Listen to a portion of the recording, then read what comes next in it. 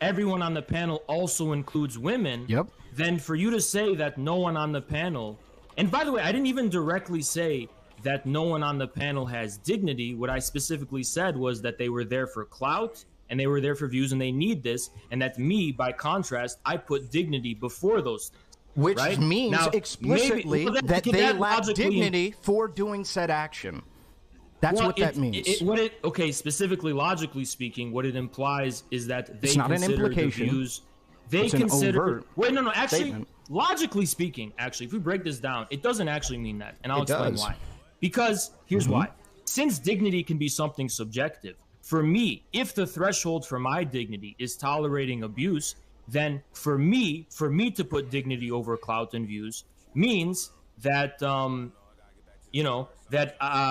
would not be going on the panel. I would not be tolerating. Okay, that. so then now, how does this statement then make sense? If they are tolerating it, they're ascribing importance to views and clout and subscribers and all those kinds of things. Yeah. But to be completely honest, I'm not really making a very hard assumption. You are. As to the question of what dignity means for them. So what is the whether point? They have no dignity at all, or what their level of dignity is. So what is the point of you bringing up that you have dignity, and therefore you decide to not engage in the action that they decide to engage in? What is the point of making that statement? Because in terms of the trade-off of the effect of tolerating the abuse from chat, it's not worth it to me.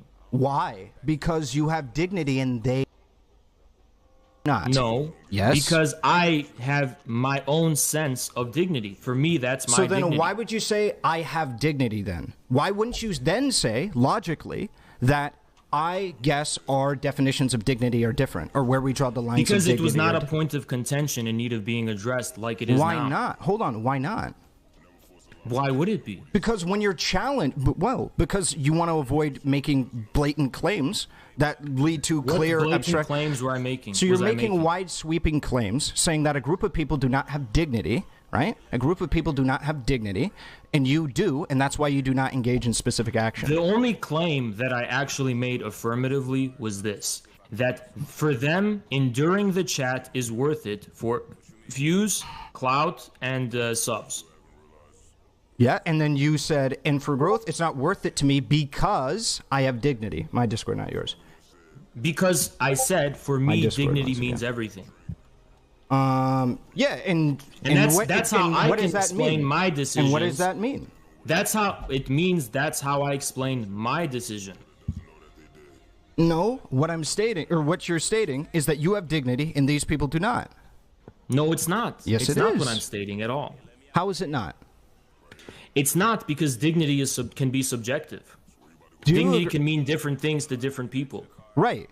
The only thing we can know for certain, the only thing we can know for certain here is that, according to me, they consider the abuse from the chat worth it. Do you agree then? What effect that has on their sense of dignity? So I really didn't say anything. If dignity is subjective, then you are making the argument that by your subjective definition of dignity, they don't have dignity, so the statement remains the same.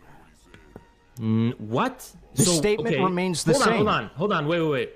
Okay, wait. If me saying that I have a subjective definition of dignity, and that by my subjective definition they have no dignity, that would also have to imply that I am them. I share the identity of those people. Otherwise, you can impose subjective definitions onto other people. It's what we do all the time. You can, but how did I do that? By stating that you have dignity, and the reason why these people are doing what they're doing is because they don't. But that's not what I said. It is. You said the reason why you're not. Hold on. You're saying the reason why you're not doing what they're doing is because you have dignity. You're assuming that's what I meant without being able to justify that. No, I'm not. If what you're saying is you're not committing to actions that another group of people are committing to because you have dignity, what that means is by your subjective definition of dignity, they do not have dignity. But I am not them. If my subjective definition of dignity depends on me, then that's me. I am not them. I don't share an identity with them. What you're saying is you, from your subjective definition, are stating that these people lack dignity. It doesn't matter. No, I'm not. Yes, you are. I'm not in their shoes. I'm not them. I don't have their experiences. I don't have their personalities, and I'm not embodied in those people. So no, I'm not saying that.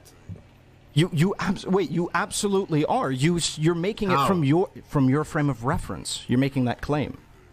No, I'm not. What I'm are we talking about? about? What is me, being talked about? And your frame of reference. That's the only claim that I've made is that you're from your frame of reference. Wait. You stated that these people lack dignity. Fucking meaningless. What you're saying is how? Okay, hold on. Destiny's good faith, so I'm gonna ask Destiny this. Destiny, you there? Yeah, but I woke up like 20 minutes ago. I don't know what any of the context is for this conversation, so I'm gonna have to play catch up a little bit. I'm gonna ask you a barefaced question, right? Yeah, okay, go for it. And Ahrelevant, don't interrupt me. I'm gonna walk Destiny through this, so we can go to the original thing. So Ahrelevant said that I said that, and I quote, Ahrelevant said, "Well, you said the women on that panel have no dignity," and I said, "That's not what I said. Prove that's what I said." And then Ahrelevant got up a clip where I responded to a reproach by a chatter who was saying, "Hey, Haas, how come the girls on the panel tolerate a lot of bullshit from the chat and you don't?" And I said, "Well, because they prefer clout and attention and whatever, the subs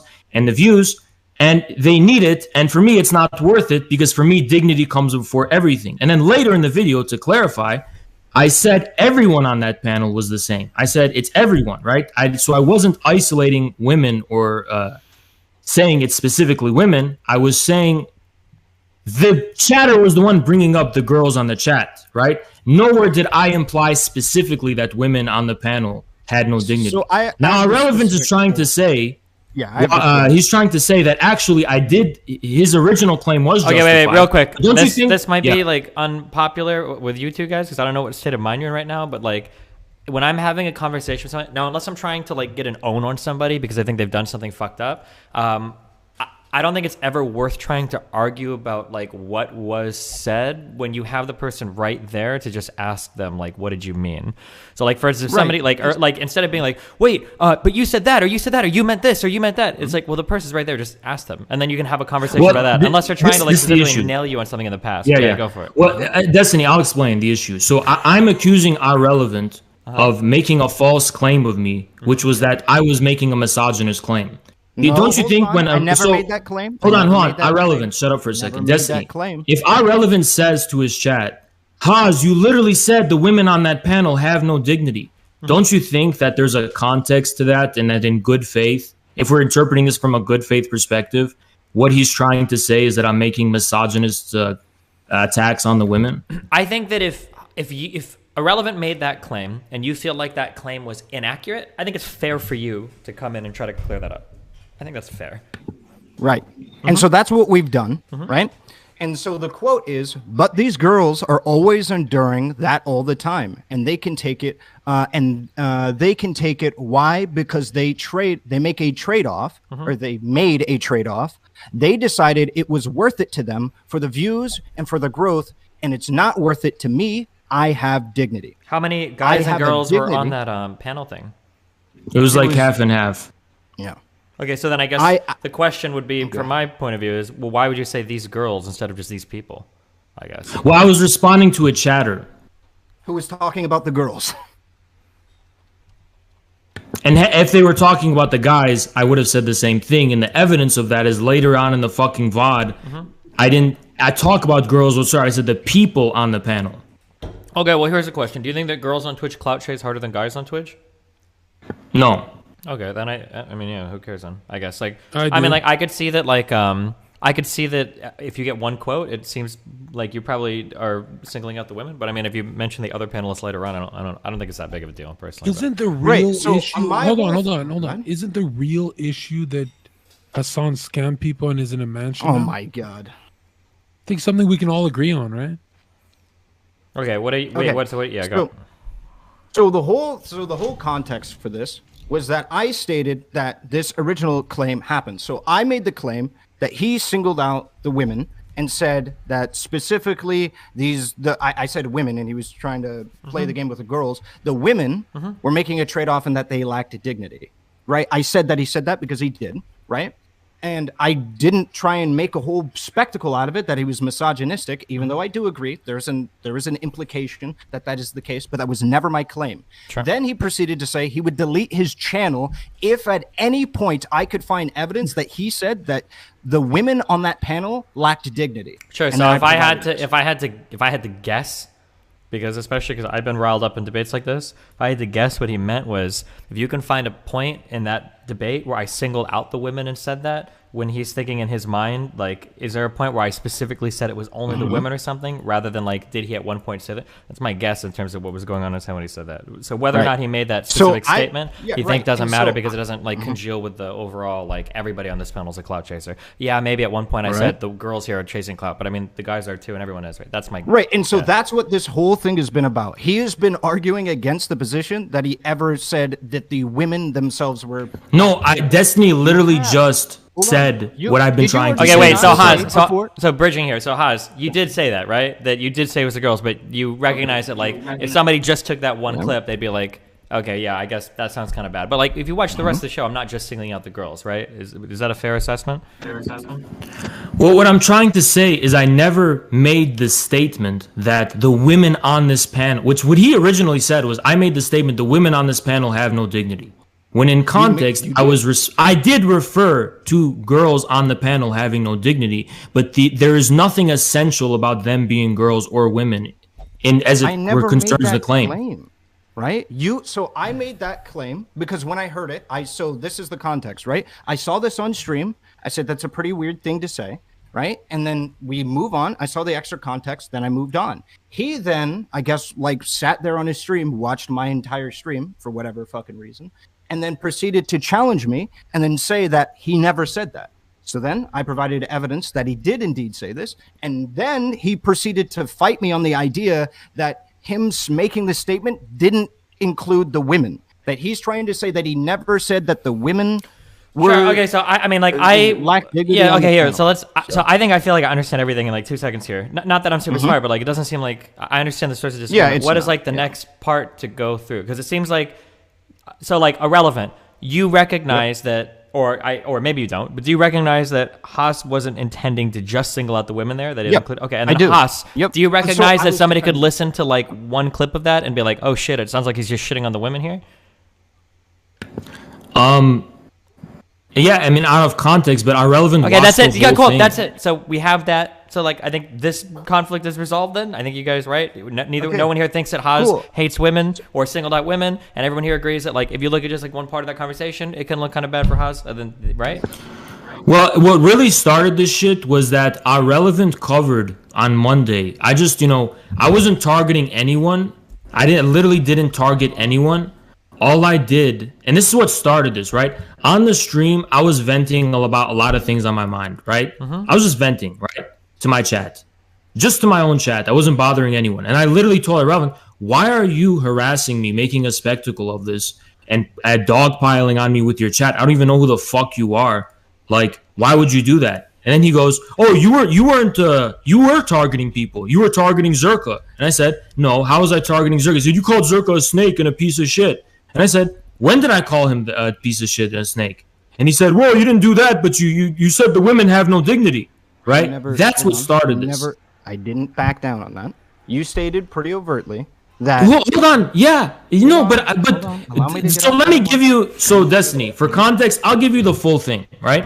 Here's I don't think this matters. I don't even know if you guys are disagreeing materially on anything. It's just like these interpretations. Right. So he has levied a claim that I'm harassing him against TOS. I'm just looking for evidence for this. You're fucking harassing me continually, and yes, in ways that are against TOS. But I don't care about that so much as the fact that I'm not allowed to fucking retaliate. Can somebody else get him to substantiate this, because he's just not listening to me? Okay, Haas, what the fuck are you saying? I'm trying to say that he does this TOS shit. And yet, when I tell Ahrelevant, I literally said on my stream that Ahrelevant, if it wasn't for TOS, I would literally make you cry. And I would you would quit streaming because I would roast you so hard. And he literally saw that and he goes, oh my God, Haas, you're threatening me. So hold on. That's not the clip. Can somebody in the chat give me the clip? Okay, and I never said that it was specifically real life, bro. It just kind of sounded like really weird to say.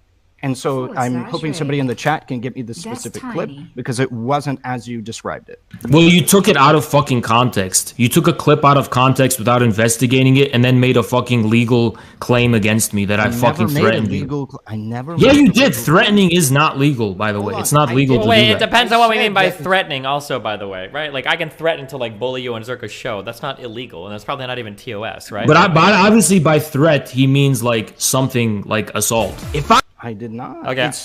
Really? Okay, in good faith. That's not what you meant? No. Okay, I'm muting to listen. I'm muting to listen to this. Okay, one sec. If I could violate Twitch TOS like Ahrelevant does, I don't know how far I would take it. But let me just tell you, Ahrelevant wouldn't be streaming anymore.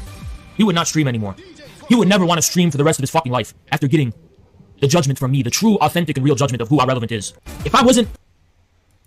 Point is that if you're allowed to, if your chat and you are allowed to fucking dogpile on me saying the TOS harassment thing, and I'm not allowed to either, so what is up with that?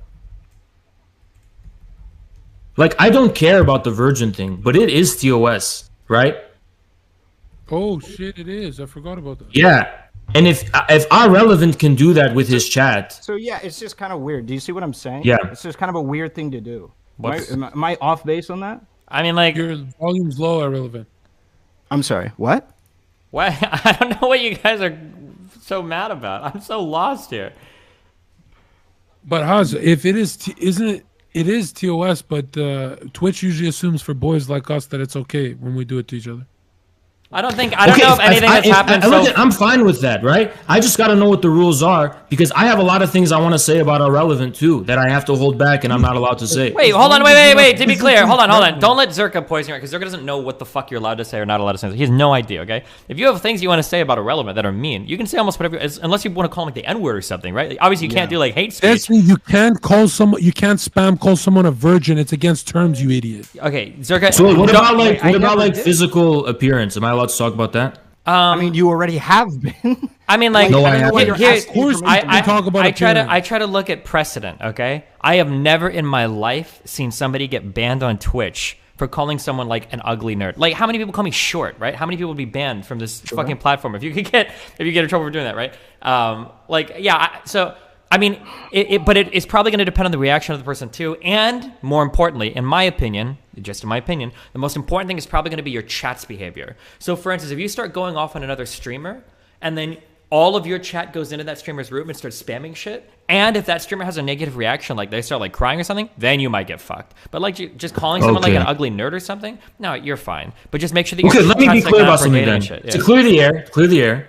I'm going to say this, go on record. I do not mind if a streamer comments on any aspect of my appearance, any attack on me, call me a virgin. All of it is fine. I don't care. Doesn't bother me whatsoever. But I want the ability to return the favor. Sure. I mean, you already have. I don't know why you're acting. No, I have. You do Ahrelevant. I spent 5 hours covering your fucking VOD, and I literally had to contain so much I wanted to say about you. Hours. Holy so shit. much. So much. Jesus, man. Wait, say some things. Go. What do you want to say? We're here right now. Hold on. So let's start with this. Yeah. Do you see why? Like, I never said that this was overtly a threat. Do you see how I said though? Like how I could come to the conclusion? This is a pretty weird thing to say. This clip. Well, you took it out of context and didn't even investigate it, and you made a fucking big exaggerated claim. What context would make this okay? I don't know, the context where you said that, oh, I could make this guy cry, but why don't you make me cry right now? I'm giving you permission. Go ahead, make me cry. You said you could make me cry and you could break me, so do it. Wait, first off, I think that probably like a couple of people already did. I could just employ those similar things. I don't want to do that, though. Who made me cry? Who made me cry? Shootbot. What? Shootbot. When you didn't made me cry. When did I cry? When you realized that women didn't have 3 holes. There's only 2 holes. I stand by the 2-hole theory. Wait, no, stop. Yes, I do stand by it. The vulva is a hole. It has lips. It's a hole. There's sub-holes within the fucking bigger hole. To be clear, I stand by it. Okay. I feel like I've outpaced him intellectually. Let's not do this, okay? So the vulva literally just refers to like the outer part of the female genitalia. It has lips. It's a hole. Okay, the hole is the vagina, and the other hole is the urethra, right? No, that's a sub-hole. Okay, all right. Wait, do you think a straw has one hole or two holes? Two holes. Okay. All right. Okay, what's the next part? But does a straw have lips? I don't know. What That's your fucking master desk. A straw doesn't have lips.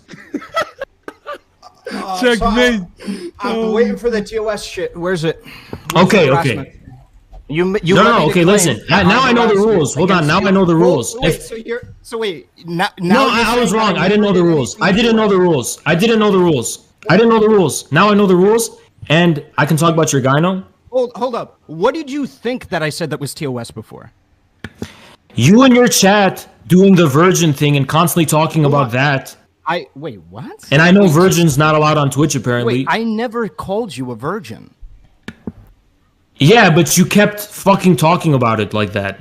Yeah, the comments that I've made have been consistent. I think it is really weird that you're complaining about being called a virgin on a stream where you are then also trying to say that like a bunch of dudes are like not as manly as you because they're not as white as you. I think that's actually true. You're not as much as a man as me if you're not white as me. Like, yeah, okay. Do you see how that could be a little bit funny that you're complaining about being called a virgin and you're over here perpetuating some of the like most. Okay, let me ask you a question. Hold on, Ahrelevant. On that panel, people have called me virgins and I didn't care. People in chat have called me virgins and I didn't care. Okay. Happens all the time. Okay. So was it really that people were calling me a virgin that pissed me off? Or was it that I sensed that the chat was turning against me and had bad intent against me and was not fucking with me? And that I didn't want to stay up at night with, not being welcome to this audience in this chat. I don't know. You constantly reference the virgin thing. A bunch of people in the chat room seem to come inside of here and talk. No, I didn't constantly reference it. What the fuck are you talking about? Yeah, you talked about how they were calling you a virgin. Yeah, like I referenced the context of what started everything, but I don't care if you call me a virgin. You can call me a virgin right now if it's not against the rules. Call me one, dude. Go hard, dude. Make me cry. Go ahead. No, I don't want to. I want to try and make you cry too. Okay, go for it. Jesus Christ. Let's go. Okay, back and forth. Let's go. Why?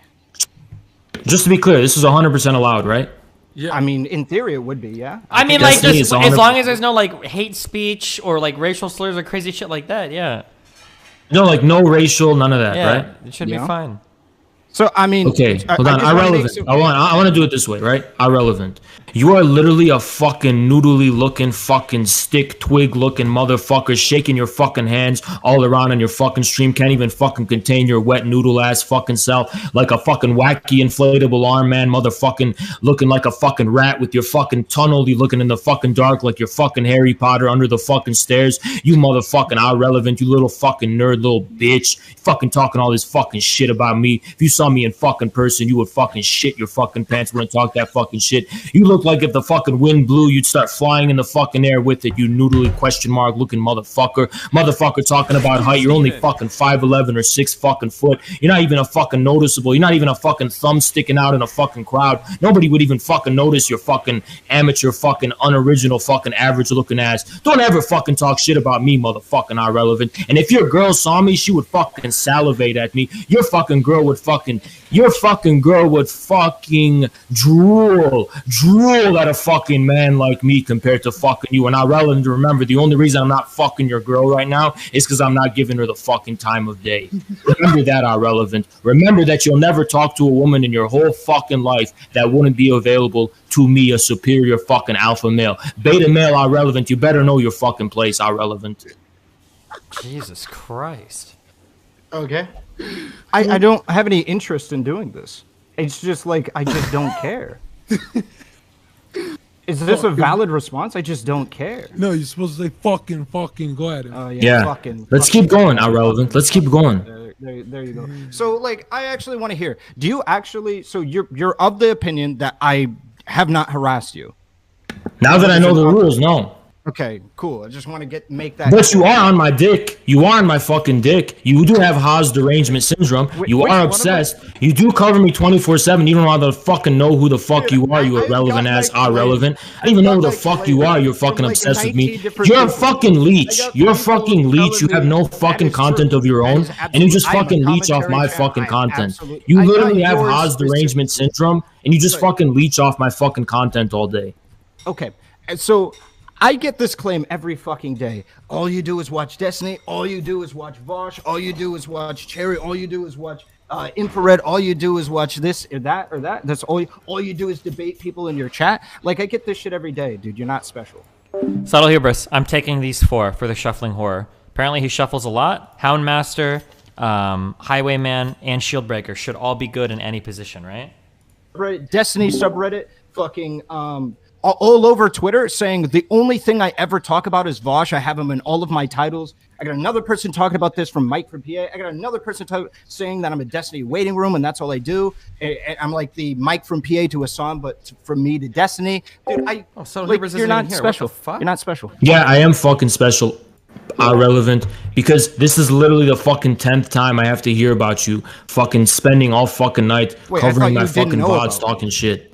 Wait, which one is it? Is it that you've heard a lot about me because your chat can't stop talking about me and you just had a 5-hour stream going over my stream? Because you literally endlessly talk shit about me and you won't debate about any of the fucking claims you make about me and the things you say about me.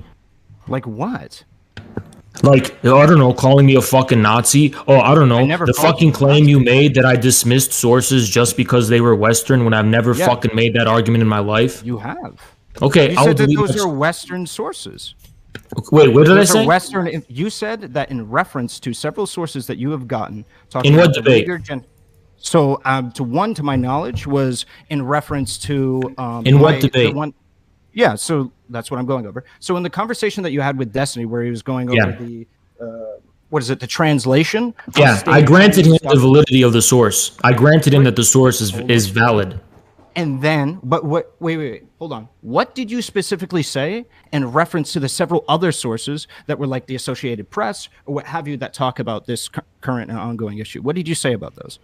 It depends in what context Destiny brought them up and the primary sources that those sources were referencing in the first place. Okay, so I've never dismissed a source just because it's Western. Hold on, let's try it this way then. What about if I could pull you a source from CNN talking about the Uyghur genocide going on right now? Yeah. What would you say in reference to that? I would ask, how are they coming to the conclusions that they are? Through state documents and through what they consider to be... the state documents you're referencing are the New York Times Xinjiang papers. Sure, yeah. Whose validity has not been confirmed. Okay, who have they been... who has been antagonistic to the confirmation of that information? Many Chinese people. Okay. Is it only Chinese sources that have denied the validity of said claims? I don't know, but I am familiar with the Chinese sources. Can you give me one non-Chinese source that is disputed the authenticity? What's relevant about that? The fact is that they're disputed. Okay, they're not. It's not just that they're disputed. They're never proven in the first place. For example, how were they leaked? Where were they leaked from? This is part of my argumentation, right? In the conversation that you had with Destiny, you made the weird argument that it was mistranslated. I don't know. No, that's not what I said. That's not what I said. Wait, how did you get? Okay, then how did you get onto the topic of the what was it? You done yet, buddy? The literacy of people who speak English to German in reference to the literacy. Yeah, two things. Two things. Yeah, that's 2 points you just brought up. The first thing I said was that Chinese speakers have told me that specific document looks like, because the original Mandarin, so-called original Mandarin in which it was written has really awkward grammar and phrasings, that it looks like something that was translated from English, right? So that's what they told me. So that's the whole issue of the translations. The second thing regarding the language barrier has nothing to do with the amount of speakers of the language. If you watch the debate, it is about the barrier and vastness of difference between English and Chinese versus English and German. Do you think that was my argument? Nobody that can accurately translate that document? No, that's not what I said. Okay, then why did you bring it up? I brought it up within context because translating from Chinese to English, there's a lot of subtleties and wiggle room for charity and good faith and all that kind of ambiguity that there is no one-to-one translation in this. And there's much more room for interpretation than if it were being translated from German. If you're being good faith, it sounds like what you're trying to imply is that it's not a good translation. I don't even remember the specific context I was talking about, the translation and the reference to the German. Why were we even talking about German again, Destiny? I don't know what the fuck you guys are talking about. He's talking about the debate I had with you, and we were talking about something about the German. I don't know. I don't even remember what that was about. In our conversation about China and the Uyghur people, you seem to not want to trust Western documents because you said they were biased, but then you'll appeal to statements made by the Communist Party of China, which is kind of funny because obviously they have. But I never dismissed a source because it was Western. But it seemed wait. You did though. Yeah. Because I think that you mentioned something about how these sources are under contention. No, they're not. The same people that sourced a lot of these documents were the people that did the Panama Papers. The idea that these sources are contentious because a Chinese speaker emailed you and said, I don't trust the Chinese. Tons of people online have gone over these documents. If you want to bring an actual Chinese scholar or whatever to do the translation, that's fine. But I actually have one. Yeah, I don't think just saying that the Chinese government doesn't approve of this is pretty silly. No, I didn't say the Chinese government. I didn't say the Chinese government. But anyway, there's two parties being involved in this dispute. There's the West and then there's China, right? Those are the two parties to the dispute. If you want to talk about how many people side with who, most of the world sides with China, right? Wait, hold on. Both of those are false, okay? This isn't just a two-party thing because technically the U.S. doesn't really have a vested interest in the Uyghur people. This is a worldwide thing. Yes, it does, dude. You're not really informed at all. Can you tell me how? Of course, the U.S. has a vested. Tell me how. What do you mean?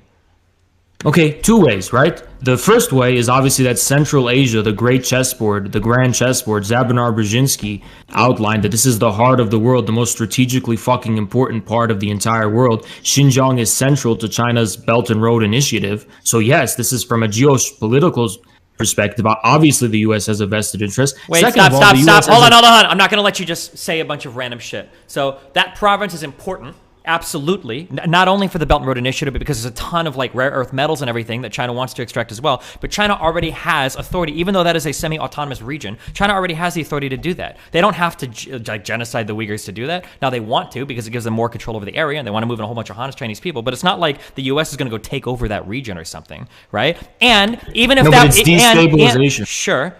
And even if that was the case, that's not just a U.S. vested interest. All of Africa, all of Europe, the rest of the world has a vested interest in Chinese domination over markets in Africa, over markets in Eastern Europe. That's not just a U.S. problem. So I totally the U.S. and the West. Yeah. Okay. Now, if you want to say that, I'll agree with you. But that's a far different thing than saying just the U.S., right? No, I said the West. I didn't even say the U.S. I said the West and China. I'll grant you that, but I don't believe that's what I heard initially. It sounded to me initially like you said just the U.S. But if you want to say just the West, okay, that's fine. Maybe I misheard. Then the West, yes, I agree that the West can have an interest in what goes on there. Sure. Okay. You might have said the West. People try to say the West. I heard you said U.S. But okay, go on. Yeah. So I mean, what I'm just trying to say is that since there's a conflict of interest on both parties, I'm saying both are obviously biased because they have a conflict of interest. So you can't just take one source and evaluate one source, especially when the primary sources are under dispute. You have to look at both sources, right? But my understanding if the primary sources are not under dispute. Yeah, so I understand this. So we can talk about some of the. It's been a while since I've looked at this. I don't remember, but some of the specific claims made about people being separated from their families or sterilization or whatever, those things we can agree. Those might be more contentious. But my understanding is that there are primary sources, statements made by the Chinese Communist Party that they don't deny that are just true. So, for instance, My understanding is that the Chinese Communist Party has made statements about these camps that, one, they're entirely and completely voluntary, that nobody has to go.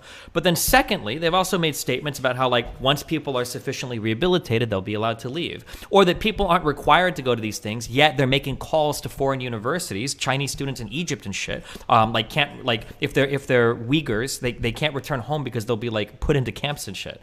And these are, like, all statements that have come out, like, beneficial statements from the CCP themselves. So the idea, for instance, like, of what are these camps even? Contradictory statements have already come out from the CCP that the CCP doesn't deny. Like, how do you deal with something like that? Well, which statements are you referring to? Are you referring to things from the Xinjiang papers in the New York Times, or are you referring to public official statements? Because public I don't know what official you're talking about. So, I could be wrong, and if you want to go dig this out, you can. My understanding is that the Chinese Communist Party has made public official statements that, one, these camps are entirely voluntary, but then later on they've said, two, there are conditions to being released from these camps which make them sound not voluntary.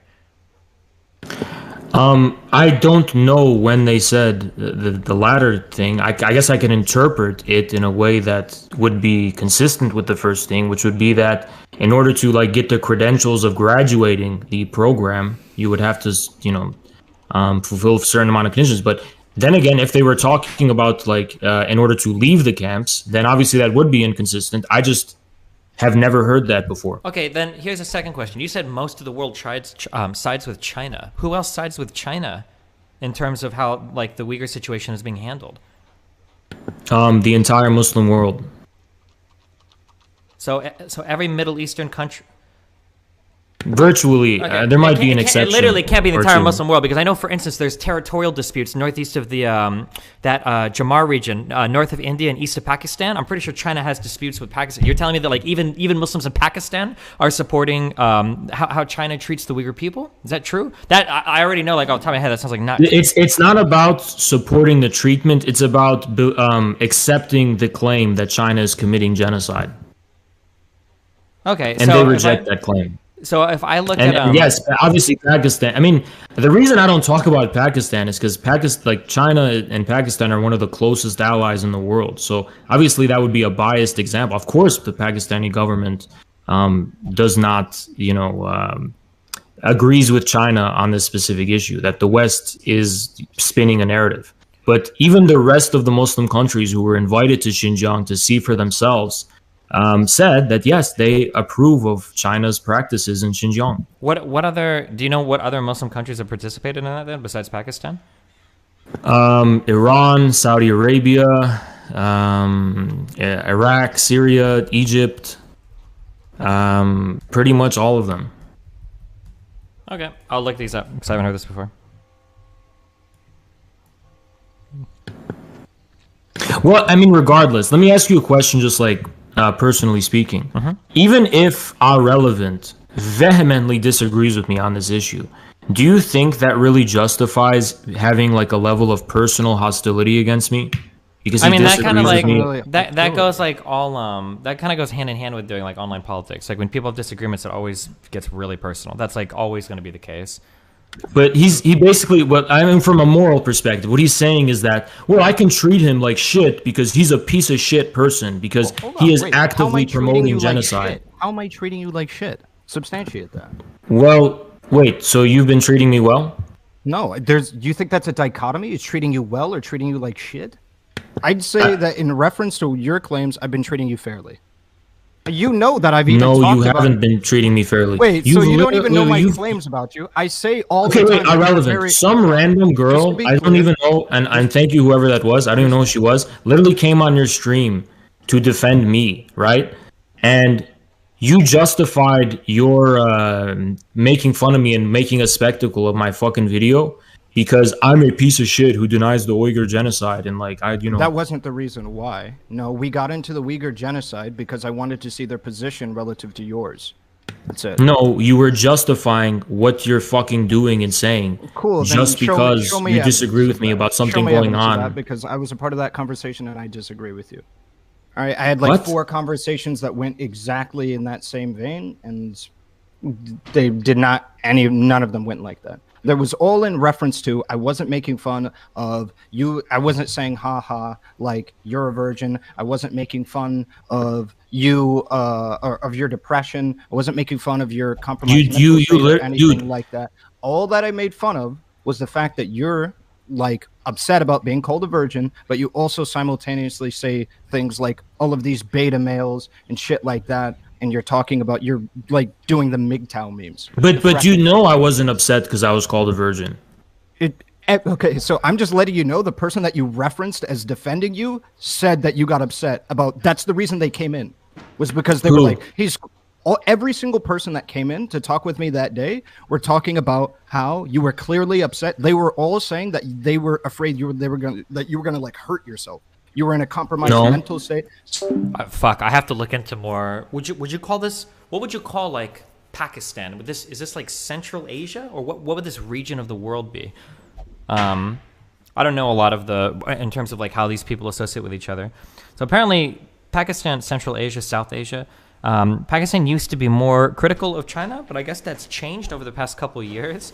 I'm reading through the Guardian sources. Apparently, in March, I think it's Pakistani lawmakers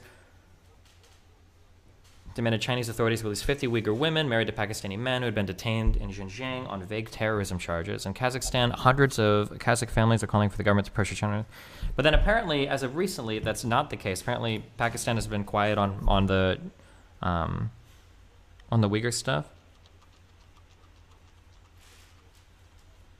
Huh. Okay. Yeah, I don't know. Pakistan is associated a lot with India and the Indian continent. Sure. Indian continent. I don't know what that means, but Turkey is pretty outspoken against China. The treatment of Uyghurs if you wanted a Muslim country, for example. So, gotcha. Pakistan flipped on China because they wanted to fuck India, and India is also very hostile to Pakistan. My understanding is that there were, I think there are 6 disputed territories between north of India, west of China, and east of Pakistan. Now it's called is it the Jamar, and fuck, what are these called? Oh God, I don't remember how to pronounce these. Indian Kashmir. Oh, Jammu, not Jamar. Jammu and Kashmir. These 2 territories, but I think there are a few to the northwest and a couple to the northeast that I think also are disputed. That like, I think Pakistan and China. Oh, but maybe China and Pakistan have sorted all their disputes out, so they're not actually disputed anymore. Maybe it's just India they both hate now. Oh, that could be the case too.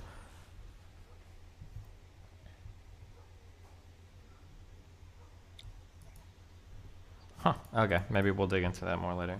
If I feel like reading a bunch. If your government does business with China, you cannot speak out against the treatment of the Uyghurs? Yeah, maybe. Like, you really think I'm asking for sympathy from you? You're live on Twitch, okay? So that's not how it works. If you want that shit, then go to, a goddamn confession. Irrelevant, but you're running in circles now. That's fine, but if you want to come at me, I'll come at you 10 fucking times harder. The problem is, I don't think what I'm doing is really coming at you, right? Okay, you guys literally see how this guy doesn't understand logic? Irrelevant, you just fucking said, oh, it's public, it's live on Twitch. Okay, then don't come at me. Are you coming at me or not coming at me for it? Wait, what? How does that connect? Can somebody explain that to me? Yeah, I am not venting to you, Ahrelevant. I'm not asking you to fucking hug me. I didn't expect that. What do you mean? What is this in reference to? It's in reference to the fucking fact that it has nothing to do with you at all. So why come at me for something that has nothing to do with you?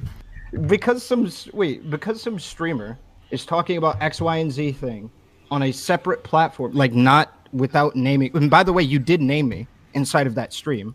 Yeah, I named your hate watchers and your hate watching because you stated me specifically, and you said that I was in a part of a harassment campaign against you. I was because you're one of the fucking streamers who have fucking communities that congregate around fucking having hate boners for me. You've yet to substantiate that. Okay, I have yet to substantiate the fact that you literally spend time covering my VODs, and you in your chat make hostile fucking comments about me. Really, keep trying to fucking gaslight, dude. Nobody fucking buys anything you're fucking saying. Irrelevant. What are you, hostile? Oh yeah, you're not being. Listen, dude, your fucking chat was literally the one in Zerka's chat doing it. Okay, do you have proof of that? Yeah, I do. A funny little man is right here. This is one of the guys. Abstinent Bird was one of the fucking guys. He literally admitted to you that he was one of the fucking spammers. For me? Yeah. Spell that for me. What? Spell what? Abstinence Bird. One of the names. Any of the names. Spell a funny little guy. A funny little man. Or whatever the fuck his name is. A funny little man right here. My stream got cut. For some reason. Yeah. Well, and then Abstinent Bird. Abstinent Bird. Yeah, Twitch has been having problems. Everyone keeps crashing. Wait, are you sure? Oh, your stream is blinking black and white now. Look on my stream. Okay. Yeah, it's bugging hard. I think it's probably better now. There's no way you got banned for calling someone a virgin. I never called him a virgin. Okay. I have yet to. Don't ever listen when you should auto permaban dipshits that say stream ban. Yeah, I know. Anytime people do that, it's the dumbest fucking troll in the world, and everybody will do it. Say, like, oh, stream ban, just permaban people that say dumb shit like that. That's what I do. Okay. Peace. So name one of those, or sorry, spell the integrity of one of those names, all of it. Just give me the Abstinent Bird. Okay. Hold on, we're kind of missing something, Haas, man. We should probably talk about it. You do politics. You're gonna have way worse problems than Ahrelevant. There's no way he pisses you off that much. What? So yeah, he literally fucking does. Why? He Why literally does he piss you off that much? Why? What did he do? Dude, he fucking hate watches my fucking VODs every It fucking gives you night. content. That's a good thing. No, you get to react to him. That's what we all want to see. I can react to him, okay, and then I did, and he's bitching about it. Yeah, that's the best part. Yeah, he's bitching about it though. That's what he's bitching about. Like, we want you guys to do this year round. Yeah, he fucking yeah, let's see. Don't tell him to stop. Yeah, dude, he always talks fucking shit about me every fucking night. Always talking You're a shit about streamer, me. dude. Well, dude, you're gonna deal with way more than just Ahrelevant. You're gonna deal with millions. Like, What do you mean millions? It's a fucking streamer. Listen, this is what I said. Every streamer who is rallying a symbol, or who has a community that's rallying around them, and they're a symbol of being a fucking hater on me, I'm gonna bring that fucking streamer down. Just like how I made Ahrelevant my beta bitch tonight and fucking humiliated him in front of his entire fucking chat and stole his manhood. Like, you will never recover from that, Ahrelevant, by the way. You'll never fucking recover from that. I'll never recover from it, brother. You're not gonna recover from that. You literally look like a bitch right now. I do, don't I? You really do look like a bitch. You really look like a bitch. this is actually a Call of Duty fucking lobby.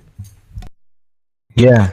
This is the most Call of Duty. Hold on. Wait. Ahrelevant. So hold on. Let me ask you a question. Ahrelevant. Do you consider yourself a nerd? Yeah. Yeah? Yeah. Okay. Do you consider yourself a winner or a loser? I'd probably say I'm doing pretty okay. So in terms of what? In terms of, I guess, finances. In terms of, I guess I'm doing really poorly in the terms of education, like formal education. But you're going to Hogwarts this semester, right? Nice to meet you. That's actually a good day. So, like, dude, Haz, I don't know if you've actually seen it. I just hate your political takes. I think you're a funny dude. I think you're an entertainer. I've said that like 9 times before. I think you're a funny dude, right? I don't think you're like a crazy or anything like that, dude. Right? I'm assuming that all of the people that you get your information from only see it when and clip the shit to get drama clicks. I've said that. I literally stayed up. I fucking skipped the gym and I stayed up and I watched your fucking VOD talking so much fucking shit about me. I appreciate it, brother. Paz, I swear you're trolling all of us at this point. There's no way you're mad. Imagine Zerka saying that. What? There's no way. You said you skipped the gym and watched the whole VOD and didn't react to it? No, I watched it at night and then I woke up and then I barely slept because I couldn't fucking wait to get on fucking stream and roast the shit out of Ahrelevant. Okay. Yeah, you two together are gold. It's so ironic. Yeah, like, you know, the thing is, and this is what's really fucking sad, 100% Ahrelevant would never... Listen, this is what I said. I always see Ahrelevants in the gym every fucking day. I literally see them every fucking day, and they fucking bow before me like the giraffes in the Lion King bow before the fucking lions. No way you're not trolling, bro. Because I'm 100%. I think he is. In person, this fucking guy would never fucking say anything to me. He would never say shit. Well, I'm just curious. If TwitchCon happens, are you going to TwitchCon? I'll say. Yes, I am going to fucking TwitchCon. And Ahrelevant, which state do you live in? Which state do you live in? No, don't do that. I don't do that. Don't do that. Don't do what? You're not allowed to do that. No.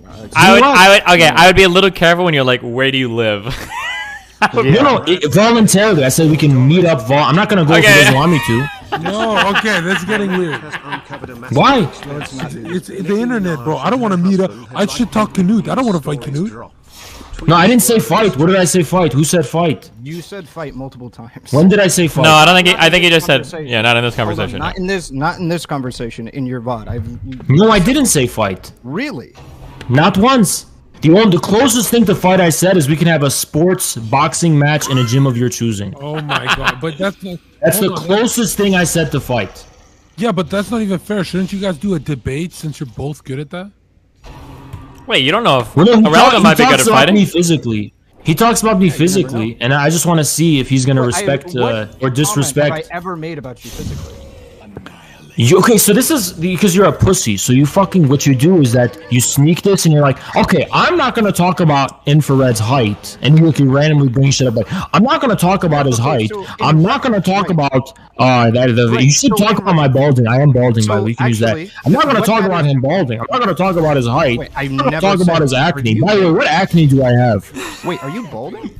Yes, I am. Hey, what acne do I have? I never said it in reference to any balding thing or acne. I don't think. Do you have any acne? I don't think you have any acne. But you sneak this like that. No, you literally just sneak this and you randomly bring shit up. For somebody that cares a lot about context, you seem to be missing it. I was following the playbook that Destiny was previously talking about, which is the chat, right? A lot of people in my chat were being pretty fucking cringe. They were saying he's clearly talking shit about like your physical traits, talk shit about his physical traits. Like everybody was saying, you know, he constantly has to look up to you. I don't want to do this, and that's what I was saying to them. Is I don't want to do this shit. I'm not interested. Why not? Like, why would I? I don't get any. Well, you said you could make me cry, so make me cry. I'm calling your bluff right fucking now. Right, and that was in reference to people inside of my dude. I don't know. Are you just gonna? I'm calling your bluff now. Make me cry. Make me cry right now. Okay, we'll just take context out of everything we say. Anyways, you said you can make me cry if you wanted to, so do it. You didn't look at the context of the chat. That's fine. What was the context? The context was people talking about, hey, do you think that you guys could like ever have a conversation where you guys could make each other cry? And I was cracking a joke about the cute bot shit. Okay, you clearly were having a really weird time with the fact you literally Googled it and like we're on Wikipedia for a fucking hour. Because I was right. Yeah, it was fucking okay. Yeah, you were right, brother. Like that shit was fucking weird. Okay, because I was right. Right, and it was just a joke in the context of my chat. I don't know. For somebody that says that they like a lot of shit about context, it's kind of weird. You're glossing over this. But anyway, so what? It's kind of weird that you're glossing over the context of much. What context justifies what you said that you can make me cry? I just said it was a joke about your conversation. Oh, you were just joking. What a cope. Okay, what a cope. Okay, I'm the one coping here. You are fucking coping. Your whole fucking life is a cope. Your whole fucking stream is a cope. How is my life? Fucking sit under the fucking stairs like Harry Potter in a fucking dark fucking corner, having to fucking read off chat. Your whole fucking life is a cope. Waiting for fucking the owls to come fucking bring you to fucking Hogwarts. Whole fucking life is a cope. He has to be trolling. How? Yeah. Okay. All right, buddy. All right. So I'm waiting. How have I made fun of you physically? You've made this claim multiple times. Where have I made fun of you physically? But you do it like a pussy and you sneak this. Like, for example... Oh, I told you the context. You literally just randomly bring up aspects of my physical traits that are not relevant whatsoever to the context. So the whole point of me bringing it up is that it isn't relevant to the context. So I've been very consistent on this position. I like to attack people's positions rather than any, like, weird physical... Okay, let me ask you a question. What position were you attacking when you were covering my 1 hour stream, me venting? What position? Oh, that you were complaining about being called a virgin while simultaneously calling other people things. Sure, when did I complain about being called a virgin? At, like the beginning of the shit, you were saying that Zerka's chat was disrespecting you, and the thing that they were spamming was. Wait, why was I saying Zerka's chat was disrespecting me? Was because it to complain? Everybody in his chat was spamming Haas is a virgin. Was that complaining, or was that justifying why I left and why I'm taking a break from the show? Okay, you can agree that I can agree it's a justification while also saying that your 1 hour stream talking about it is complaining. No, it's not complaining because I'm fucking talking about why I'm justifying what I'm doing. I never complain. When do I complain? You're the one who fucking bitches about me 24/7 on your fucking thing to no avail in I'm vain. waiting for that as well. Where's the substantiation that I talk about you 24/7? Because I get this claim every fucking day about another person, so I want to hear. I don't watch you Ahrelevant, but every time I fucking clicked on your channel, your VODs contain me in it for some reason. Wait, hold on. I thought you just said you didn't know who I was. So which one is it? Do you click on my VODs and check it every day, like you said? I check you because in order for you to know that I cover you every day, you'd have to check my VODs every day. So which one is it? Do you check my VODs every day? You know, this is why I don't have patience for fucking nerds. You know what I'm trying to fucking say? You know that I'm trying to say? That you have a weird attachment and obsession with me. That you just can't fucking back off and mind your own fucking business. Of all the things you cover, I did a lot of political shit in the past few weeks. Of all the things you cover, you fucking cover like one of the a 1 hour VOD that had nothing to do with politics at all. So yeah, that is obsessiveness. Yeah, that does mean that you fucking watch me 24/7. I mean, 24/7 is hyperbole, right? It doesn't actually literally, technically, it's not 24/7 because it's not 24 hours a day, 7 days a week. To let you know, right? I have covered Vosh in the past 3 days more than I have probably ever covered you in your total amalgamation of content. True, and Hassan. So and Hassan, true. Yeah, John knows that. I just don't cover you. So previously, I got accusations when I was debating with John that all I care about is Hassan. That's all I care about. No, here's my problem is I do analysis streams on streamers. So what? You know what I mean? I have to defend this. I do this too. What the fuck? Okay, Zerka, let me ask you a question. Yeah. If Hassan said, okay, Zerka, then let's debate. Would you bitch out or would you debate him? No, I already debated him. I'll do it again for sure. Wait, what do you mean, bitch? Yeah. Why you guys aren't debating? Now? I'm literally having a conversation. Wait, so why did you spend 1 hour crying to your chat that I'm bad faith, so you can't debate me about the Uyghur genocide? I never said that you were bad faith and I couldn't debate you. What? Now I know you're making shit up. Right. I'll delete my channel right now. Okay, chill with the delete your channel. Oh my god. Do we got it? Do we clip it and ship it? What I've been consistent on is saying I don't want to debate you on the Uyghur genocide, but I'll debate you on anything else. Anything. Wait, did you not say because of bad faith? Yeah, correct. Why did you just contradict yourself? I didn't, because you said I would never debate you on anything. No, I said you didn't want to debate me because you said I was bad faith. On the Uyghur I'm perfectly fine with debating you on anything besides the Uyghur genocide, which means that what? But I didn't talk about the. Wait, you literally are logically inconsistent. When it came to the women versus everybody thing, now we're doing so it's the universal, the particular, it's the fucking variable in the series or whatever, right?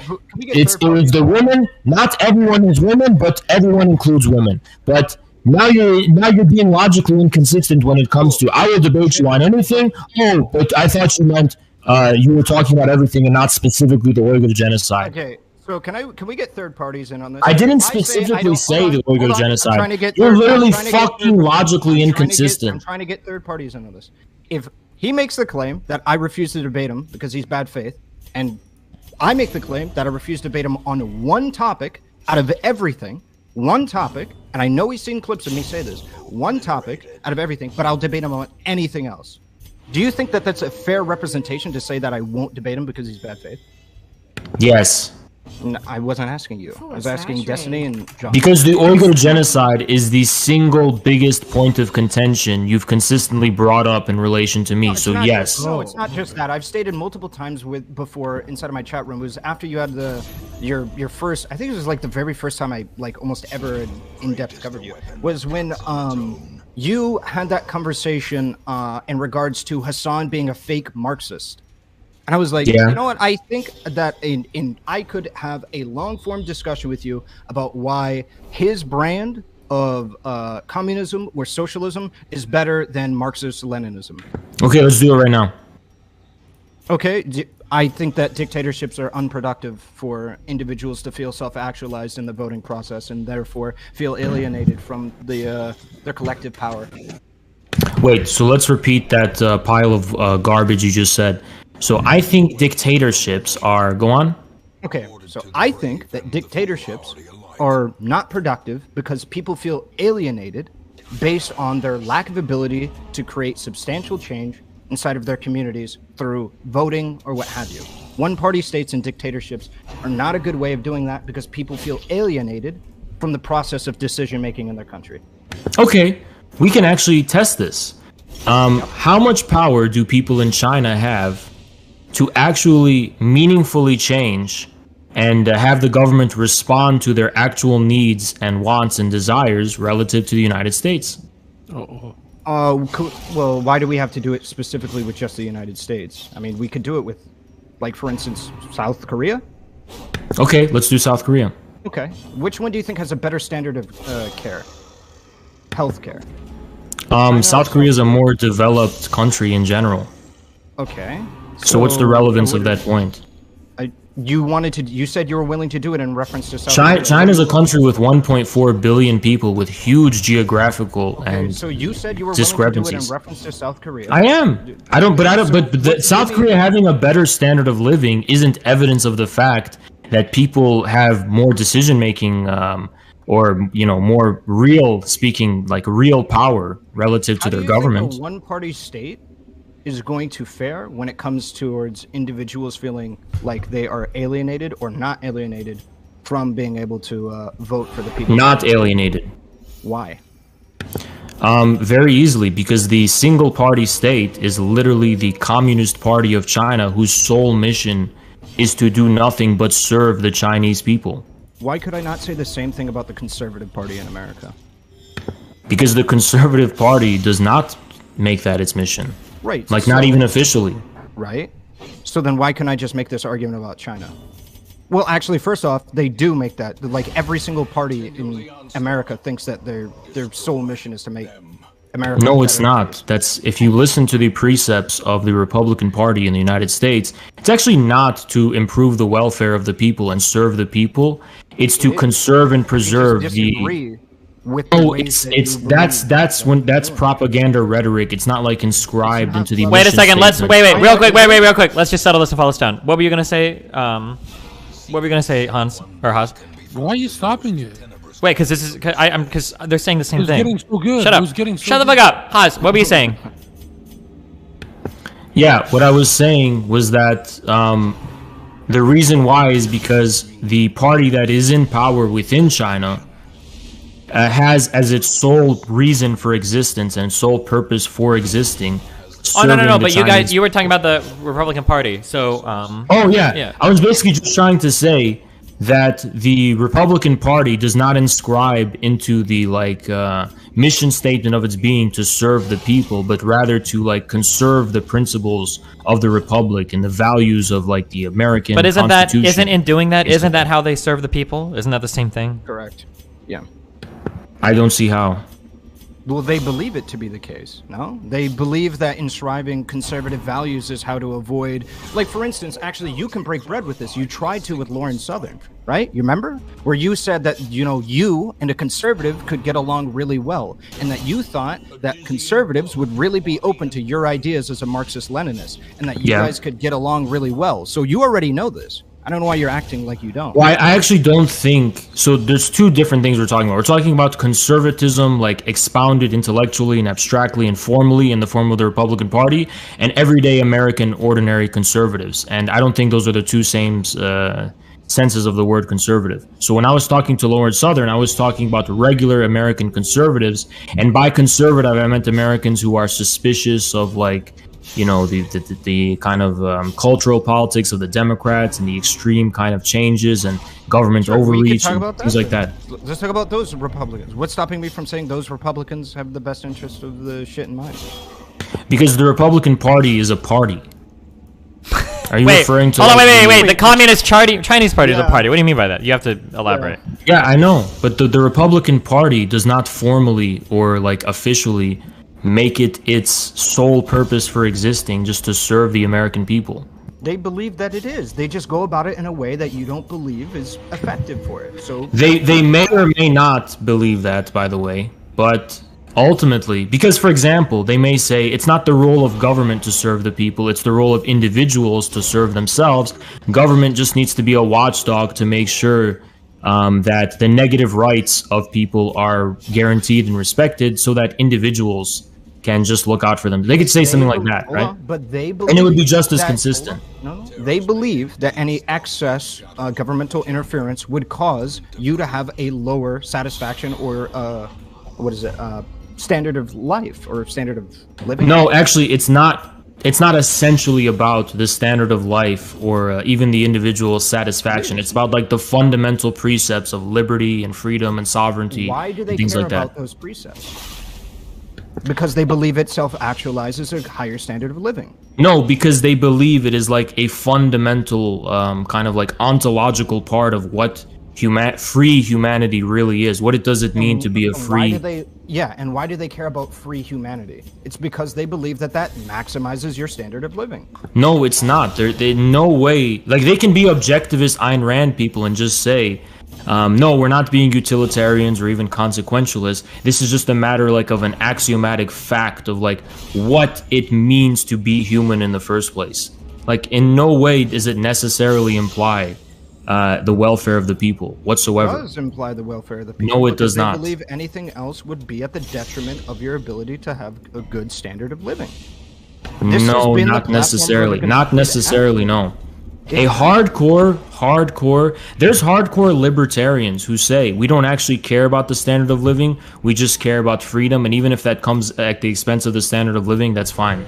Why do you think they say that? Because they think principles are more real than human beings. Why do they think that principle? Wait, what?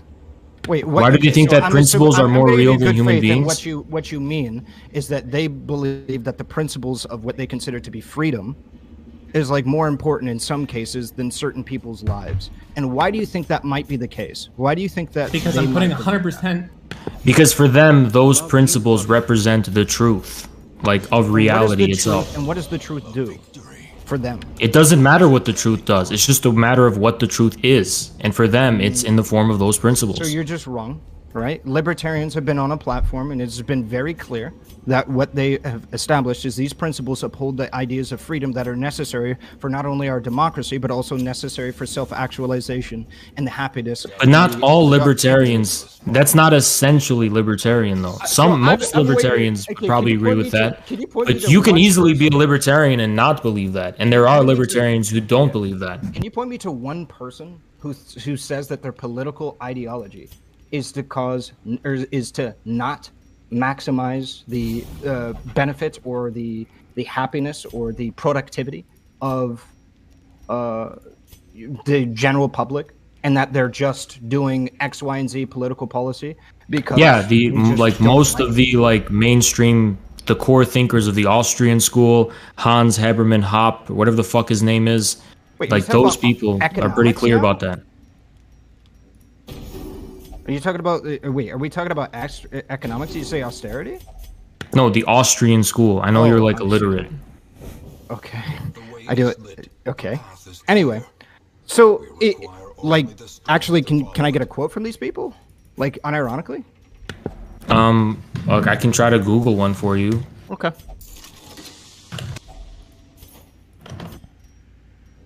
You could just not be illiterate. Good one, bro.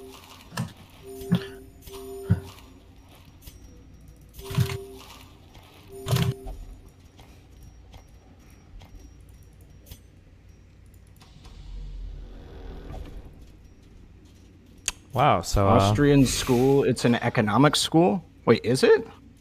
The Austrian school isn't just an economics school, it is also a philosophical, has a lot of philosophical thinkers that orient around it that don't just cover economics. Okay. Even the cold stone seems bent on preventing passage.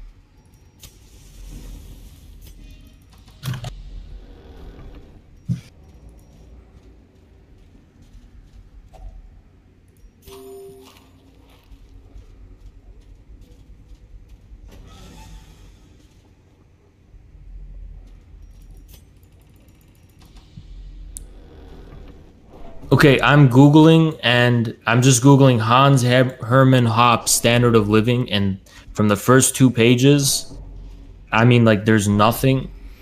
So you're gonna have to read them yourself, because they're pretty clear about that consistently. Okay, I mean, I just reject this. I think everybody's political philosophy. That's not true. Well, that's just not true. Okay, I'm asking for one person you can give me an example of. I think everybody's political philosophy stems from the idea that they think it maximizes the positive outcomes inside of society, which does include the welfare of people. I don't think anybody's like pushing a political ideology where they think, yeah, you know what, most people are going to just die from this, and that's and eventually we're going to go extinct. And you do not know hardcore, like super hardcore libertarians from the Austrian school. Okay, so if we can get an Austrian, if like a well-read anarcho-capitalist in here, he will literally name you people and give you fucking quotes. I know a couple of anarcho-capitalists. I so don't know bring if he stopped streaming. Last Username was one of them who literally argued against this his entire career on Twitch, and then I think. Yeah, but ask them, like, do you know of libertarian or Austrian thinkers who make this point? Because I've heard this point before. I've literally like heard this point before. Okay, you know what? If you can get me a source that says that. Hey, hold on, but when I asked you for a source about the WID thing, you said no, you're not going to give me a source. Right, so and why I do think I have to give you a source? I think it's fine for you to not give a source here. I don't think that's a terrible thing to do. You can just say that you don't have one. Okay.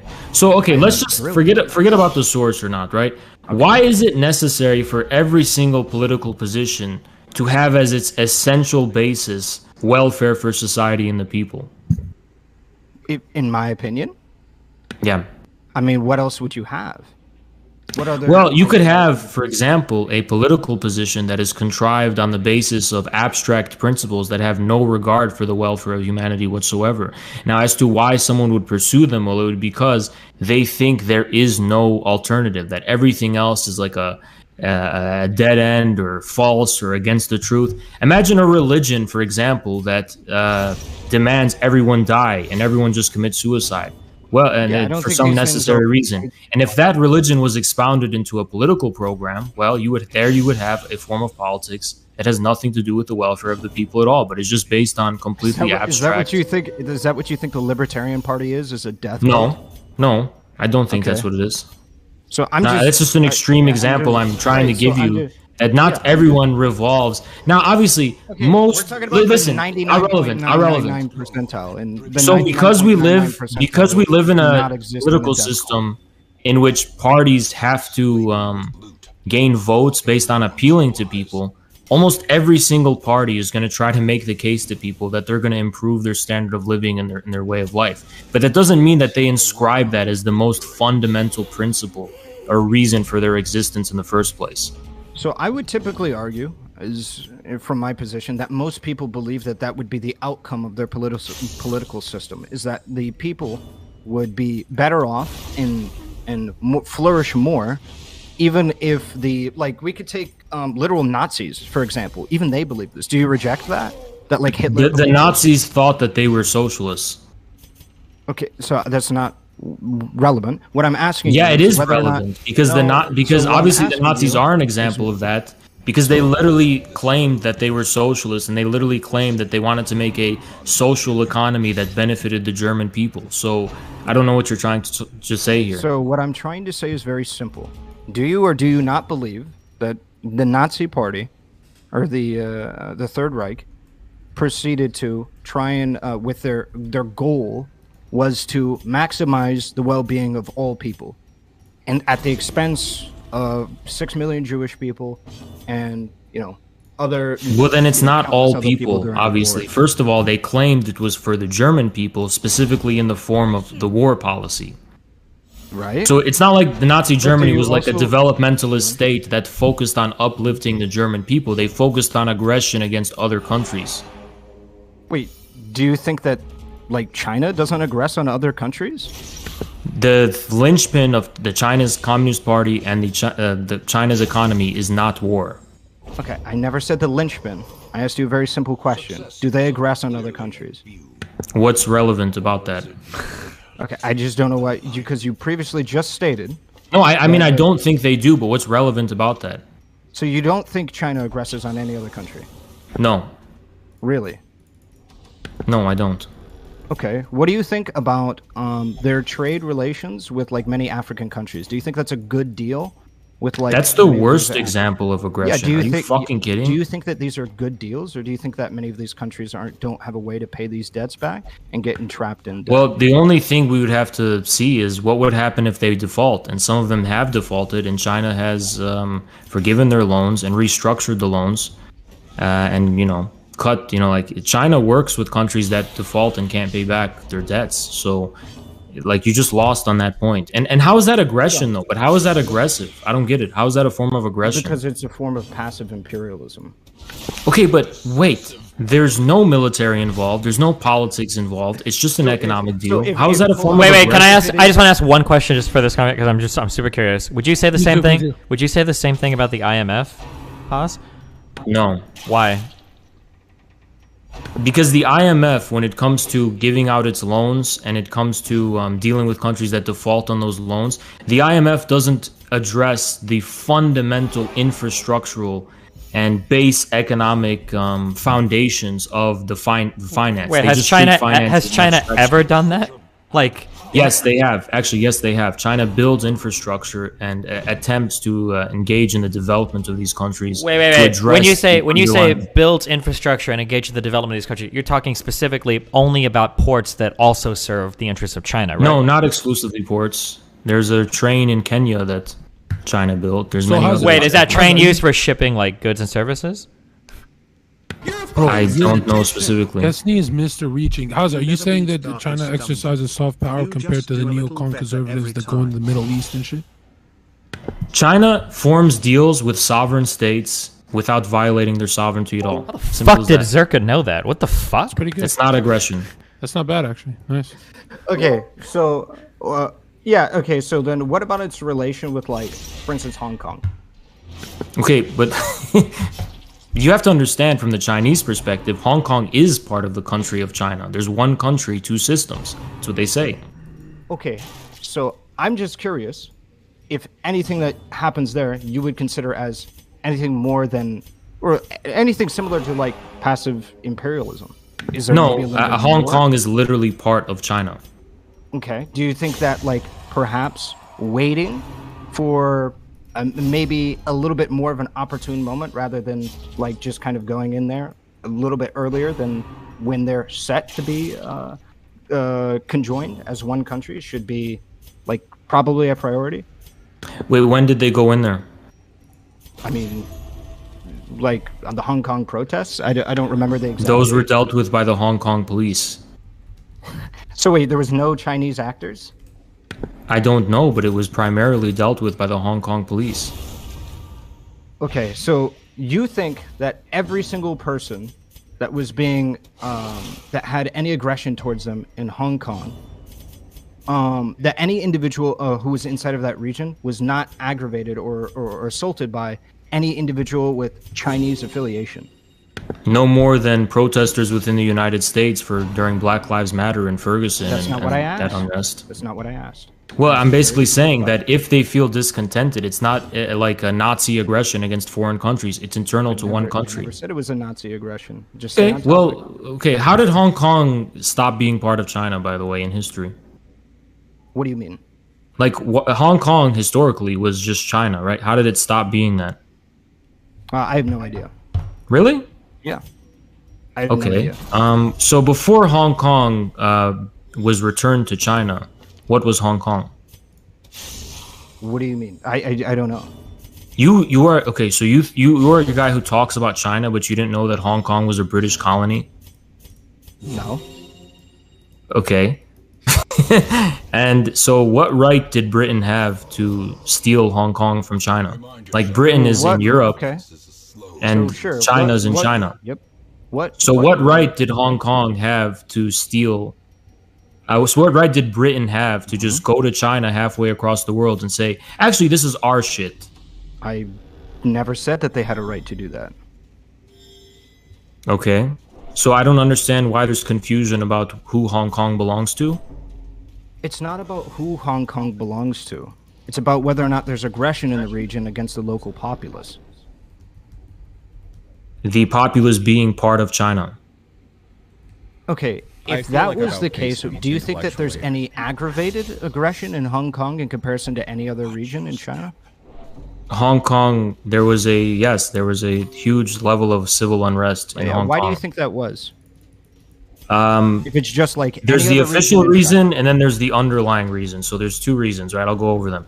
The official reason was because of the extradition law that China was passing that would allow China to extradite criminals from Hong Kong and try them within China and bring them to China.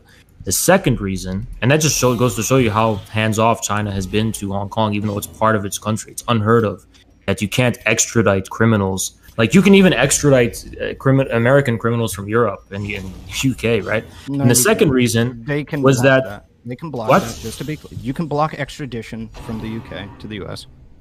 Okay. Second of all, yeah, but the US is one country. The idea, like, you can't extradite someone from Florida, that's like unheard of, right? So the second reason was actually... Yeah, hold on. Let me finish it. The second reason was that Hong Kong has been giving rise to a lot of economic discontent because there is no, with Prime even worth no land, right? There is land, but it's all monopolized by landlords, and people can't find housing in Hong Kong. There's problems with employment. There's economic discontent. I was going to ask, you'd rather the Chinese Communist Party squeeze out the bourgeois capitalists in Hong Kong and make it like the rest of China? Yeah, actually, yes. Within the Communist Party, they literally were talking about how if they're capitalists, so they got to defend. Yeah, well, within China, the Communist Party, there was talk within the Communist Party that this is by like lower, if not the upper ranks. When people talk about the CCP, you have to understand this is a 90 million member strong organization. So there is a lot of theorists within the party that were saying that if China was allowed to, or if Hong Kong engaged in like a land reform similar to China's in terms of the housing, that it could solve that underlying source of the civil unrest. But China can't do that because it has the one country, two systems policy that doesn't allow China to change Hong Kong's government system and its economic system. So Hong Kong has the government and economic system that it has independently of what the CCP wants. Damn, capitalists, you got to respond. I just noticed I saw keys in my fucking inventory. To how like capitalism can solve housing markets? But it can't in Hong Kong, obviously, because in Hong Kong, people don't have access to housing. Can you tell me what that means? Like, can you show me, like, is there an unparalleled level of homelessness? Wait, hold on. No, also, just to be clear, I don't have a huge stake in the second brother, but just to be clear, China has housing problems as well. Yeah. But the issue specifically in Hong Kong is artificial scarcity of land and housing. Is it artificial scarcity or is it actual scarcity? Because my understanding is that China's had problems recently where like these huge cities like they have the demolition of because people don't want to live there. The reason was because no, it's not because people didn't want to live there. It's because they found at the base of the buildings they were contaminated by what is it called when water like rots the foundation and it becomes unsafe according to their standards? Well, anyway, those buildings were not safe. Ghost cities are actually a myth. So they look like ghost cities because it takes years and years for them to get populated, but they eventually do become populated, and there's many cases that you can observe of these things that were called ghost cities by the Western press. Years and years later, they're all of a sudden completely populated because they just didn't understand the long-term plan for these cities. But anyway, even if that was a problem, it's the opposite problem that Hong Kong has. In that case, there's like an abundance of cities, but they're just not affordable, right? But in Hong Kong, there's an artificial scarcity of housing and land because there's a huge monopoly by landlords within Hong Kong that, people are packed like sardines. The living conditions in terms of housing are just not good. Rent prices are super, super high. like skyrocketed high. So yeah, this housing situation in Hong Kong is really not good. So let's say China did, get Hong Kong fully, on their side. What would that mean for like the small business owner? Would they flourish right away, or? The small business owner would undoubtedly benefit a lot. Okay. Are you capping? No, hold on. I'm not gonna. No, we're not gonna meet with this. Okay. I just want to ask a couple more questions because we kind of derailed a bit. All right. Do you believe that? Which one do you believe is more truthful? Chinese sources when it comes to their state information, or we'll just use Western sources broadly when it comes to information disseminated by them, when it comes to world news? Chinese sources. Okay. Can you tell me where China believes that the coronavirus came from? Officially speaking, Yep. it seems like China is not fully aware, but the scientific community within China has kind of reached a vague and broad consensus that it has its origins in, in the natural world, that it wasn't like man-made. Okay. So, where do you believe the coronavirus came from? I have no idea. You have no opinion on where the coronavirus came from? I have no idea. So if I made the claim it came from a lab in Wuhan, you would say, well, that's equally as plausible as anything else? I would have to evaluate the claim based on its merits.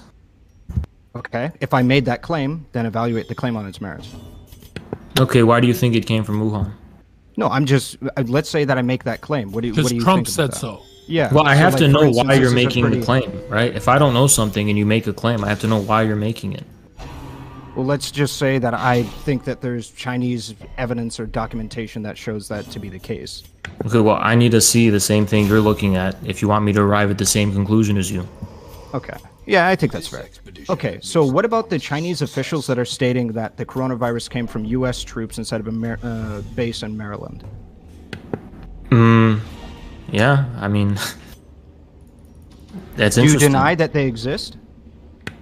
No, I don't. I know. I'm saying I think that's interesting. Like, Okay, I mean, do you deny they could be that right. Double down on this claim? They could be right. They could be right. Wait, how the fuck? Evidence for this claim? Yeah, I have seen stuff. I have the Fort Detrick stuff. I have seen stuff that's like super kind of sus. You know? Really? Like what? I think it should be investigated. Let everybody know. What do you think that you've seen that's pretty sus about it? They shut it down years ago, some shit like that. I just think it should be investigated. That's all. Okay, hold on. What have you seen that's sus? I don't remember exactly, but it should be investigated. Okay. So it has been.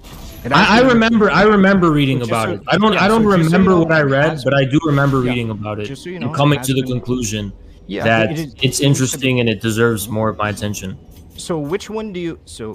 It has been looked into. So do you think that, like, maybe not to your level of scrutiny, but do you believe that China state officials pushing this idea probably leans towards the idea that maybe Western sources are a little bit more reliable when it comes to information about the coronavirus? I don't think the origins of the coronavirus are decided yet. Irrelevant. I don't think that they're decided either, but we can throw away or dismiss some ideas based on the amount of I can't right now. I mean, Irrelevant. Would you trust the sources of the fake weapons of mass destruction that the U.S. pushed? So yeah, that came from the state itself, right? And and the media. Well, in the media propagated it from. But that's a little unfair. For when he asked you about China, you're like, I don't know where the virus came from. And then when he pushed that, oh, maybe it came from the West, you're like, that's interesting. Why don't you just say I don't know for both? Here's why. Because I don't know for both, but barely anyone talks about the Fort Detrick thing compared to the Wuhan lab leak. So I'm just saying it deserves investigation and more attention. That's because you are in America, okay? There is quite a bit of chatter and state propaganda that is pushed talking about this from China. And that's why I talked about this, okay? So I'm trying to ask to you, that do you think that, for instance, the idea that it was a naturally made virus has the same level of evidence as the evidence about it coming from a military base, a U.S. military base in Maryland? I have no idea. Okay. And I actually don't think Chinese officials definitively said it came from there. I just think they said it's like, this was sus and it deserves to be investigated. Like, and it has been. It has been looked into. Okay, was that before or after they asked for it to be looked into? It was after, because nobody was propagating. So why are you bringing it up? Because they doubled down on it after it got looked into. Okay, well, I would have to look at both sides and why both sides are saying what they're saying. Okay, so I'm just curious then, why you're so, like, I guess, willing to take this bit of information. Like, why? In what world do you think it's realistic that this could be the case, given the investigations that have been conducted? Because I haven't looked at those investigations and evaluated them independently. Okay. Can you, like, state to me that, like, perhaps you will, and then we could get back, and then we could have a conversation about that? I mean, I could, but what's your point? What point are you trying to get into? My whole point that I'm making is there's an international consensus that this isn't the case, right? Okay. And China's pushing a very specific... Wait, what international consensus? Every single person that I have seen cover this in their entirety have denied the claim, except for China. I've not seen hold on. Wait, hold on. When you say international, what countries are you referring to? Careful, don't say NATO. So I'm referring to Western countries, if that's what you're getting at. So, okay, so if we go by population, there's more people within China than the entire Western world. That's not true. What are you including as the Western world? Europe and America. Does that include Eastern Europe? No, Western Europe. Okay. So roughly, there is... Do you include Canada? Yeah. Okay, so roughly speaking, there's probably... I mean, it's pretty comparable. There's probably, what, close to 1.1 billion? So yeah, you'd be right at that if you don't include, like, other areas of Europe, sure. So what does this have to do with anything, though? It's interesting how you're saying, like, internationally, but you're referring to, like, one geopolitical block. Do you think that China has any invested interest in saying that it didn't come from their country? I know, but you're not including India, you're not including the Muslim world, you're not including Russia, you're not including Africa. Do you think India claims that it came from a base in Maryland? No, I don't know. I don't think so. Okay. I could look into that. I don't think so. I don't think they would have a reason to. Right, so I'm just asking you, some pretty simple questions on this. Yeah. So here's the thing. Yeah. Just because China has a vested interest, like, having a vested interest can also mean you can reveal truths that no one else has any interest in revealing. Okay, if that's true, then why are you complaining, or not complaining, excuse me, because you had issues with that. Why are you worried whenever America has invested interest in keeping certain information in a specific way?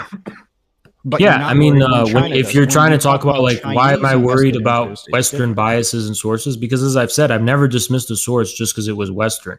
I only talk about the fact that it's a Western bias and Western source because you seem to just trust the veracity of sources, even when the evidence and the primary evidence they are referring to justify the conclusions they come to is faulty.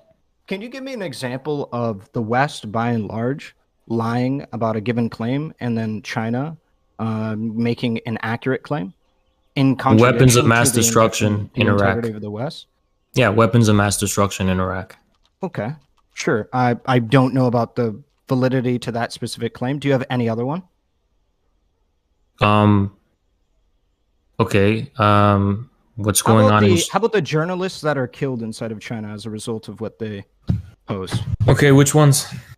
Okay, I don't have names for you readily available, but do you want to investigate it and get back to me? No. I'll just ask you this question because I think we can be good faith. Do you think that any journalist in China has been killed or disappeared for any kind of involvement that they've had with kind of putting out ideas or statements that are counterintuitive to the state interests? I don't know. I don't think so. Okay, so you're of the statement that you don't think so? No. Okay. So if I could get you information on that, you would look into that? Yeah. Okay. So I want to hear then specifically, because I want to get really back on track when it comes to dictatorships. I want to hear how you think the dictatorship, how do you think like North Korea fares as a dictatorship? North Korea is a country sanctioned from the entire world because of America, and is not allowed to economically develop itself based on the crucial need to have international trade because the U.S. is cutting it off. Which one do you think has a better living standard, Cuba or North Korea? Cuba. Why do you think that is? Because Cuba's not being isolated from the entire world. Really? Cuba's not being... There's like free trade to Cuba? No, from but all countries? No, but the sanctions are not on the level of North Korea. Why do you think there's sanctions on North Korea? Because U.S. aggression against North Korea, obviously. Okay. Then because the Korean War never ended and the U.S. never relinquished upon its mission to destroy North Korea. So I want to hear, right? Do you think that any of the reasons given, like human rights violations or what have you, might be part of the reason why some people might not want to trade with North Korea? Then why do we trade with Saudi Arabia? I mean, we're going to trade with them because it's mutually beneficial, and as well as it doesn't seem like there's as many human rights violations as widespread. How do you know? Based on the sources that I've seen, it's not as widespread. Correct. So, are we going to play semantics with what widespread means? Yeah, we should. Okay. How are we going to do this? I don't know. How are we going to do it? You made the claim. Do it. Okay. Saudi Arabia beheads people all the time for really stupid reasons, meaningless reasons. Do you not think Saudi Arabia was a country in which women were deprived of the right. Do you not think that there is a system where North Korea attempts to detain or kill individuals that attempt to escape North Korea? If you try to cross the DMZ from the side of South Korea, you will be gunned down. I'm talking about North Korea. Yeah, but South Korea will gun you down if you try to. There's a little thing called whataboutism. He's saying any dissent in North Korea is a violent reaction from the government. You have to concede. I actually don't know. I don't know. Oh, come on. No, I don't know. I don't trust what they say. I don't trust what they say. Okay. You don't trust what who say? I don't trust the... So do you think a lot of things are being made up about North Korea? You're going to have to define that. I would say there's a lot of sensationalist no. tabloid bullshit that gets said about North Korea. Because I'm putting like how Kim Jong-un fed his uncle to dogs, which was completely made up. I've never heard that story in my life, so okay, I couldn't tell you. Okay. I'm going to ask you that same question, though, right? In reference to, do you believe that state individuals or individuals get fierce repercussion for going against the state in North Korea? What does it mean, go against the state? Go against state interests, whether it be propaganda, whether it be trying to leak state secrets, or whether it be trying to escape the state. Or okay, what happened to Julian Assange? He leaked state secrets. Yeah, you're right. This is what we call whataboutism. But I'm asking you, like, you're talking about North Korea's like extraordinary fierceness, and I'm asking you what you're trying to say. So that's no what relevance. Like, if you leak state secrets, that's illegal in every country. You can't leak state secrets. So there are whistleblower laws in many countries. So this isn't true. Ahrelevant, can I ask you about Guantanamo Bay? Like, if Guantanamo Bay is cringe. Yeah, but if you go against U.S. government, it's the same as North Korea. It's definitely not. Really? Let me give you a good example. Yeah, let me give you a good example. Okay, what happened to the... Hold on. I was asked a question. Do you think that Hassan could say what he did about 9/11 if he said what he said in reference to in China about Tiananmen Square? If Hassan was a political operative and he said anything too crazy, I'm pretty sure in any government will fuck him up. So hold on. No. I asked a very deliberate question. Yeah, I side with you on this. Yeah, it would be way worse in Tiananmen. He would probably he might have been killed. Okay? He would have been shot. Yeah. But no, he wouldn't be shot. I don't even know if he'd be jailed. Yeah. Okay. What do you have any like? Because we can investigate this. People talking about Tiananmen Square and the repercussions. Yeah, you can talk about it. You can talk about it. Everyone knows about it in China. Really? Yeah. You can freely and openly talk about Tiananmen Square in China. And have any opinion you can't advocate for it to be repeated, but yeah, you can talk about it. Wait, why not? Why not advocate for it to be repeated? Yeah, why not advocate for? Because it's considered a national tragedy and a moment of not the killing of the people. I'm talking about the protest.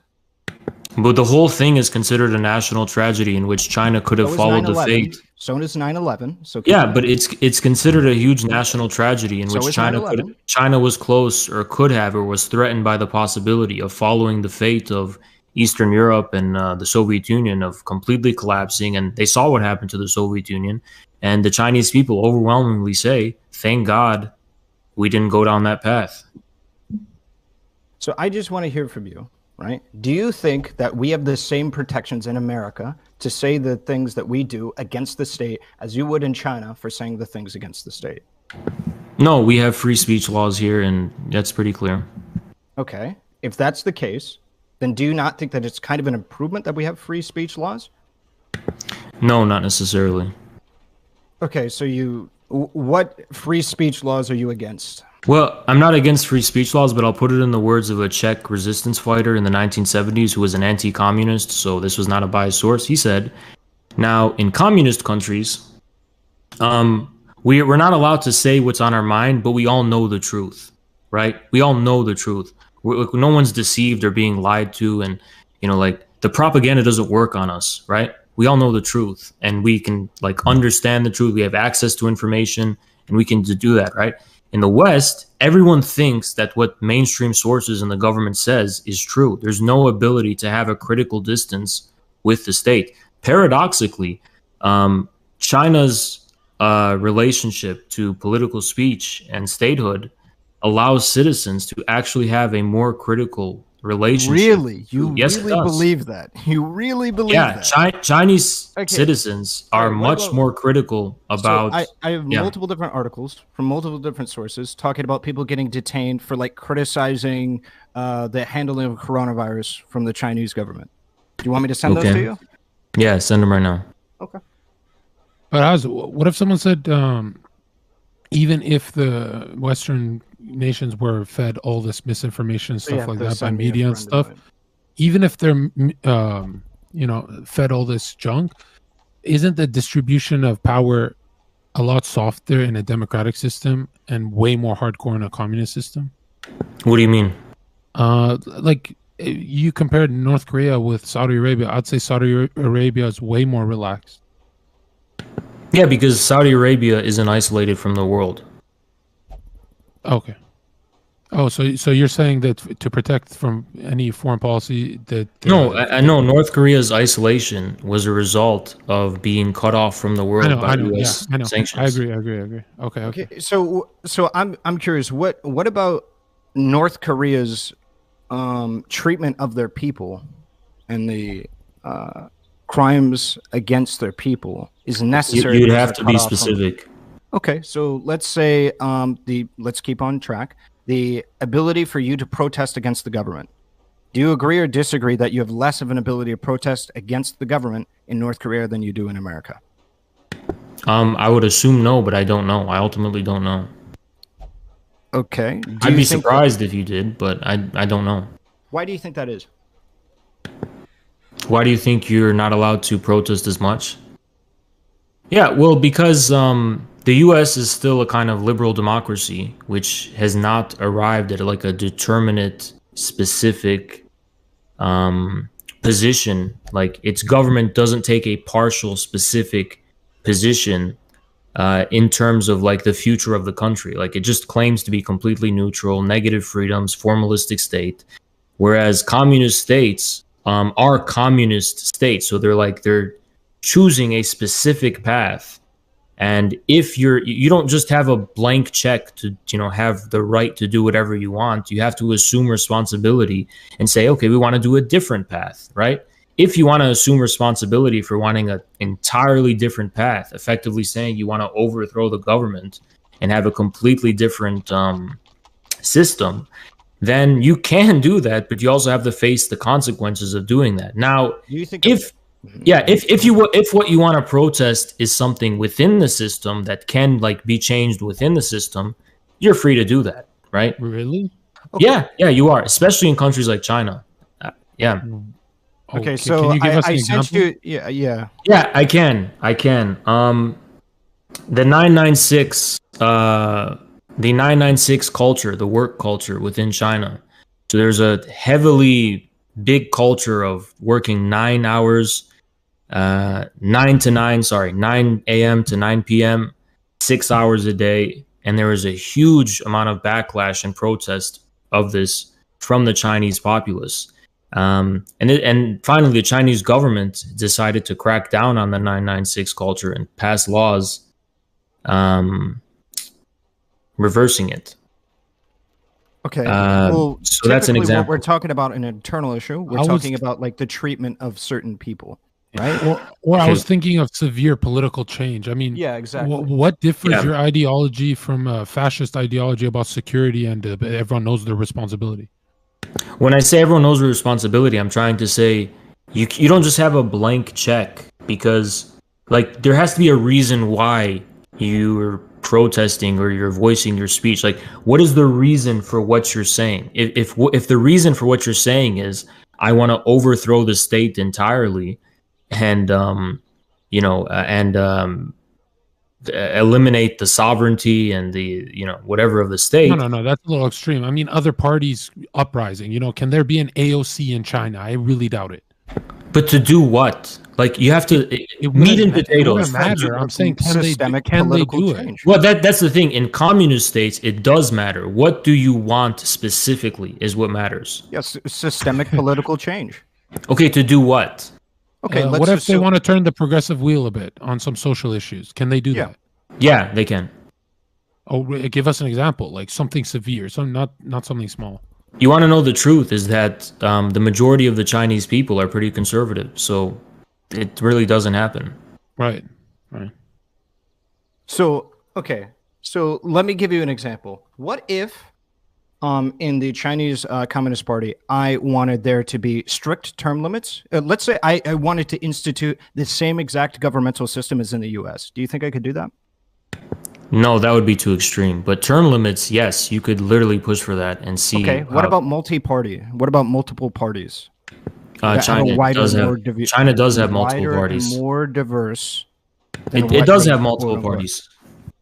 Okay, wider and more diverse than what they have. Okay, yeah, aren't because they you've already submitted. Yeah, they're just shadows. They're just shadows of the same thing. They're not really that diverse.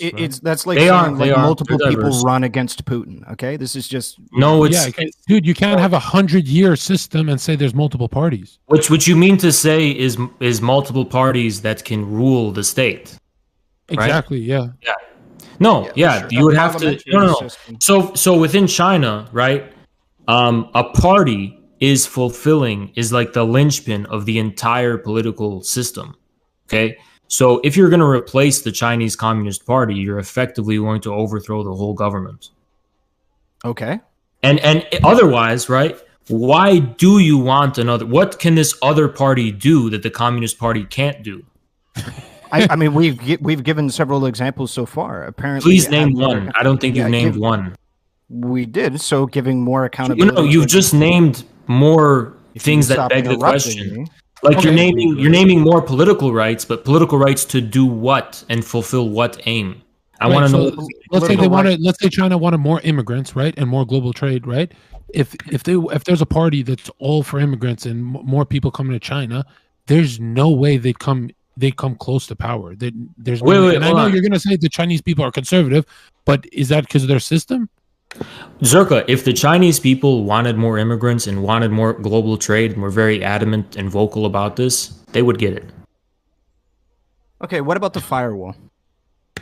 If the majority of Chinese citizens rose up and said, we don't want this version of the Chinese internet anymore, we're sick and tired of this. Okay, what is the necessity of the firewall? Why is it a good thing? There's two reasons. I can name just off the top of my head. One of the most important ones is to protect China's domestic platforms and protect the Chinese internet sphere from being monopolized by American companies. So that's a really important one. And the second one is that China wants to be able to control the flow of information coming into its country. Which, to be fair, that's most countries. Like if you look at Saudis, like they protect themselves by making their own Starbucks. And one of the most important like forms of information that they're trying to protect against is like pornography. For example. Right. Do you think that pornography is something that needs to be banned? Yeah, I think it would be good if pornography was banned. Can you tell me why? Yeah, I just, I guess I would have a standard conservative view. I think pornography, Promotes degeneracy. yeah, it's just Can you tell me general why you cultural believe that degeneracy. is? Why do I think? Well, why is it pornography? Because they're putting something private in public, and I think this causes confusion and causes a breakdown of the distinction, leading to a general degeneracy. Okay, so you can't just say because it's done in private and then made public, it becomes degeneracy. No, I'm saying obviously sexuality is a uniquely privileged sphere of human reality. Yeah, so what makes it makes people turn into degenerates by watching porn? Because one of the foundations of civilization is the private-public distinction. Hold up, what? One of the foundations, most important foundations of a civilization is a strong private and public distinction. And when that distinction is broken down, I mean, I could name a number of psychological reasons, the psychological harm of porn and the expectations that it creates. Yeah, go for it. I'd have to look up all the articles, psychology articles of how pornography. Do you think that instead of just citing that there are psychological negatives, that we could figure out a way to deal with those psychological negatives in a more healthy way that might not make them inhibit our day-to-day life? No, I think. Why not? What are you talking about? Why wouldn't I be able to? So let's assume that I grant, psychological negatives that come from consumption of porn. Why couldn't I simply say that we can engage with pornography in a different way that is healthy? Because then you're dealing with the symptom and not the disease. Whoa. How is the disease porn? Because it's the underlying cause of the symptoms you're trying to treat. Whoa. Hold on. Right? So just because something causes some negative or perverse reaction amongst a group of people doesn't mean it's intrinsically bad. We can learn different ways. But it is the cause. Well, that's just because we may not know how to engage with it. Okay, well, how would you engage with it? Well, I mean, I could give you a host of ways to be able to engage with pornography. Okay, so not trying your best to be able to understand that the people that you're looking at on the screen are not an average distribution of people, and that the body standards portrayed on this screen are probably not within the aggregate distribution. Oh, is that what you're thinking about when you're whacking it off? Well, that would be the point, would be to change that, no? Do you think that when people whack off, they're thinking rationally? Yeah, they could be. I mean, dude, sometimes you want to come, dude. You just hey, I want to come. What do you mean? So you think these people are thinking calmly and rationally and contemplatively? Calmly is different. So you think they're engaging, they're when the people jack off, they're doing so in a contemplative and calm manner. And that's sorry, never said, hold on, forget calm. It's almost 9 a.m. Contemplative and rational manner, right? So they have a sexual urge, and they're going to fulfill that sexual urge. Okay. Is that not a rationale? No, but I'm saying they're not engaging in the rational thought. What are you referencing when you're talking about rational thought? They're not thinking about the relationship between pornography and actual Yeah, I don't disagree. Ahrelevant, can I tell you something? You're actually a stupid fucking person.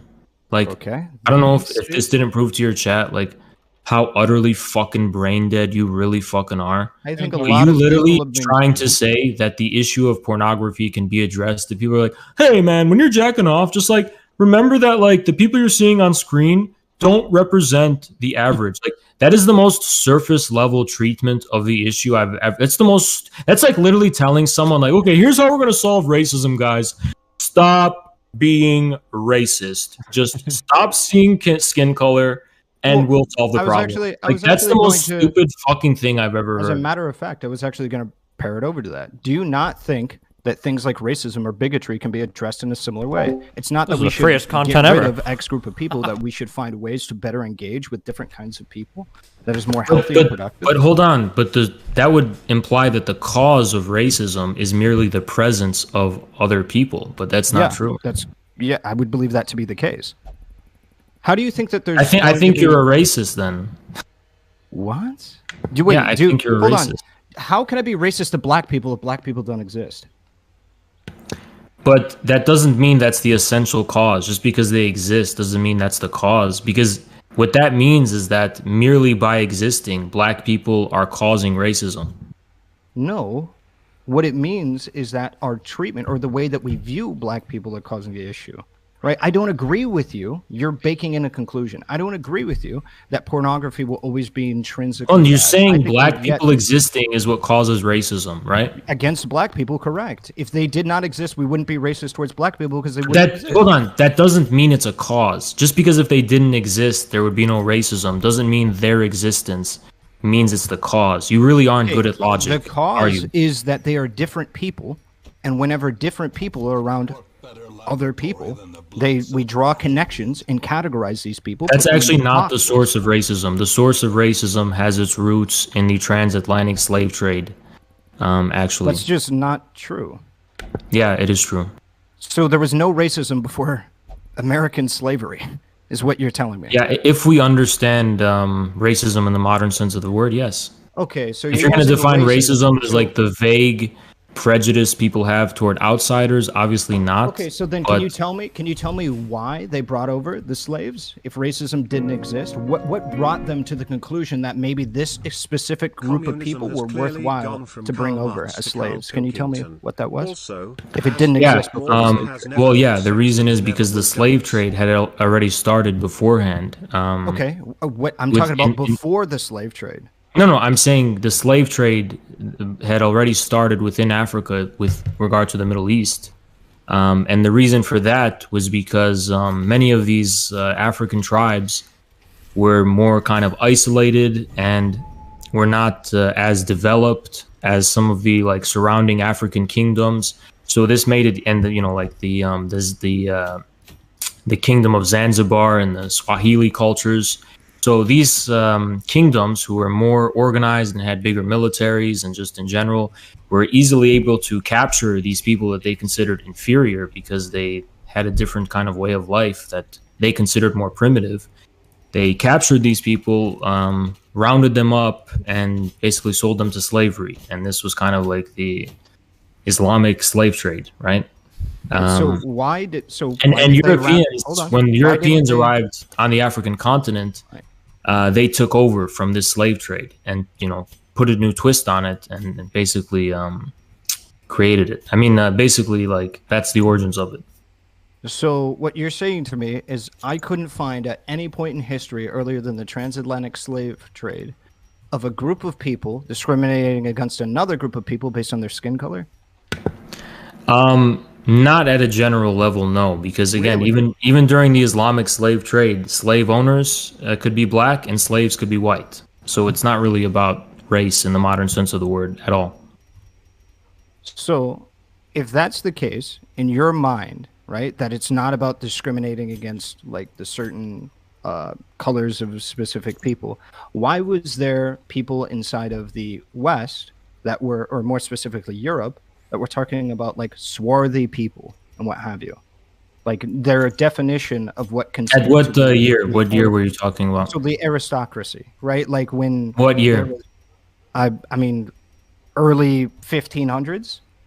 That is the early modern period, which would suffice to check the box of like when modern racism was invented. But I get your point.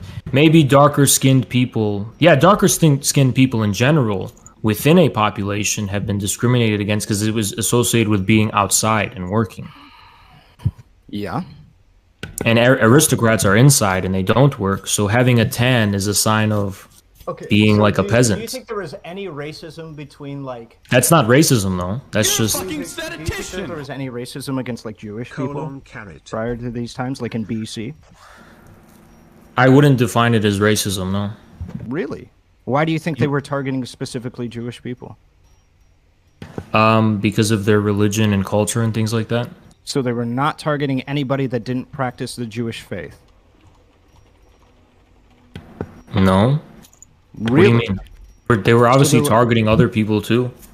No. I'm not asking whether or not they targeted other people too, because racism wasn't exclusive to black people, as you know. It was an entire, even like you said, white people were.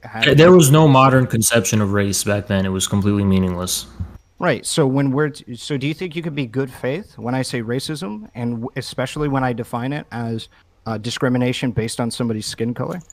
Do you think you could be good faith to me when I say that? What skin color did Jewish people have relative to Romans? Generally speaking, they were darker.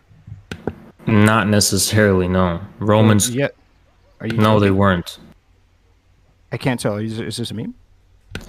No, they weren't. But even if they were, that had nothing to do with why there was Roman-Jewish wars. That's the most stupid thing I've ever fucking heard. I never said that there was Roman-Jewish wars because of that reason. Then why did you bring it up?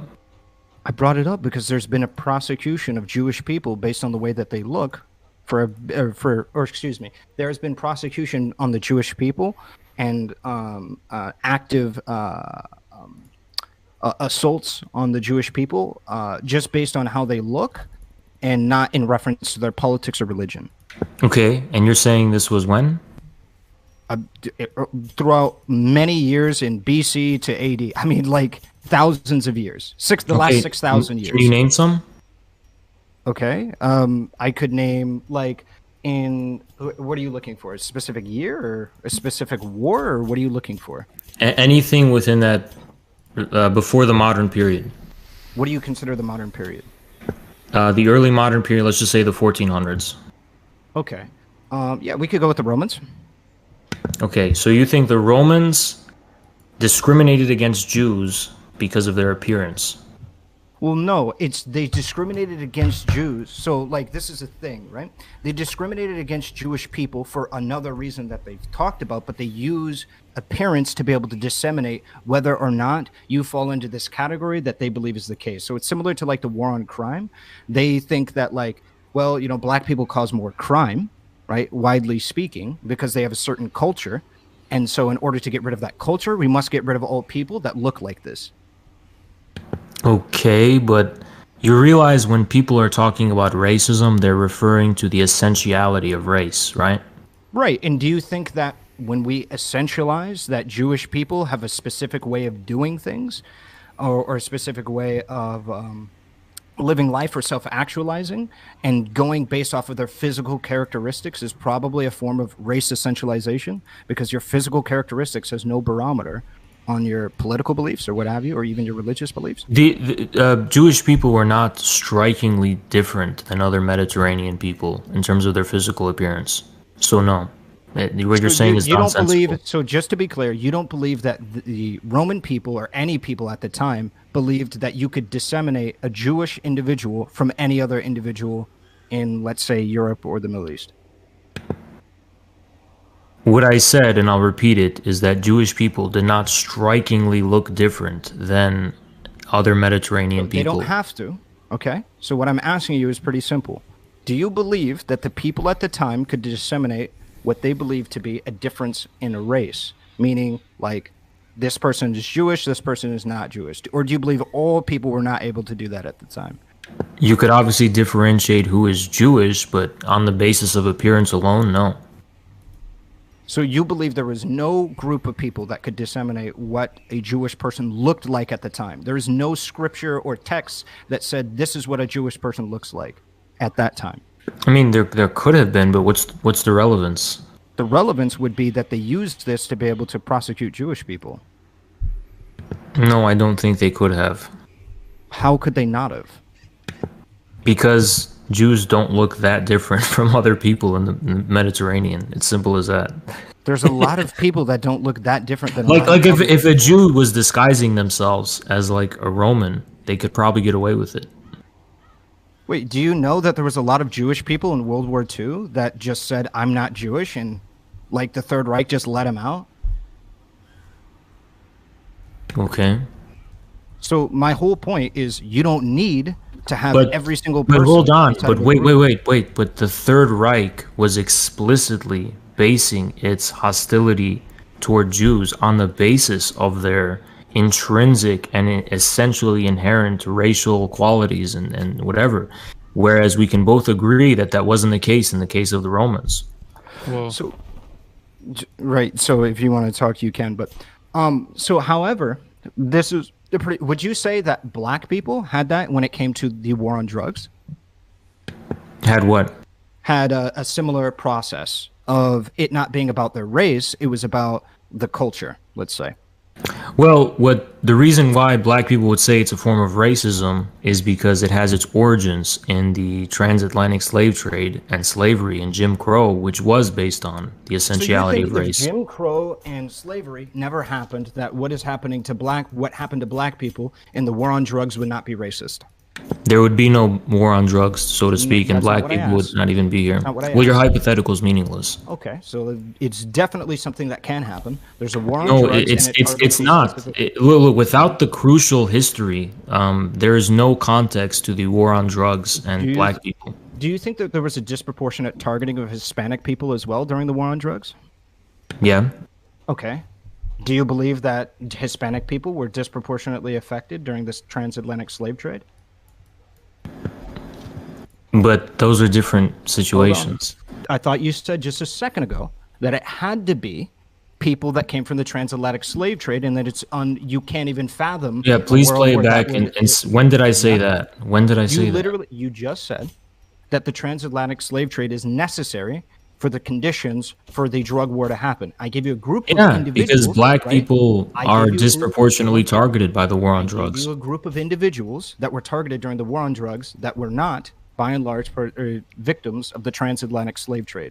But that doesn't mean that you could use that as an example of a vacuum hypothetical in which the transatlantic slave trade never happened. Hispanics right now. Well, okay. Well, black theorists will easily say that anti-black racism actually undercodes other forms of racism. So, for example, Hispanics are disproportionately targeted, but the baseline, like quintessential and essential form of racism in America is against black people. It's just that Hispanic people are treated like on a spectrum of that standard. I reject this.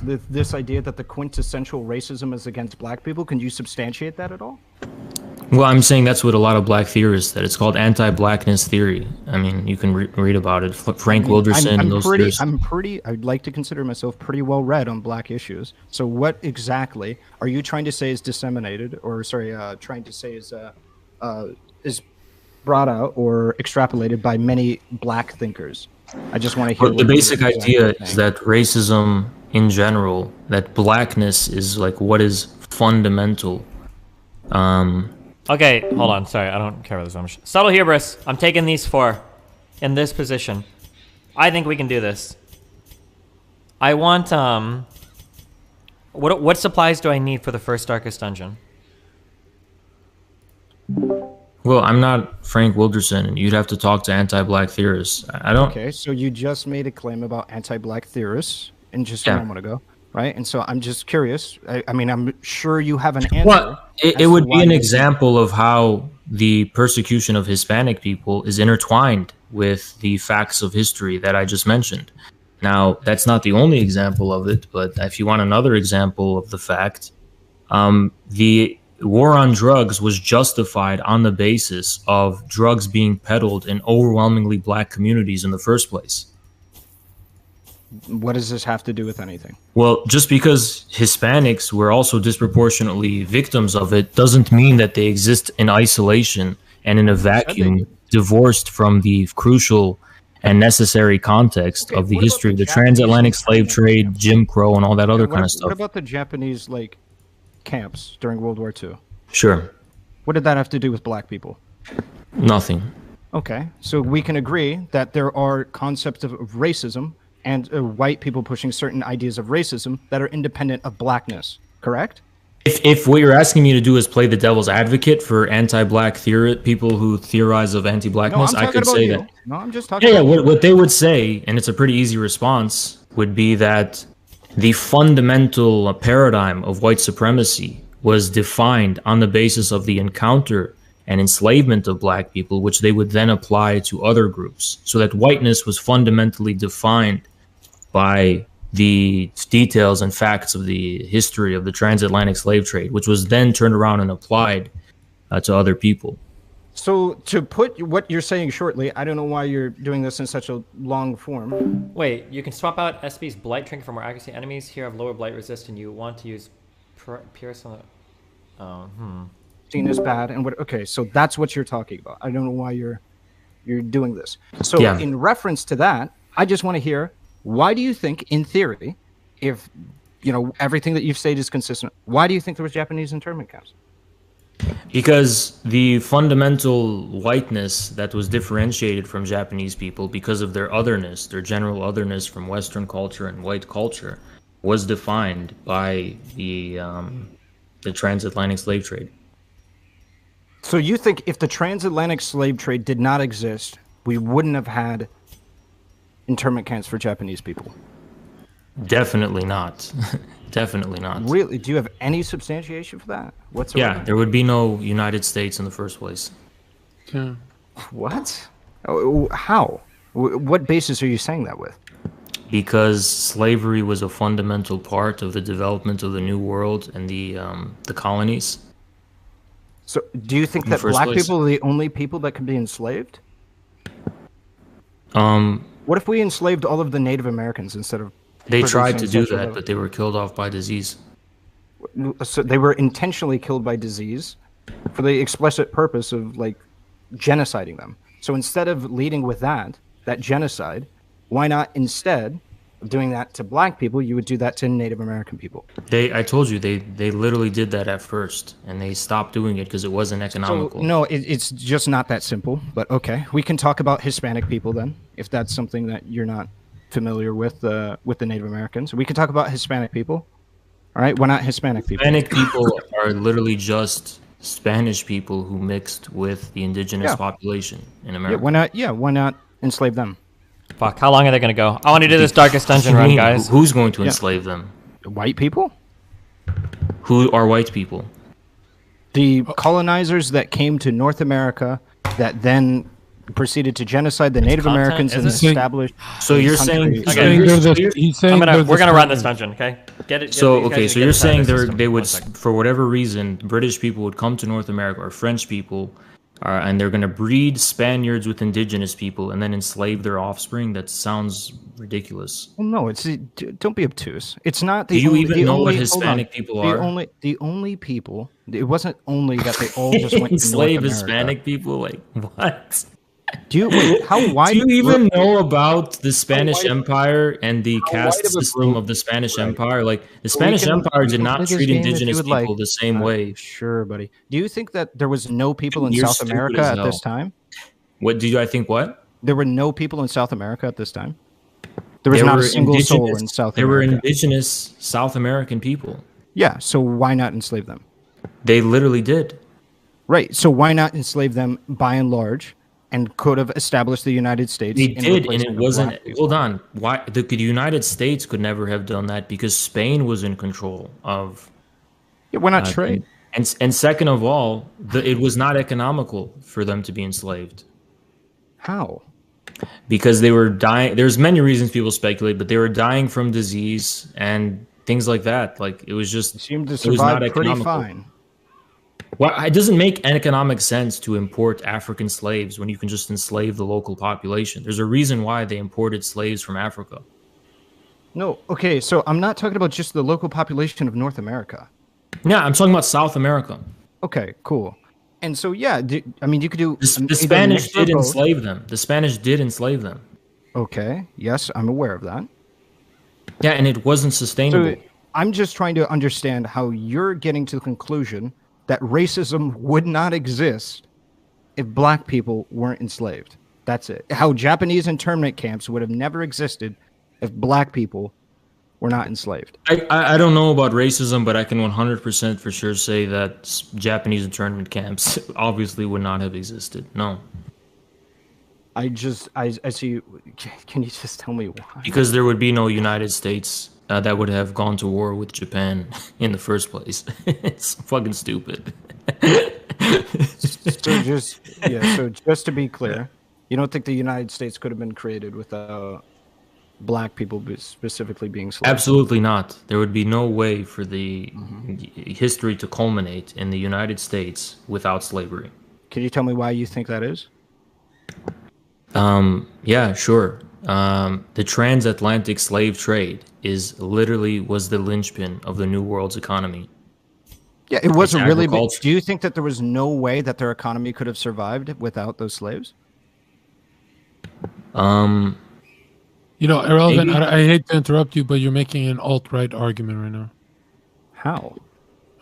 Just never mind. Keep going on. I mean, like, I Okay, we'll come check in on these guys in a minute, okay? I'm just... No, I didn't mean to leave. Fuck.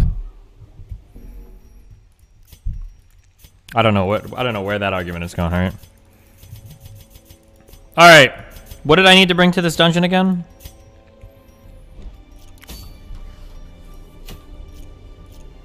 Do you know the path to take? No, is there like a path to take to... Oh, I heard if you just hug the right walls on this dungeon, that you're always like guaranteed to go to the boss.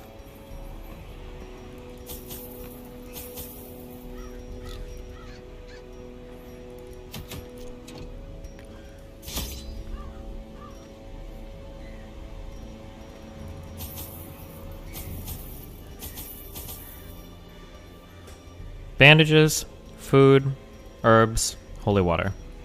Do I need shovels for this, or...?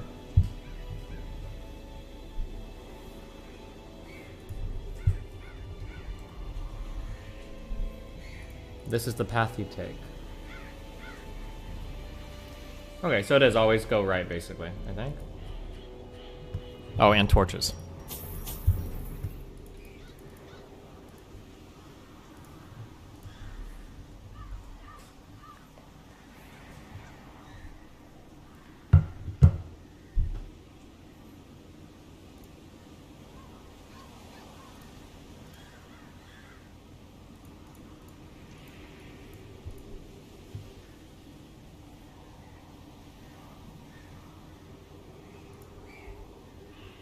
You can bring scales as well. Do you think I'll need scales? I'll bring 2 just in case. Okay. Good luck. Tony, Benson, Savant, and Marcy.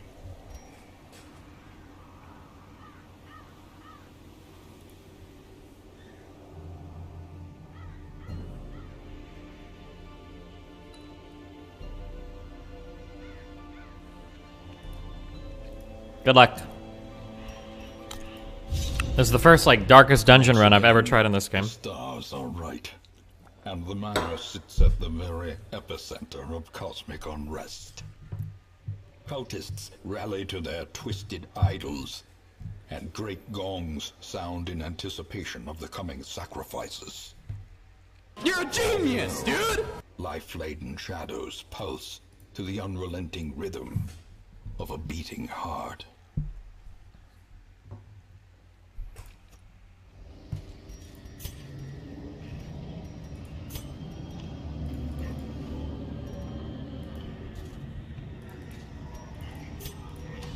The blood of the fallen flows ever downward along these titan spires. The creature fattens itself on your failures. Chill, dude. Are these encounters all set, or is it like random encounters?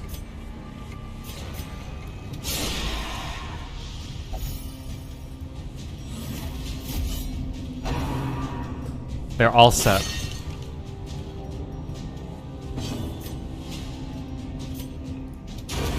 Continue the onslaught.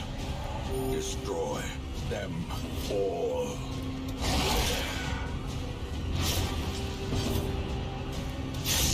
Nice. Slowly, gently. This is how a life is taken. Oh, rapture time. Oh, I see, okay.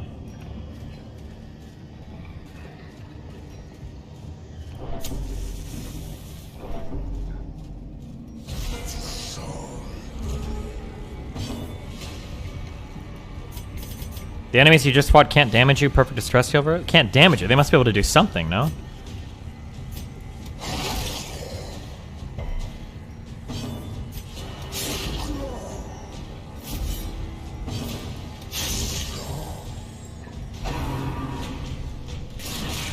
They just guard and heal? Oh, okay. A faint hope blossoms.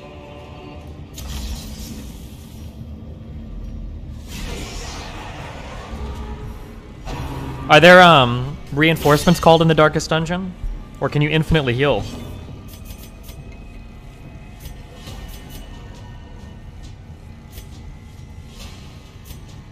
Yes, okay. So you can't infinitely heal.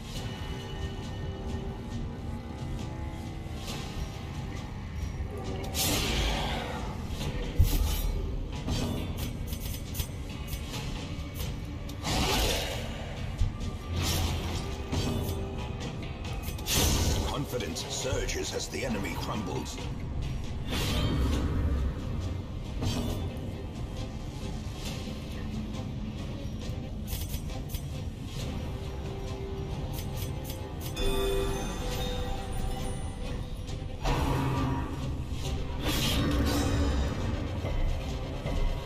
Should take off tracking shot for the bleeding attack. Too late for that. I didn't level it up.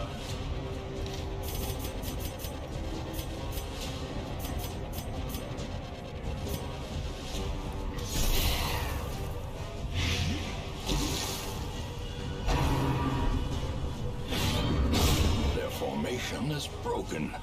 Maintain the offensive.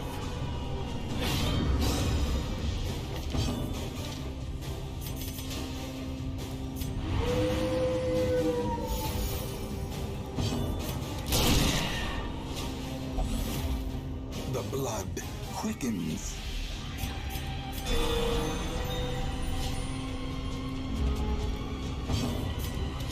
Press this advantage.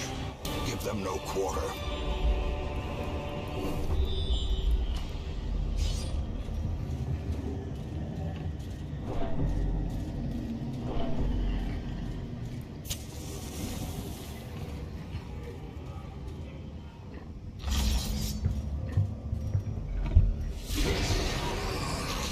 Do you think I go for priest, the cultist priest first? Or should I try to kill the cultist? The witch first? Oh, the ascended witch.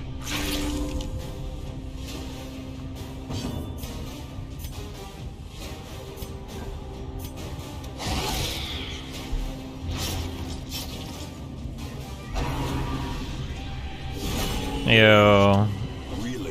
Oh, resist to the move at least? Okay.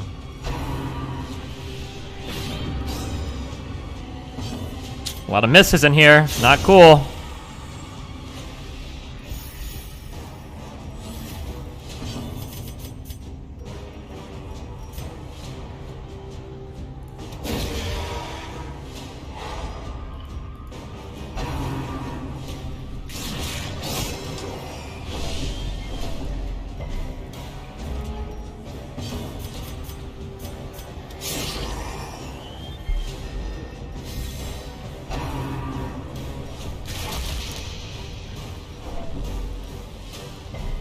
Okay, I see we got a lot of horror in this dungeon.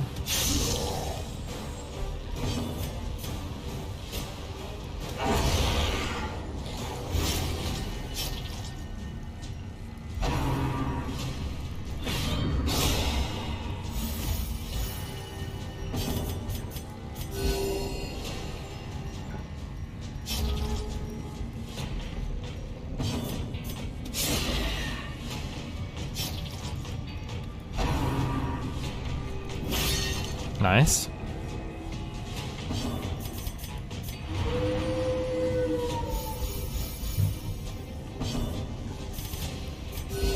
Soothed. Sedated.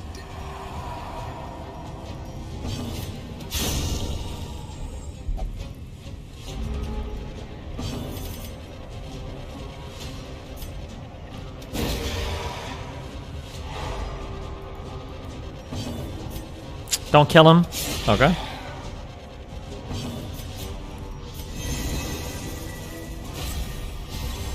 A brilliant confluence of skill and purpose. Very nice. Okay, can we get one more stress heal in? Oh, come on, hit her. Don't miss, don't miss. Nice. Perfect. A perfect party. Okay, we're doing okay. Journeying to the boss.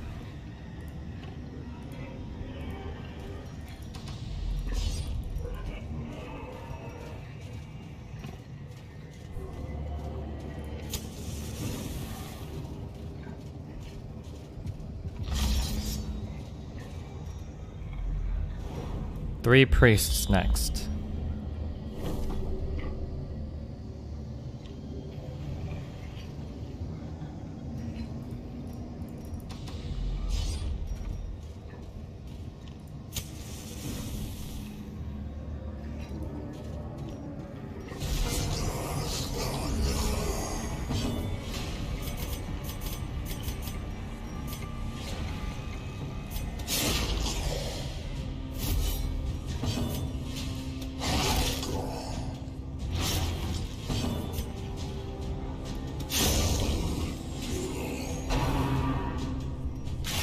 Nice.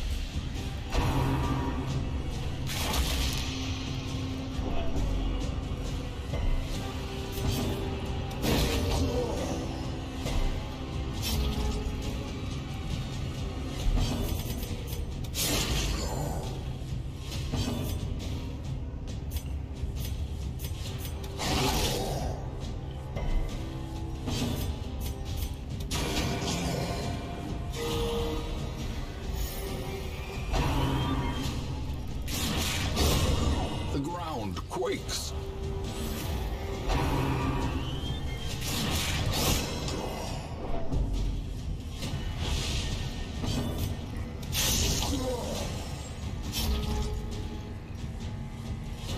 Am I over geared for this dungeon? I'm 15 soul levels under where I should be, okay?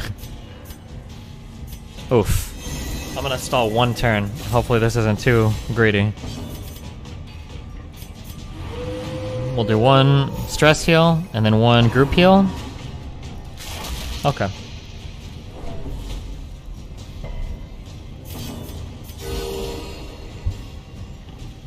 Okay, we're full HP again. 18 stress on our Vestal. Not too bad. A devastating blow. Seize this momentum. Push on to the task's end.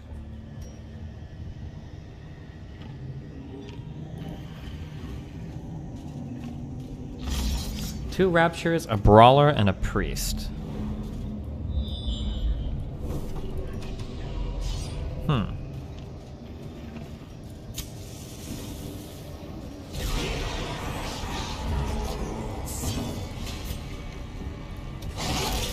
Wow, min damage, not cool. Wow, min damage, not cool. Oh fuck, now he's gonna be guarded. That's annoying. Wait. Oh, and I can't even stun that one in the back.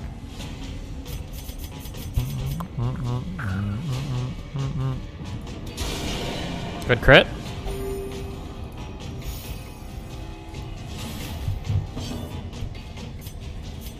Piercing doesn't go through a block, right? I don't think so. No. If you stun the priest and it puts it on him. Oh yeah, shit, that's true. I wasn't thinking there.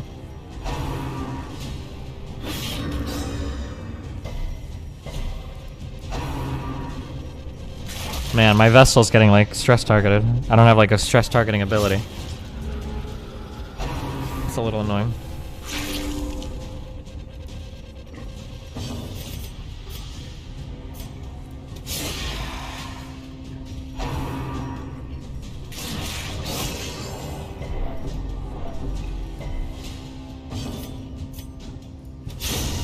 Obliterated.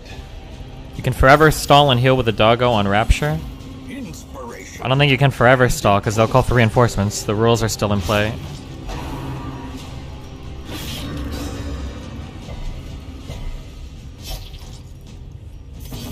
Okay, hopefully we go before this guy.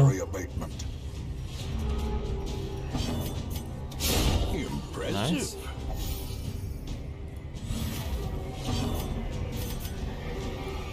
Can we get a few stress heals on her? Nice.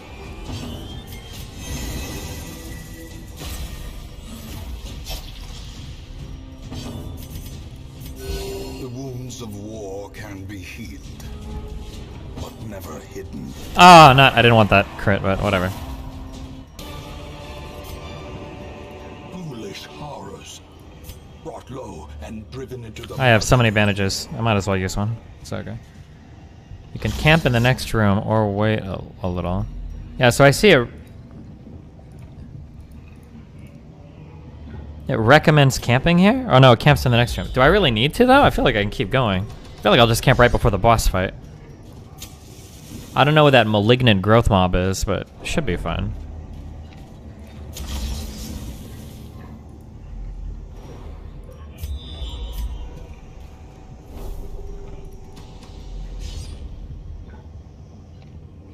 There are 4 fights, so it's for the fights, but you can save it for later. Wait, what? 4 fights like in one battle, or? Oh, or you're saying that like because you camp and your camp skills last you for 4 fights. Never mind. I'd rather just be at 100% for the boss battle. Like no stress, full HP.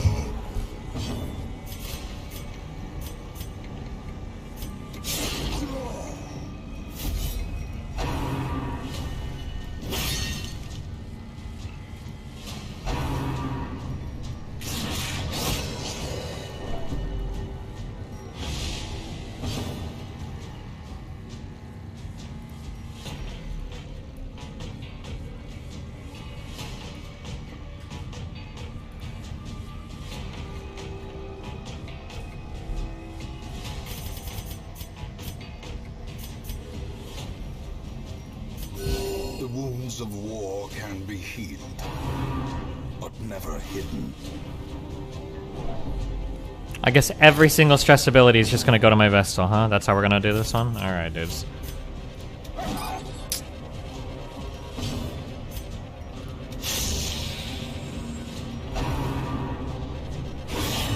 Grievous injury. Palpable fear. Yikes.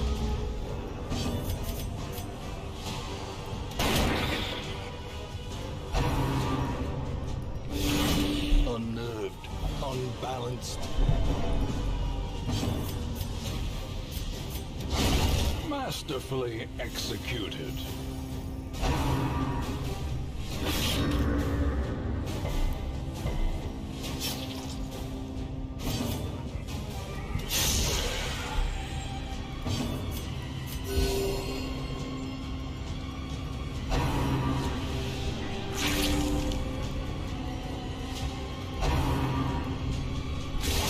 Oh my god.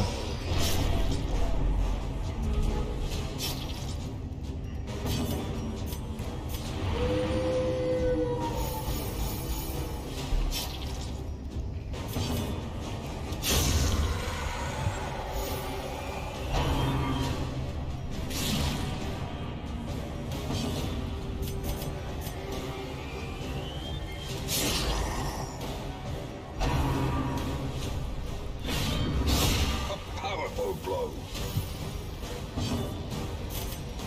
6 damage over 4 rounds. Okay, yeah, we're gonna be using some bandages.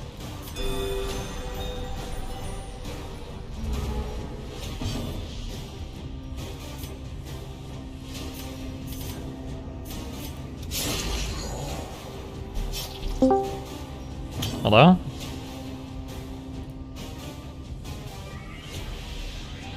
Oh, I'm still in Ahrelevant's Discord. Oh, Dylan joined. Uh-oh.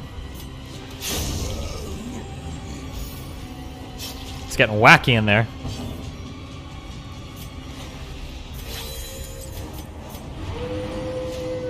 Okay, you just gave me a word salad that means nothing. Can you actually like give me something meaningful? Word salad that means nothing. Yes, it does. You said self-actualize. What is Maslow's hierarchy of needs? What are you talking about? Okay, you have the ability to, like, for instance, protest or what have you in mass number without all being, for instance, executed. Yeah, you can do that in China. Okay, what about Tiananmen Square? Tiananmen Square was not the only protest that have ever occurred in the history of modern China. Well, I'm just asking you that. What about Tiananmen Square? The reason the Tiananmen Square protests were repressed was not just because they were protests. It was specifically because they were causing a huge amount of unrest throughout the whole country, not just within Tiananmen Square. What was the unrest that they were causing? It was pro-liberal democracy students. Isn't so? Yeah, pro-liberal democracy resulted in that. Okay. Cool story, bro. Remind yourself that overconfidence Oh my god. is a slow and insidious killer. That's a lot of stuff.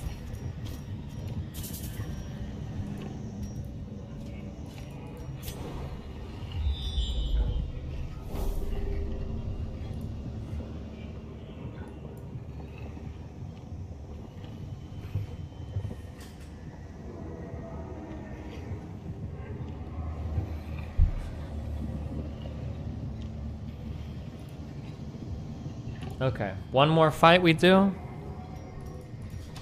I think we're reasonably healthy, a little bit stressed, but it's okay.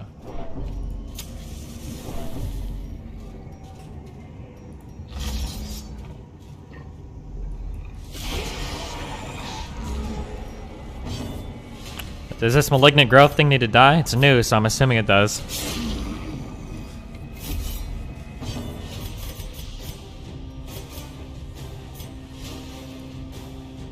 I'm in Discord. Or more specific. What do you want? Just wanted to hear your voice. Oh, well, what's up? Oh, not much. What's up with you? Not much, just chilling. Yeah, same. So, how's Sweden? Is it great? Yeah, just chilling. Playing games, streaming, you know how it goes. Yeah, same. Me too, you know, chilling. Oh, are you gonna watch the Dune movie? Once it gets pirated. I can't bring myself to fucking get off my ass and go to the theater. I just don't give a fuck. Damn, okay. I haven't been to a theater in a minute. Yeah? Yeah. That's what cool kids say, by the way. At least they used to. Do they still say that? In a minute? If, like, yeah, like, you know, not an actual minute, but like that's like yeah, we figured. Time. Don't worry, we know. Yeah. Yeah, gotcha. And no, they don't. Really? No. Now here's another one. This isn't when you're leaving a conversation. Okay. Here's one. So we're like, all right, man, I'll see you later. You're like, all right, I'll see you later. I was like, all right, man, one. You know that one? One? You just say one. No, I don't know that one. The cool kids also did that. Okay. Yeah. I'll take your word for it, okay?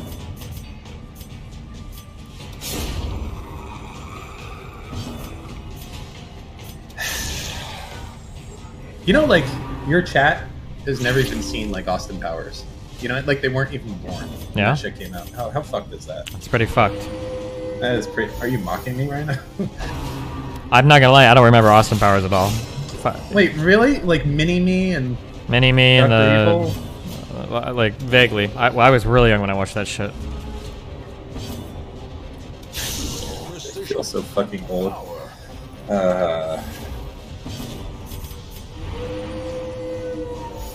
Okay, so, thoughts. What else do I have going on here today?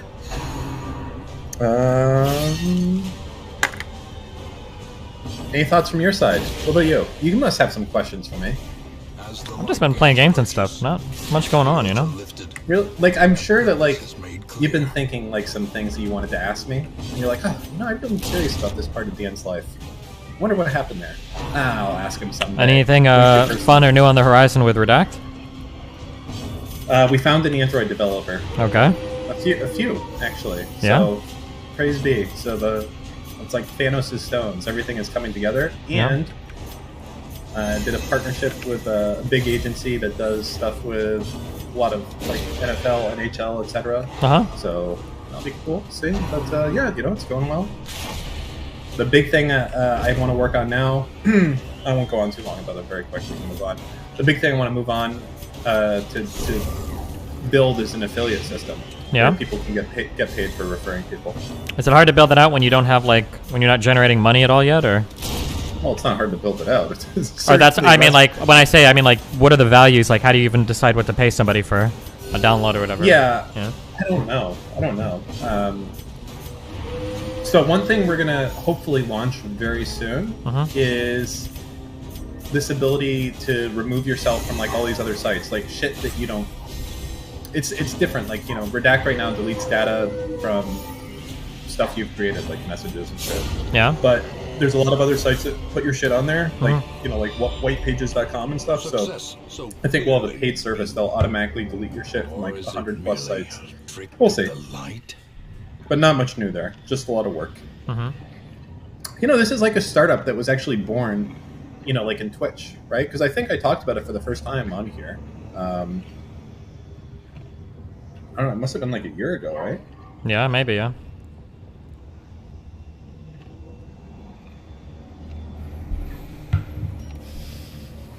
Well, nice.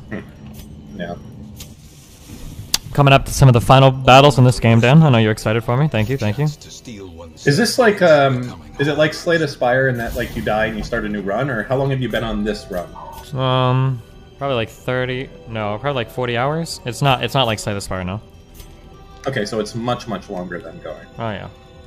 So how long does it usually take to build to beat the game or whatever? I don't know. Good question. I'm playing on like the hardest difficulty, so there's like some new shit But I don't know. Oh, happy Yom Kippur to everyone that celebrates that. Today is a very holy day. I think it's about atoning for your sins or something. Yeah? Yeah. All I know is my kids are out of school, so great.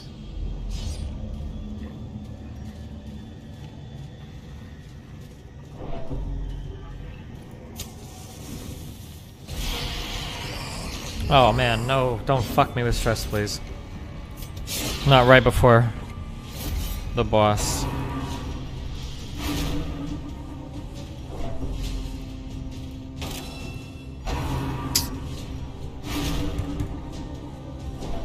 Okay.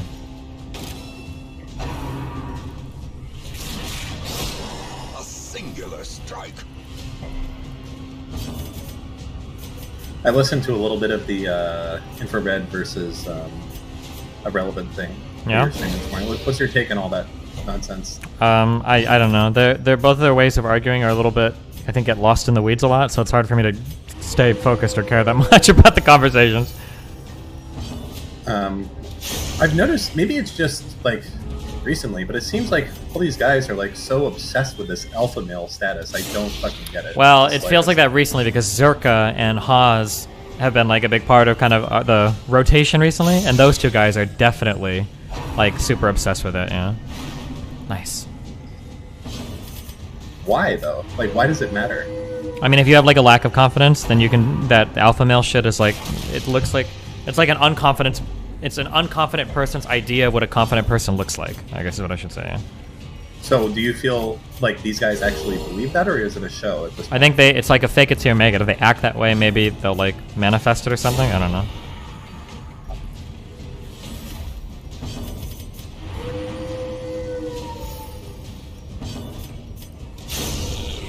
Okay, we take that.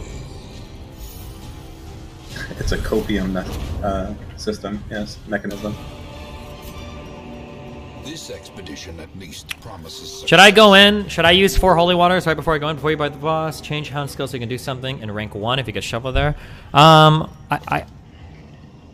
don't. I mean, I have blackjack, I guess. I'm probably never using target whistle because the guy uses multiple things. So I guess I can do that. So who's more full of shit, the infrared guy or Zerka? I don't know. I don't know. I mean, I disagree with Haas politically a lot more, but Zerka is like, I don't know. You watched that stream yesterday, right? Well, I watched some of it today. My biggest problem watching that, by the way, is like, it's so transparent to me when you do shit and you have no answer. So like a good example, fuck, what were you saying? You were like, fuck, I think it was about the coronavirus, and you're like,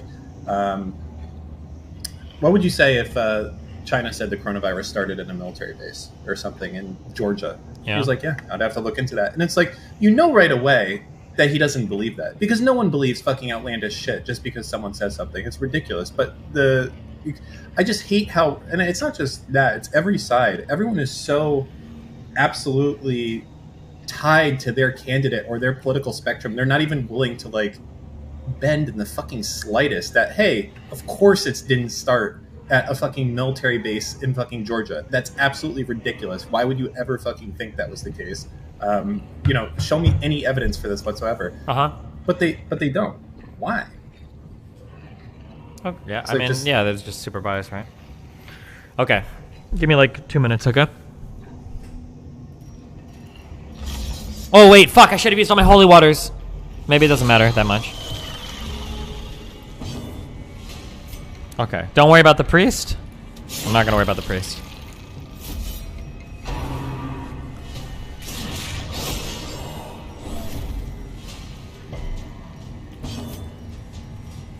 Okay, dog treat, holy water.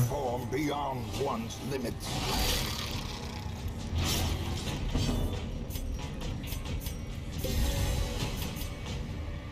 Wait, what happened? How did I fuck that dude up? Oh, I think that was a riposte or something? It must have been. Okay.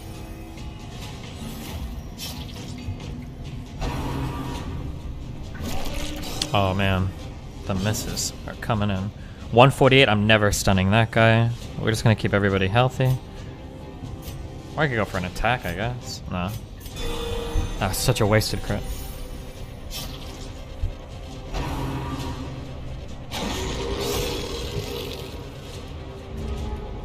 Okay, that's annoying. Okay, Holy Water is active on this character? Yes.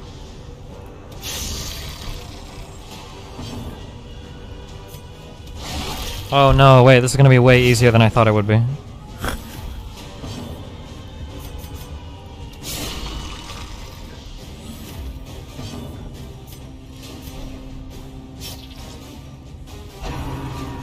Oh, he keeps targeting my riposte.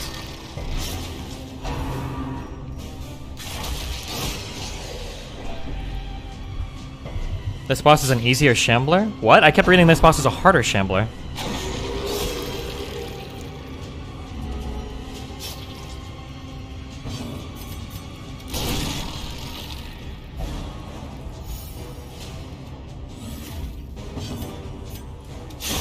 Prodigious size alone does not dissuade the sharpened blade. Oh, I actually have to kill this guy?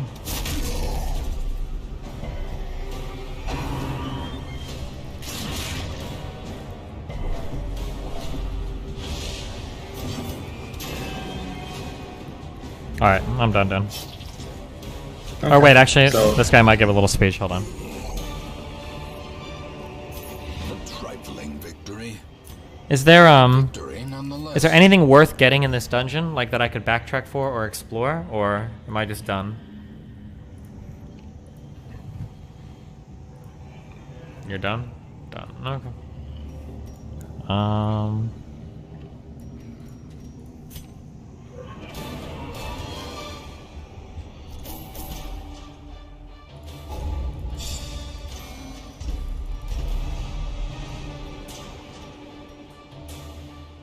Replace Deadly? Oh man, I bet Deadly was sick. Deadly sounds sick. Is Deadly the one that's like just plus 2% crit or something? Yeah, 2+. You have merely glimpsed the edge of the abyss, but it is enough to trigger the cycle of revelation. Now, like me, you will begin to see things as they truly are. Okay, cool. So these 4 characters no longer count against my roster. Awesome. Okay, alright, go. What's up?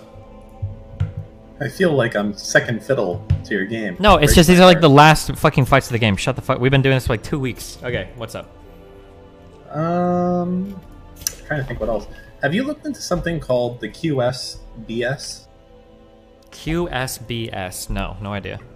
It's this really, I just found out about myself. It's fucking crazy. So it's a qualified small business stock tax benefit. And essentially, the requirements are a little bit frisky, but essentially, if you are a qualified small business, you can have 100%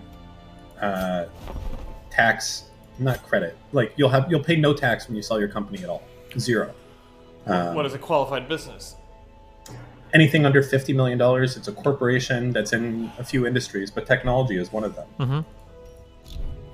But they're trying to phase it out. So, I don't know, I just found out about it, and I feel like a fucking idiot. I'm sure I could make use of something like this. Looks interesting. Huh. Sorry, I'm running out of shit. Hold on. What am I supposed to say? It's interesting. I don't know what I'm going to say, Dan. Don't get fucking mad. You're going to act like a fucking needy, clingy girl that's getting upset that I'm not responding to every fucking random fucking thing she puts into the fucking Instagram window? Chill. Jesus Christ. I heard what you said. I said okay. I don't know what you want me to say. Do not speak to me in this tone, okay? We're not fucking. I don't get to have this tone at me, all right? I'm not getting paid to be here, all right? Chill, okay? Jeez. Jesus Christ, Dan.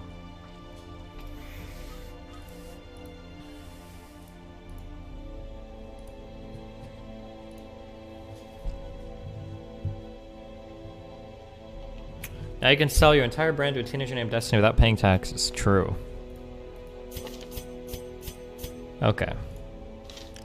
What is the next dungeon called? Let's see.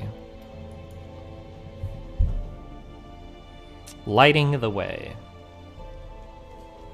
Size long, difficulty darkest, goals, activate 3 iron crowns. This is arguably the hardest quest in the game.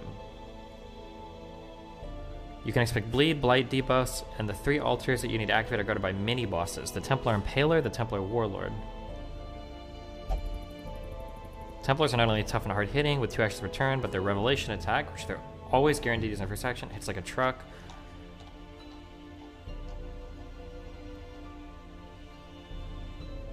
You can use the Talismans of the Flame. What the fuck? Revelation, minus 100% stress and damage. Jesus.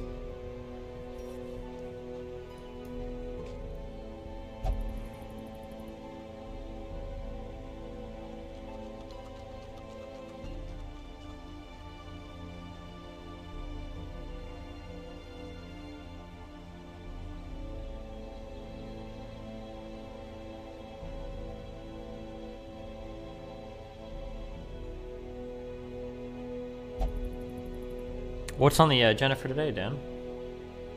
Nothing. Okay.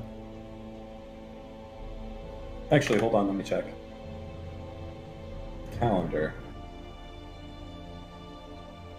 I gotta take my son to get his passport photo at 1 p.m. That's it. What are you getting a passport photo for? Or what are you getting a passport for? Yeah. For my son, in case he needs to travel with us. Out of the country. Gotcha.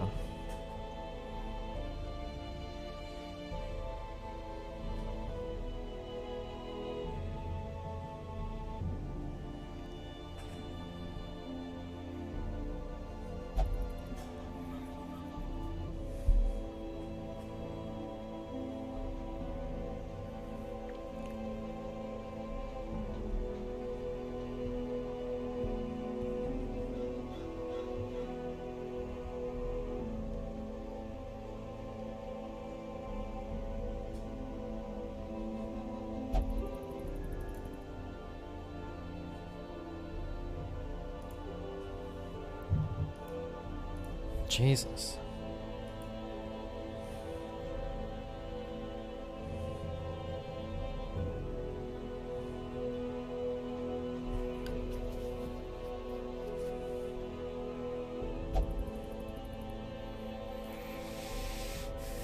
Okay. So if I were to do this quest, we would want to take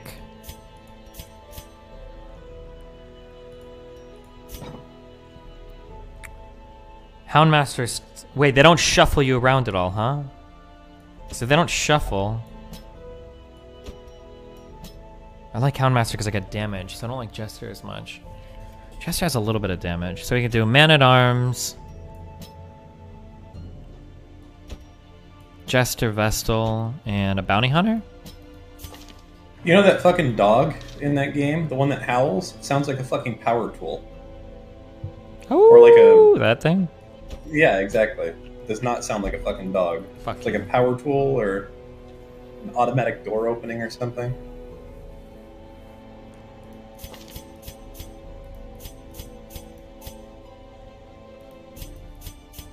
Does that ability, your Man-at-Arms are full of... Yeah, I know. Does his ability, target everybody in the team, or... Do you, like, does guard really work, or what?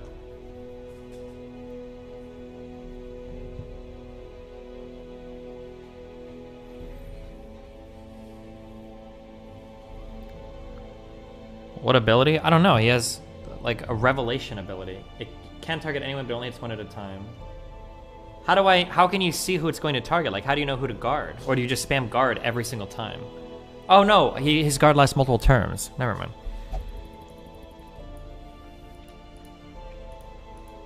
And they don't shuffle you around at all, so...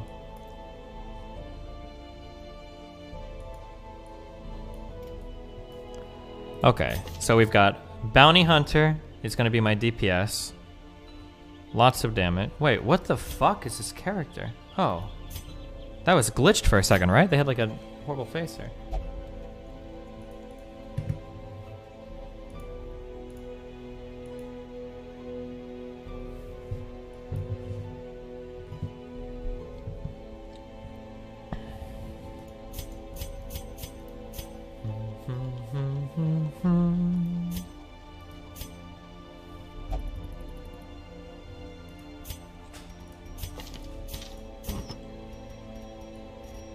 So you can have a talisman.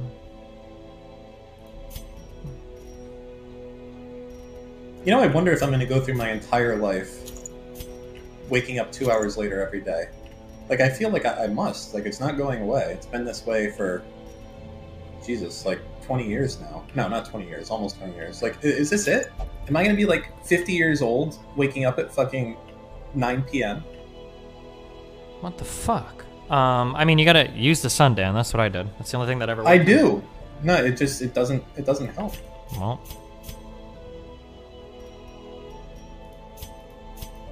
Wow, the oldest fucking joke in the book, Jody. Isn't Dan already 50? Ha ha ha ha ha ha ha ha ha ha. Oh man, that's the first time I've heard that. It's so funny. Oh, is it really that funny though? Does anyone else? Dan old? LOL. Me Zoomer. Nice, you got him there.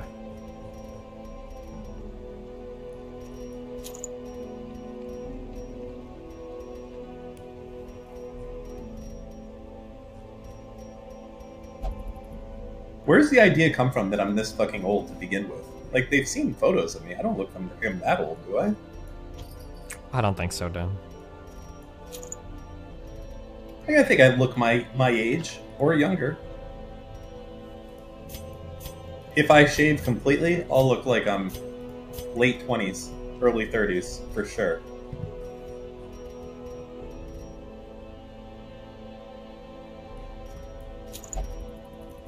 It's the beard. The beard is what fucks me over.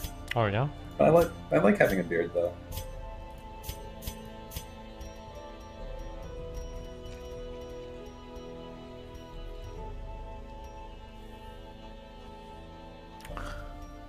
Should I put the signet ring on him for some protection and accuracy? Or, because I'm just going to be guarding with him.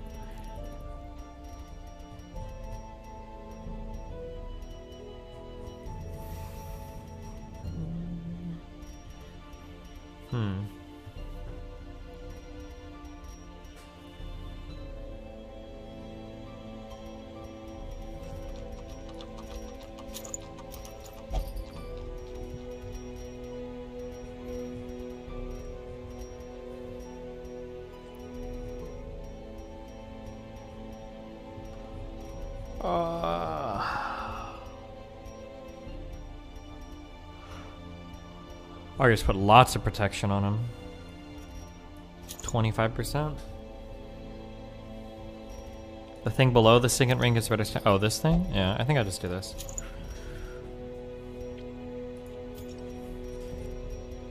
If I flee this dungeon, one of these characters will die. It's guaranteed to die, right? Yeah.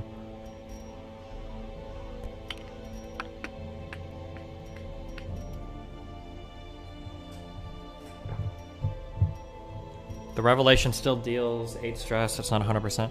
I'm wondering if I should bring a Jester or another Houndmaster. I'm worried about using up all my Houndmasters, though. Oh, I have another left, actually.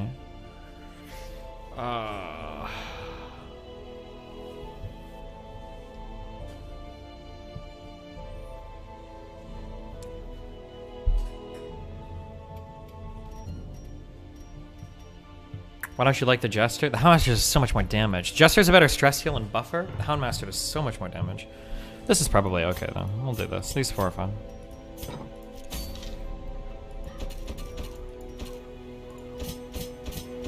Hopefully my Bounty Hunter can reliably dish out a fuck ton of damage.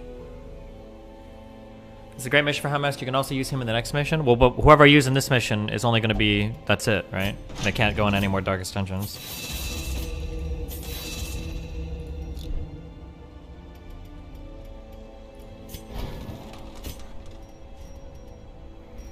Okay, collect bounty, come hither. Do you have a flag level 6? No, but I think I have a 1 level 4. Oh no, I do have a 1 level 5 actually.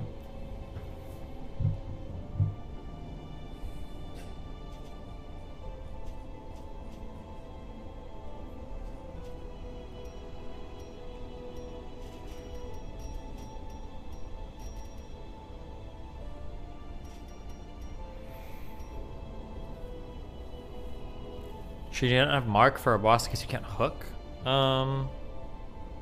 I think the boss is always going to be hittable. Bounty hunters have really good reach. They can hit like rank 3 with their finishing.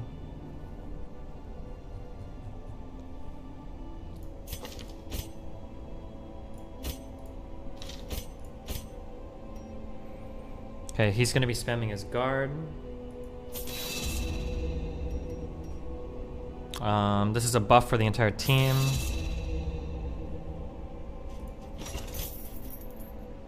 I don't know if this will help or not, but fuck it, might as well level it all up.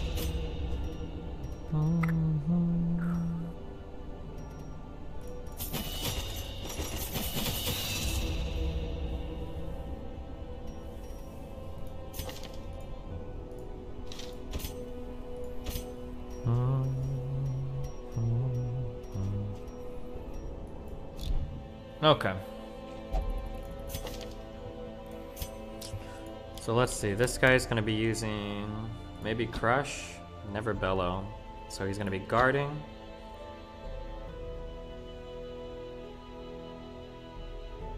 I just don't care about the riposte on him at all. Infrared's Glass Israel moment. Put a bigger damage thing than the Sun Ring. Okay. Do you think that Palestinians shouldn't be like throwing rockets at Israel? I refuse to answer your question, which is not allowed to be answered on Twitch. Okay. Do you think that? Let me rephrase it in a way that, like, do you believe that retaliation for Palestinian people makes sense? I will never criticize the actions of the Palestinian people. Any of their actions? Nope. What about some of them being quite like Hamas being not too amicable towards I have like nothing to do LGBT? with it. None of my business. Okay, so you understand that like Hamas is on the side. Wait, real quick. Should I ever do Brawler's gloves? Because this is minus 5% crit, minus 1 speed versus just the helmet, which is plus 25% melee damage?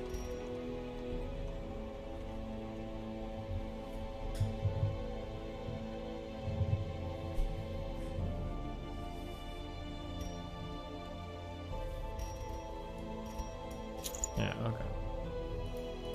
Side of Palestine in a specific way, right? Hey, Ahrelevant, there's no free speech on this fucking topic. You know that, right? I literally can't even talk about it. There's been multiple people this talking is about literally this. so ironic. Okay, hold on. You're talking about Haz, free you're speech not and free expression, Haz. and I literally can't even fucking talk about this. Listen, there's no free first off, speech. there is. let's First shift off, topics, hold up. No.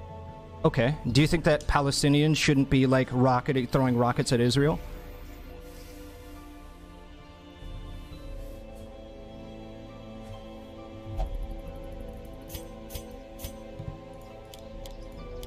Okay, I'm never using Dirk Stab. So we've got Harvest, Slice Off, Buff, boom. Okay, this is good. And this is good. Okay.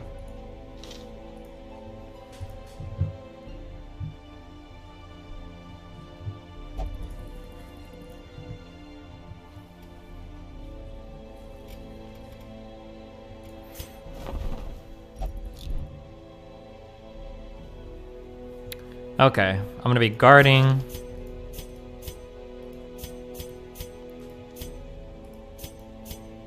My bounty hunter. There's no chance that they'll use that ability my bounty hunter first and it'll get fucked, right? What week is it? It's actually really early. I still got plenty of time to beat the game. But if I can do a few Darkest Dungeon runs now, I can recruit more people for later shit. It's week 64. Don't take the collector head on MMA. He got 30 protection with each guard. The 25 stress, he'll take too much stress damage. Speed is better. What speed protection item is there?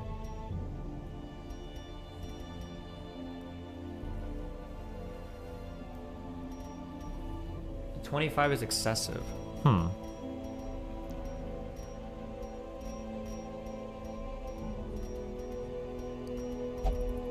I don't even know if there's like any items in this game that fucking... Oh, the feather crystal, I guess. But...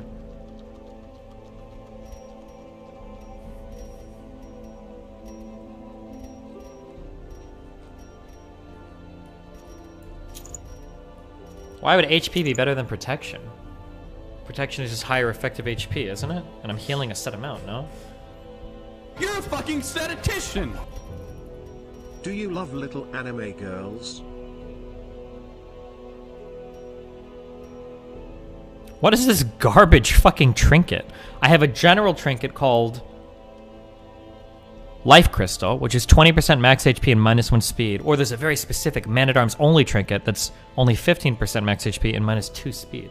Because it has 30 protection that stacks with you choose, so you get more effective HP with higher HP percentage.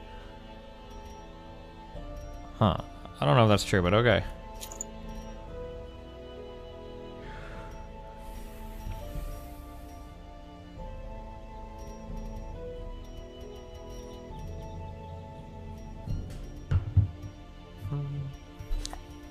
Okay. All right.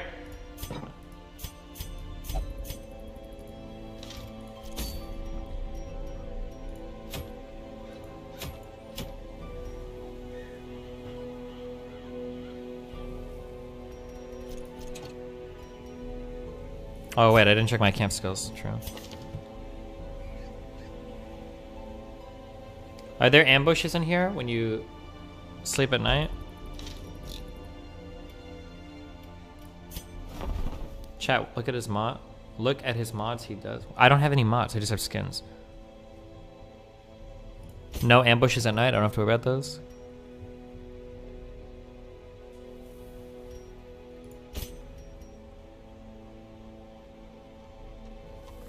Oh, this is a party buff. Oh damn, these are really good.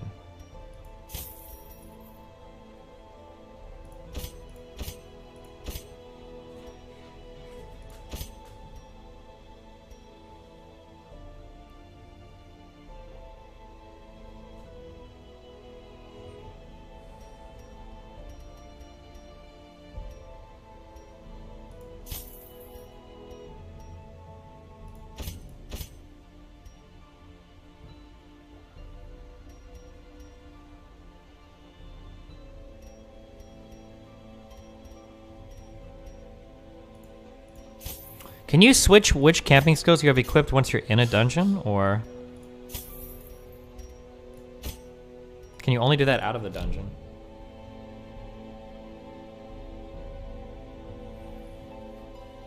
Yes, no. Yes, you can.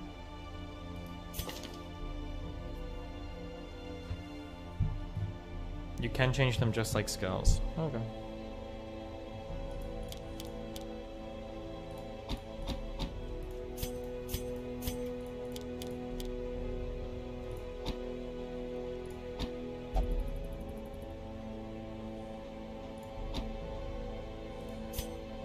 The only thing I'm worried about here is I don't have enough damage with just one character attacking. Because the Man-at-Arms isn't going to do much, and neither is my Jester.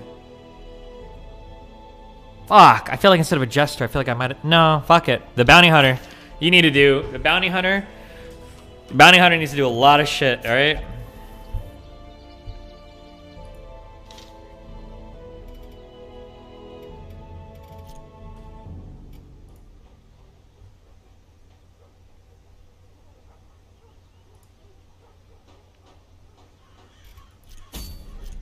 Alright. A Boy Called Sue, Huff Daddy, Brandon J, and Ryan X Wanbin. These are the 4. Maybe the hardest mission in the game, supposedly.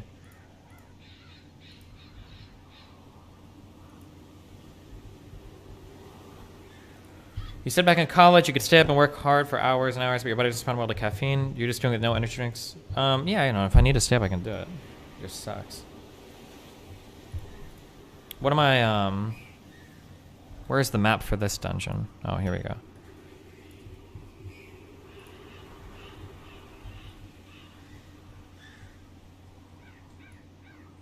You should have a better trinket than a life crystal. A minus 20% stress book would be better. Is stress really going to be that big of a problem with my Jester?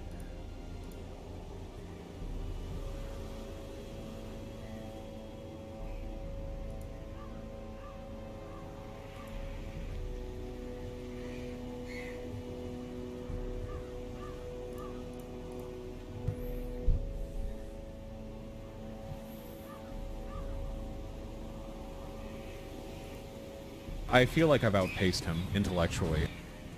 Saying no shot really hits different now that there's all the anti-vax stuff. True. Okay, we don't need shovels. Max food. Boom. Oh, but I do need torches. What do I really truly need on this mission? I probably don't really need like this much shit, huh? Like this should be okay?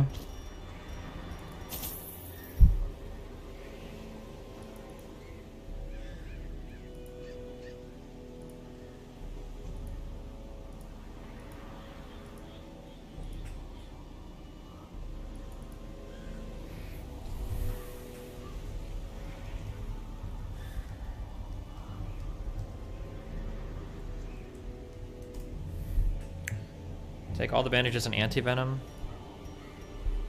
1 stack of bandages, anti-venom, herbs, and holy water. Yeah, I got all that shit. Oh, wait, I got 2 stacks of herbs. Okay. Good luck! Good luck, team! You guys are brave, okay? We're all cheering for you. We all want you to succeed. Oh, shit, hold on.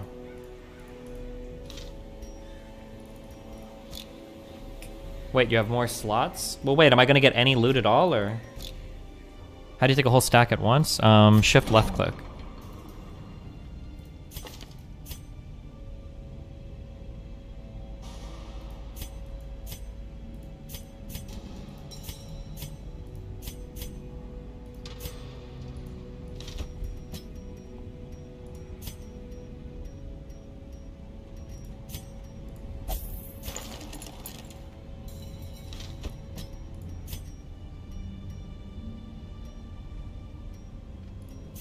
Okay.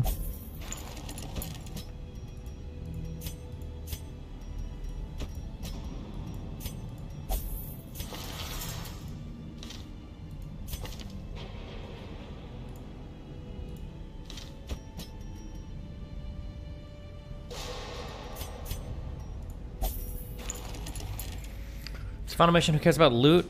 Well, I might want to kill the other bosses before we beat the game. I don't know. Or wait, I guess I can clear all 4 darkest dungeons and then do the rest of the bosses, huh?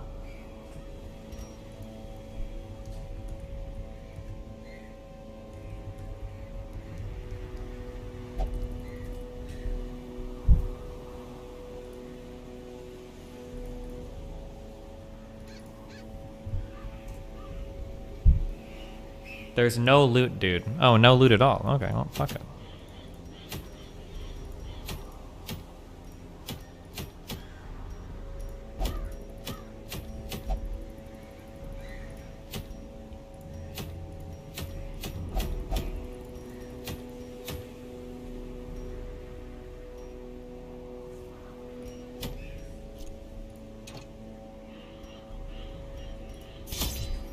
Okay. No keys needed. The dungeon, if I follow the path, it doesn't look like I need 16 torches, huh? Because I'm going to be camping quite a bit, yeah?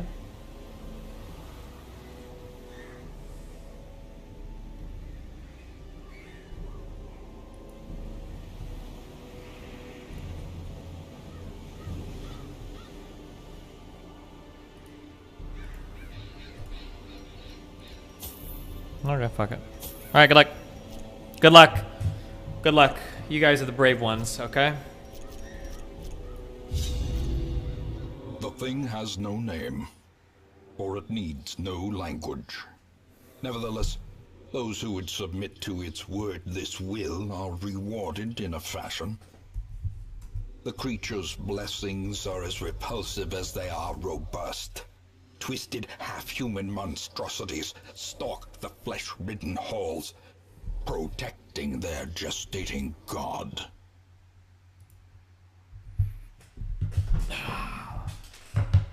Let me get one of those ball things.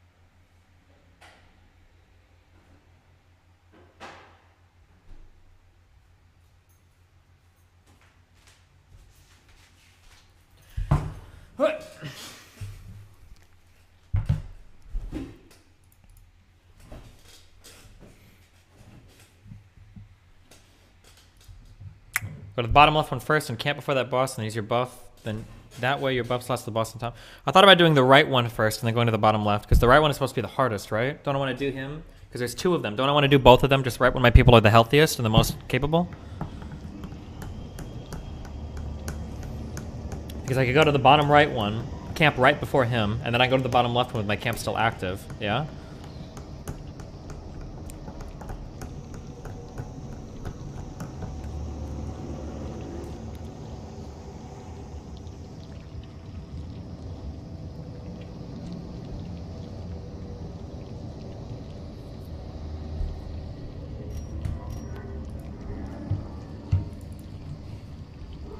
It gives you 2 camps for him, but that's fine as well. It gives you 2 camps for him? I don't know what you mean by that. I'm doing that though. They're like... Madness made flesh. It crawls steadily upward from the pit, supported by the lattice of cyclopean pillars.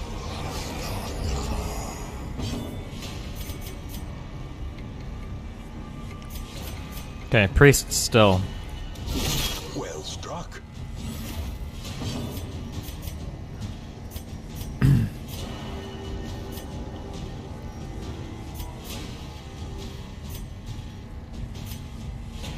I'm never bleeding them. Probably not going to kill him with this attack. Well, I could bleed them, but we'll just do buff. A brilliant confluence of skill and purpose.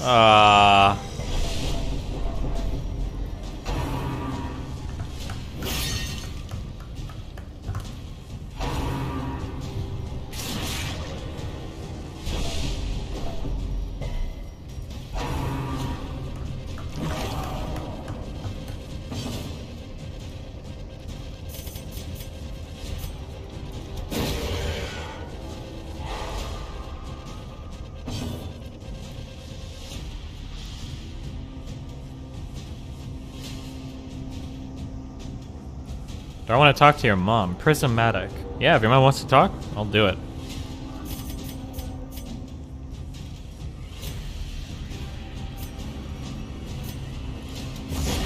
As the fiend falls, a faint hope blossoms.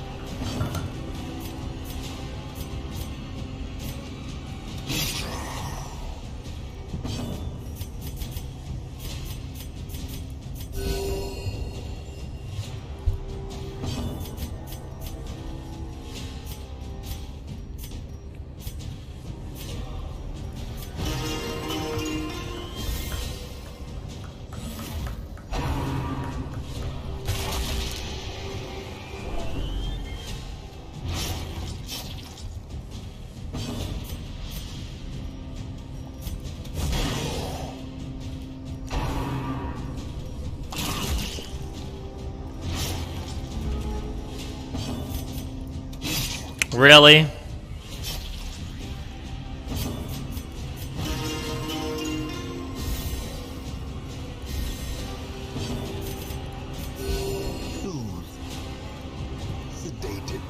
Ah, how fucking annoying. Well, maybe it's still enough.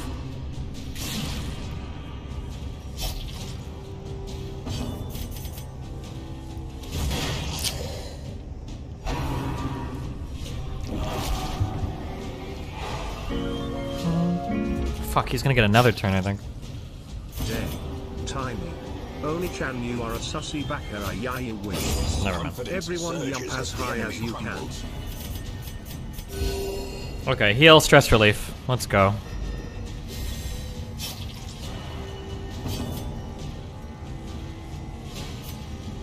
Bolster is a big dodge on the whole party, really. That's pretty insane. I wonder if that stacks.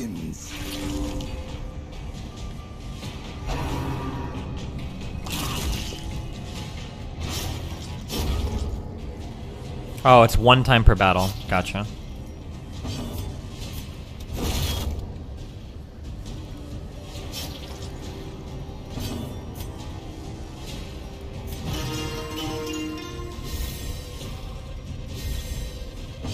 But it lasts the whole battle. That's nice too. What about this ability? Does this stack or? Oh no, this is okay. It probably stacks with us for rounds. Yeah.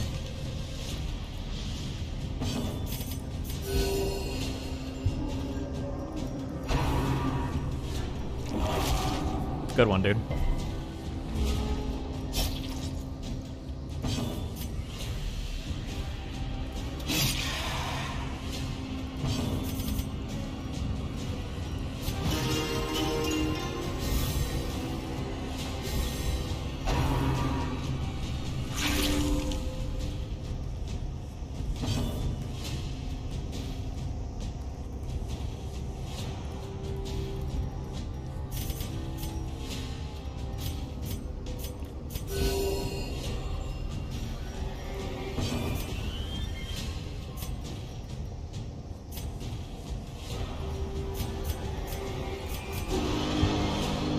These guys can call reinforcements, right? That was only one attack, so I need to be careful. Need to be a little careful.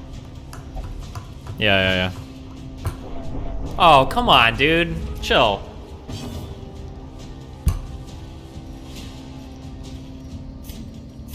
Do you ever worry about wearing headphones for like 10 hours a day? As long as they're comfortable. No, not really.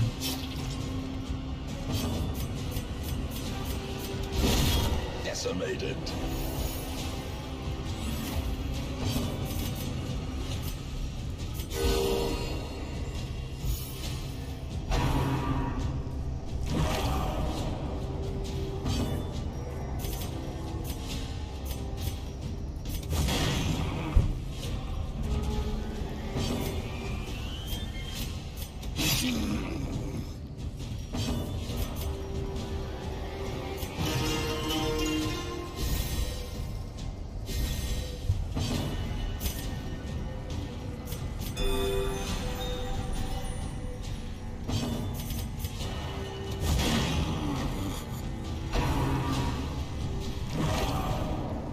Have Mike Pompeo and Infrared ever debated? No, but that would be really fucking funny.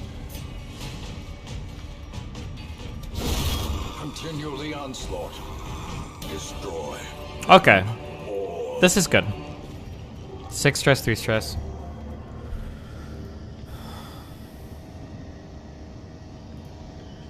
It was a little fucked that they started off with that double crit, but we recovered well.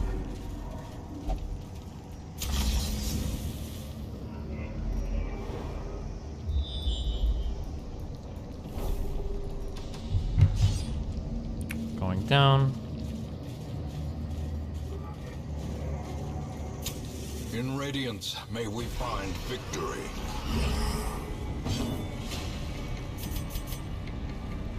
Always the priest? Wow. Not cool, dude. Please go on and debate Infrared. This guy is such an idiot. Is he a sussy baka, though? I think we can stun him.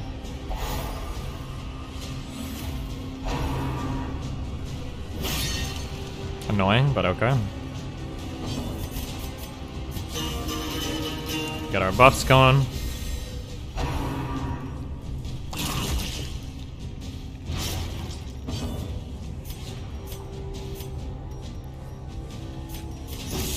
Get our bolster going.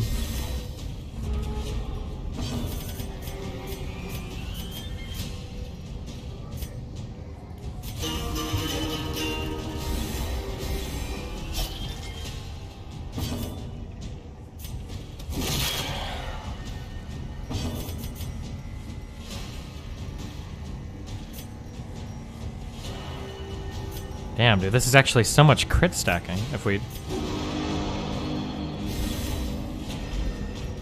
Wait, the her ability gives crit as well, right?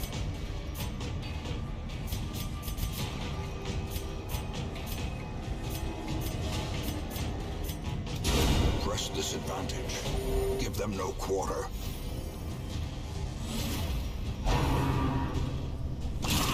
Gross.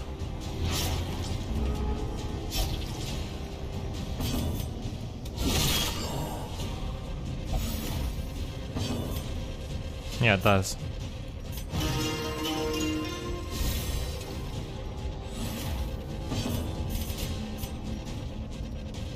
I made Melina watch we watched Sunshine last night. I think that was a really good movie. Apparently, a lot of people don't like the switch up to horror at the end. I think it worked really well. I super like that movie.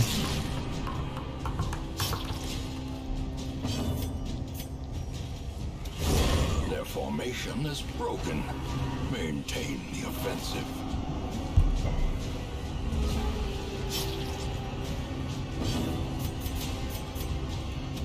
47% crit chance. Jesus.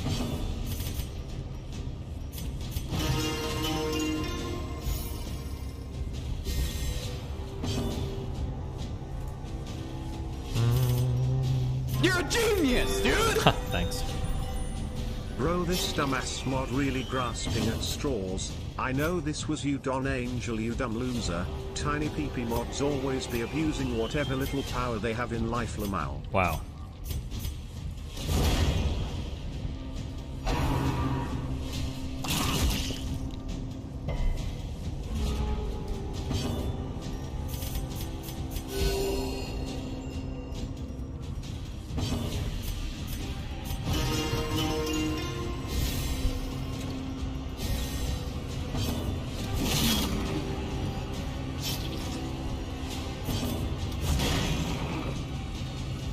Hitting corpses will count towards stalling? I know, that's why I kill the corpses. Fuck, bounty hunters. Oh, nice. One more party heal.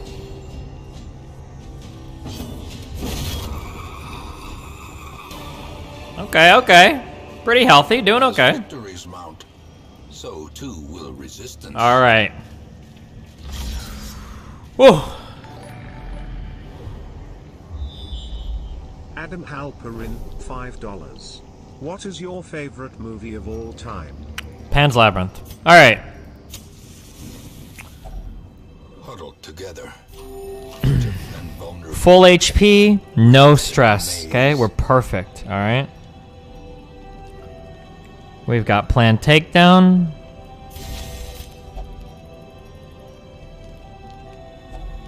Tactics, weapons practice.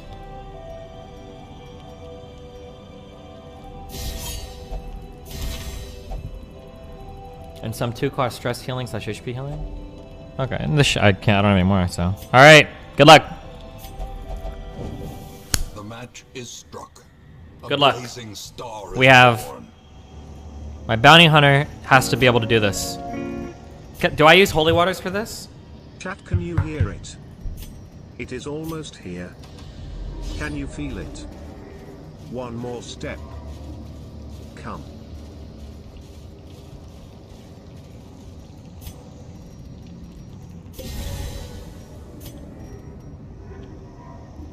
Use mark over stun. Just don't put on bounty. Wait, why not use holy water on bounty?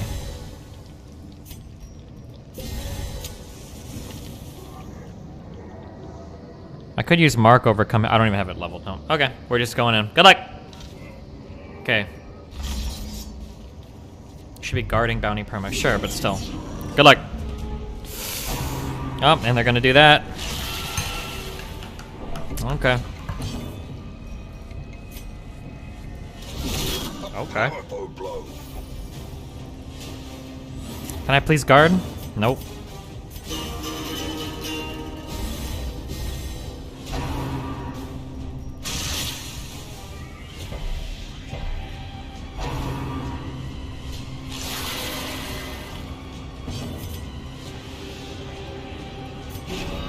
Okay. A time to perform beyond one's limits. Okay. Pretty high stun resists. A momentary abatement. Scarred is for 2 rounds. 46% chance to crit. Nice. A momentary abatement.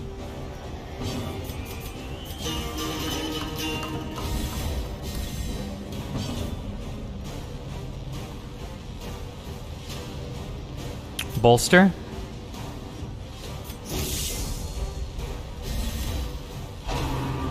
Mm-mm. Fuck you.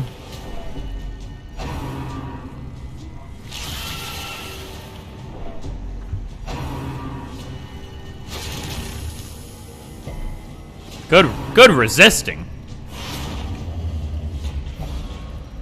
Okay, they do have shuffle ability. Well, not shuffle, but a move. Okay, whatever. Fuck you. Inspiration and improvement. 52% crit chance. At the end of his turn, he will no longer be guarding her, right? So I need to guard again, I think. That's how this works.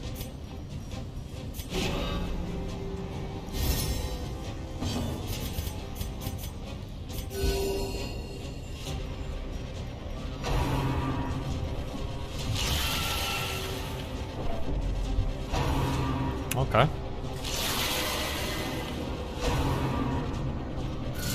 Okay.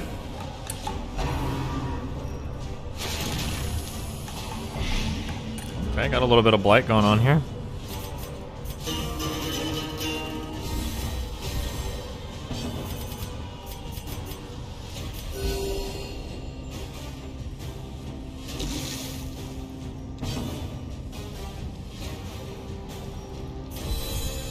Maybe a good crit to end it out. 58% chance to crit. Maybe? Okay. 11 HP. Not bad. Okay, we don't need to guard. Now we can use command this time. So now she has an even bigger damage buff.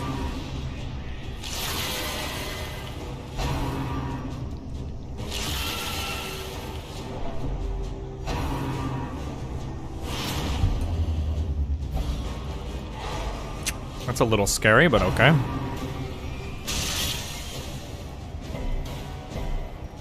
I don't know if you can use guard from back there, but hopefully. 66% chance to crit. Monstrous size has no intrinsic merit, unless inordinate exsanguination be considered a virtue. Okay, well, one down, so. Still healthy, stress is good. This battle is over. Unless some really fucked up shit happens. Oh, like revelationing her like twice in a row or something.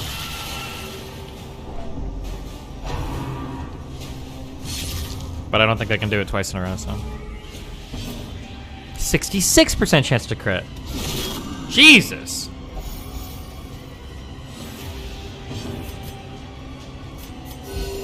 Compassion is a rarity in the fevered pitch of battle. Who is this bounty hunter? A boy called Sue. God damn.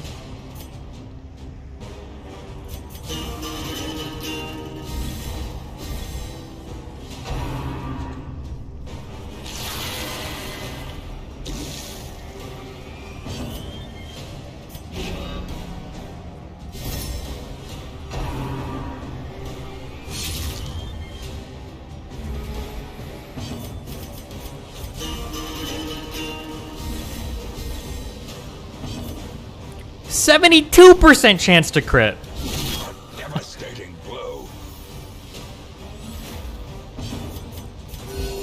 Compassion is a rarity in the fevered pitch of battle.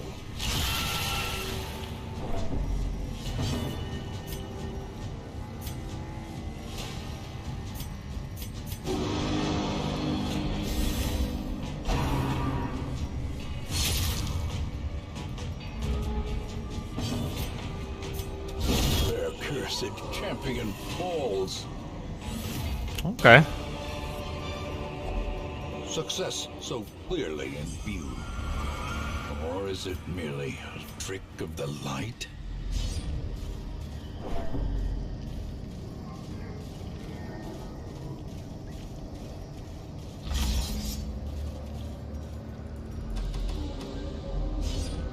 So now we go bottom left.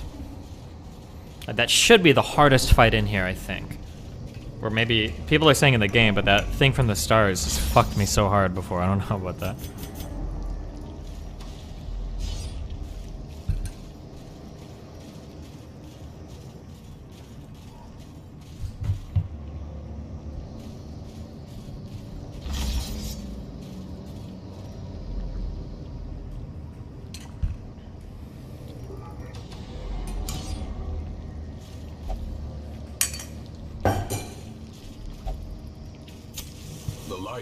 The promise of safety. Alright, let's see if we can do a little bit of healing, maybe? Maybe? Christ, dude. Executed. Bounty Hunter is not here to fuck around.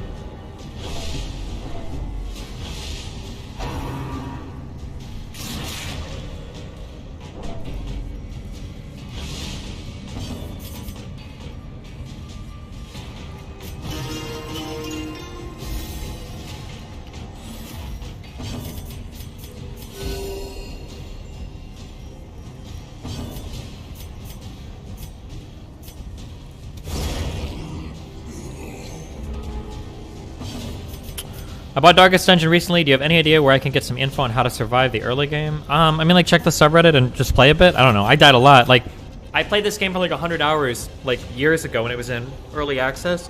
And then when I came back and played it this time, I think I restarted probably, what, like 10 or 15 times before we actually got a run going. Like, I would recommend the wiki, though, depending on how you like to play, because there's a lot of stuff in this game you have to learn just by, like, trial and error, which I think is kind of unfortunate. But, I mean, it's the nature of the type of game it is.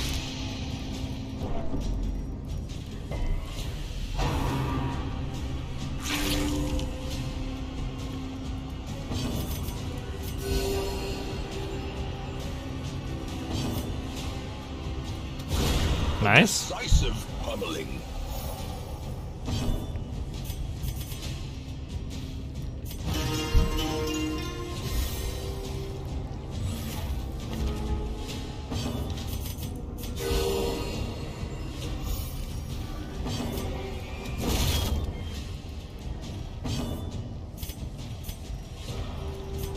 You played Slay the Spire? Yeah, I think it's a good game.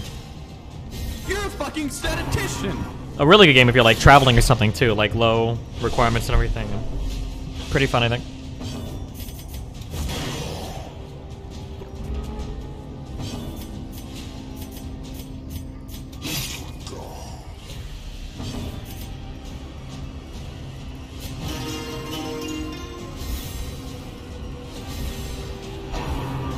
Ew. Nice. Are you gonna play Darkest Dungeon 2? Yeah, almost for sure. Oh, why am I wasting my crits on the person that doesn't need the health?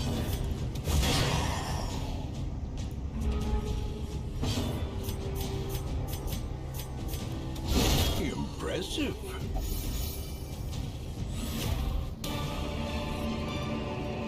Foolish horrors. All right. Brought low and driven into the mud. We have one more battle before the boss.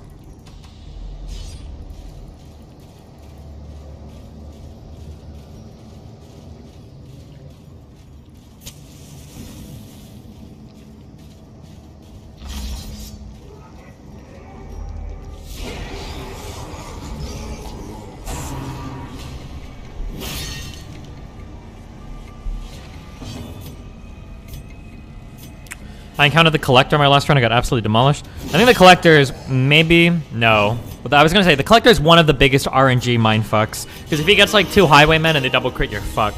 But in actuality, the dumbest RNG shit in this game is probably like Spiders or Hounds. Where like if the fight starts and you get like surprised, they can get like 8 attacks in a row and just like completely kill 2 of your characters without any response whatsoever. Which is pretty dumb, I think.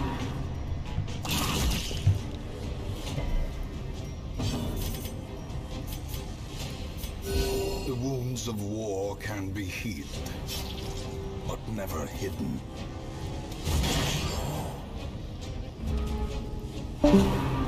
Fuck you, Dan.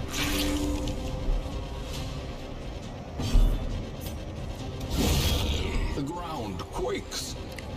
Is it worth it to do dungeons in pure darkness? I don't think so. Some people like to. I think that's like a challenge, that shit. I would never like...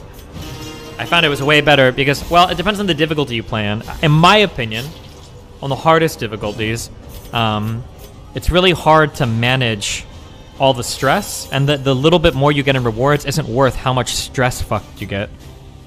That's how I view it, but...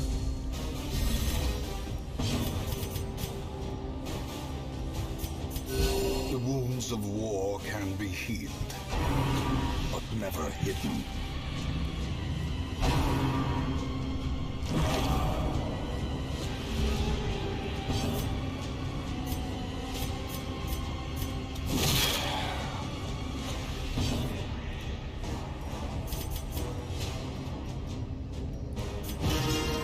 You should check out Kenshi at some point. It's ruthless. I already played and kind of beat Kenshi. That was a really fun game though. Although I think I unintentionally lucked into like the best strat you could ever do or whatever. I don't know.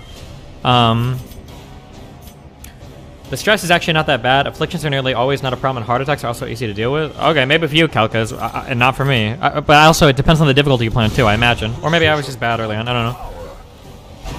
For Kenshi, I did the thing where you like mine a lot early on, and you can like, because as your characters carry shit, you like level your strength. So I had a bunch of people that were, her strength levels were getting like infinitely leveled, and then like I had a fuck ton of money from like delivering ores and shit. So.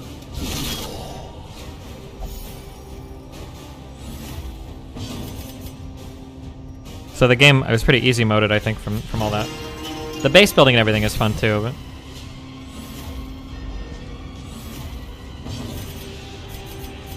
Nice! That's what we needed. Dude.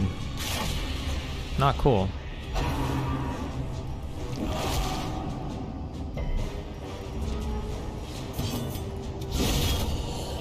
What are your plans for games after Darkest Dungeon? I don't know.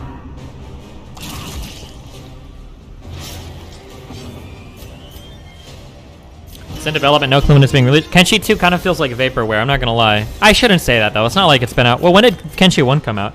I feel like information on its release is like so scant and hard to come by and like so indecisive that it feels like one of those games that will never come out, but I mean, I hope it does.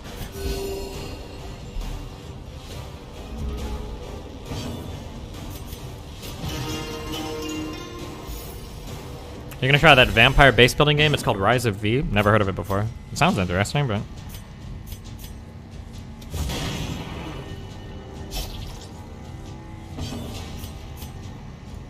Dude, chill on the crits. Fuck. Seize this momentum. Push on to the task's end. Okay. 8 HP bandage? Yeah, we'll take that. You said we don't get hunger checks in this dungeon ever, right?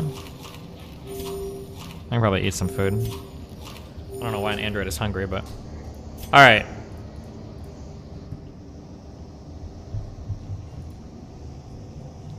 You played Prison Architect? I have, but it feels like a worse version of RimWorld in every way. Which sounds really mean to say, I don't mean it that way, but like...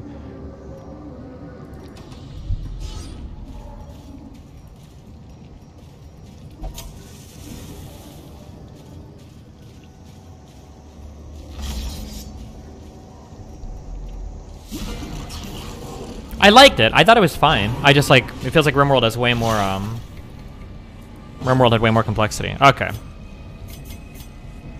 Polyps. Do I ignore these things or should I kill them?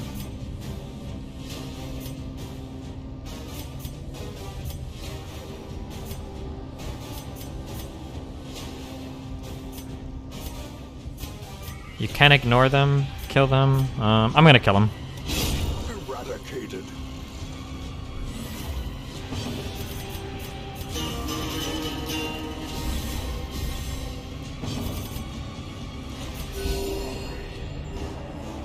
Can I please get my guard off? No, you're gonna do this right away. Fuck you.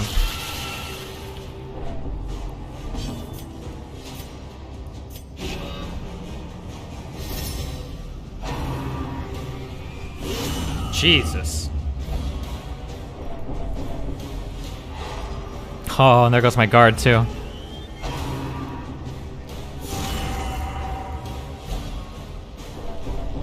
Okay, 2 crits in a row. Okay, okay. We do a little bit of trolling.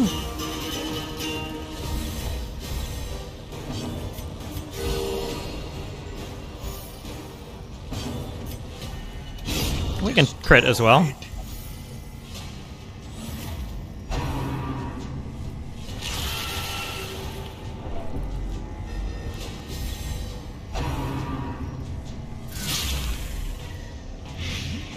$10 damage per round. Holy shit. Let's chill it out a little.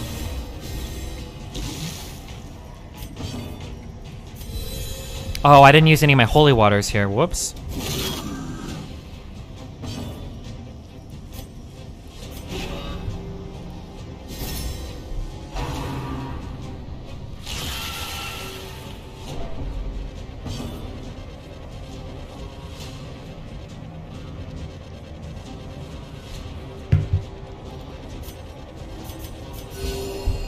Compassion is a rarity in the fevered pitch of battle.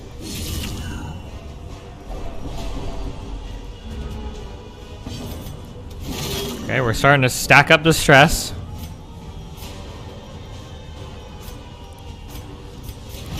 Probably cure a little bit of it. The wounds of war can be healed, but never hidden.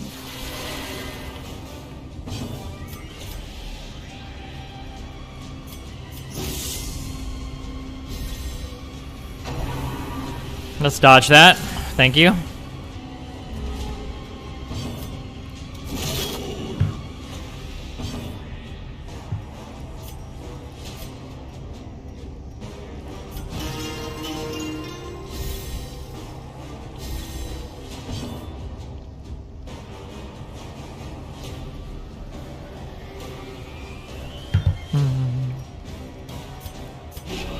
Have you played any of the Mountain Blades on Steam or stream? Nope.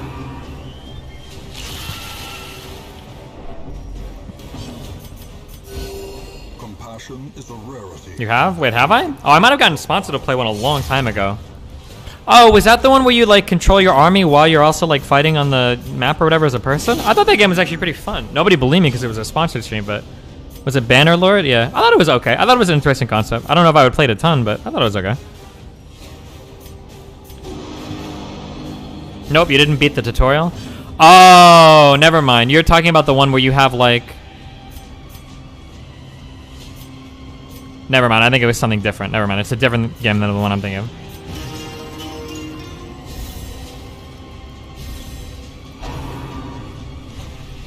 The sword play me, yeah, some dumb shit like that. Yeah.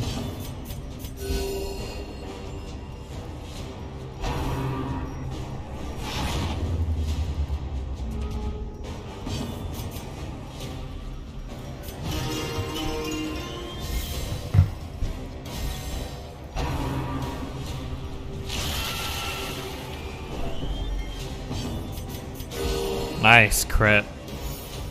Okay, we're good. We're good. This dungeon is dumb. Okay, we're done. We're done with this dungeon. It's over.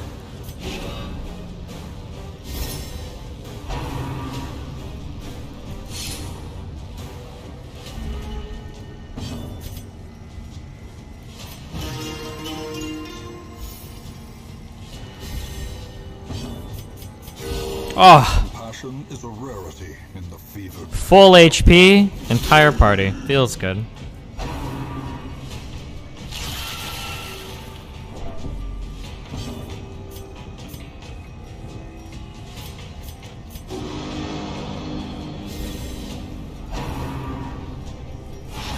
Ouch. What is his dodge right now? Oh my god, 45, 58. Oh, we got a lot of dodge on this party.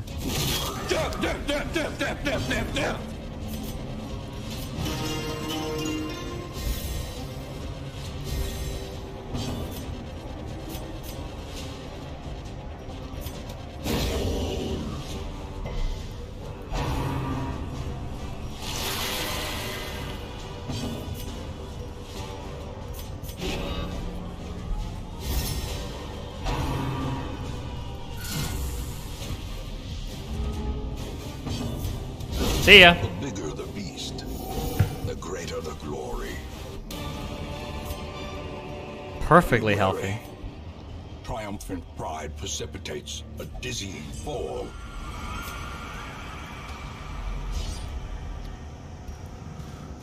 Okay, 1, 2, 3 battles left. No, not even, like 2 battles left. Is it worth it to go after the chest? Do I want anything in here? It's probably like an ancestral trinket, huh? Because I feel like I could go grab that chest to the right and be just fine.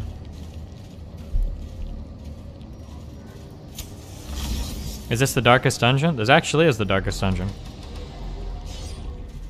It's not that important? Well, I'm not asking if it's that important. Is there like anything in there that could be worthwhile?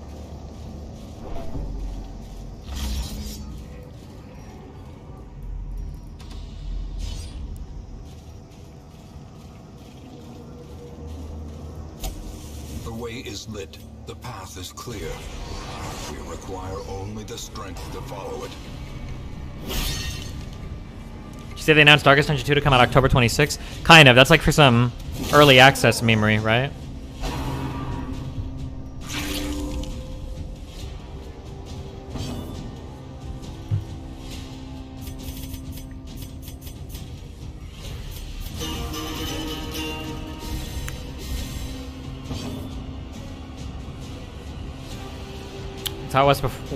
It's how it was before where most of the game is made Destiny. What?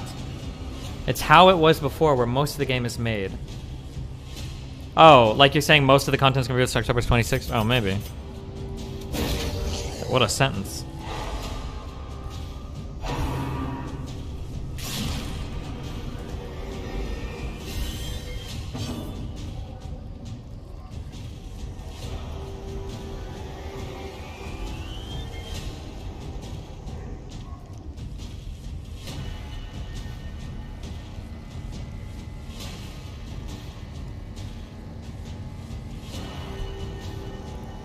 My sister's been playing this resource management game called Spiritfarer. Looks interesting enough. Oh, have her DM me. I'm sorry, I don't know why I said that.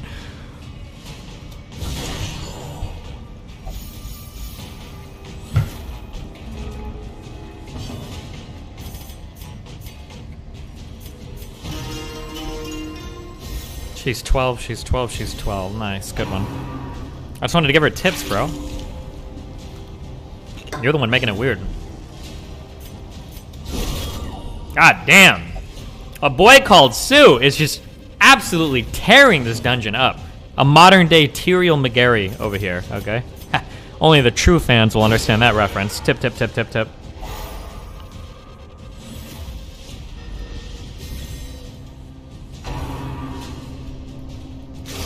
Ah, not cool.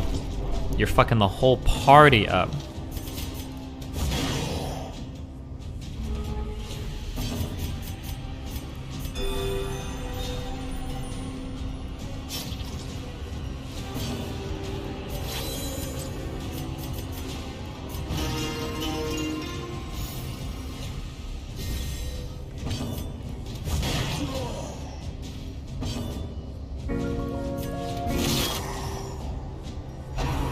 Will I get chicks if I learn to do sweet backflips? Yeah.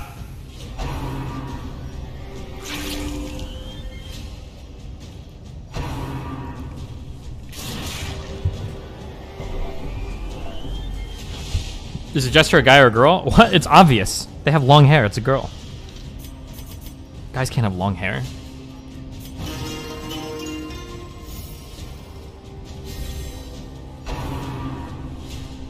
Are you guys ready for Attack on Titan season whatever the fuck?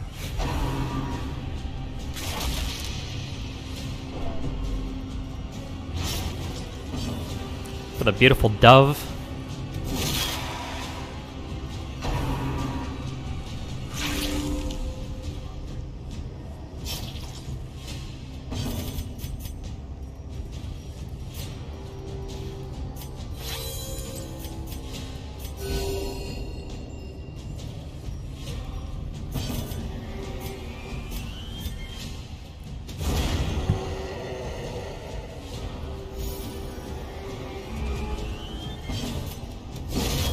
Damn.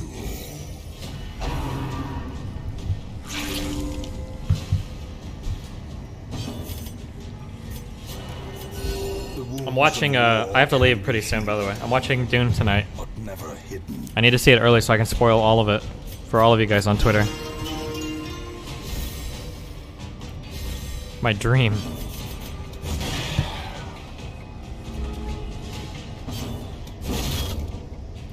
No D&D today? Yeah, I'll come back for D&D. D&D's not for like fucking 5 hours or some shit, right?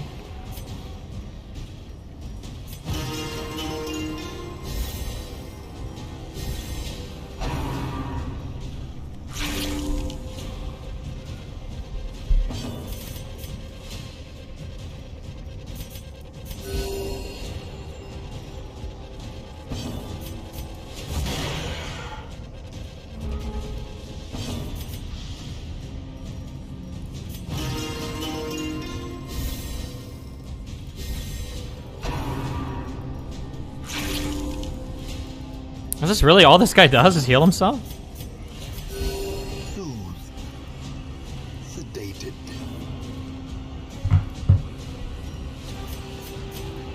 Fuck! Obliterated. Actually, that's okay. I have 5 stress, that's good. When it comes time to talk to my mom, is there any way I can send her Discord to private call her? I don't live in the same city as her, so it'll be annoying trying to tell her to navigate. Yeah, for sure. If she really wants to.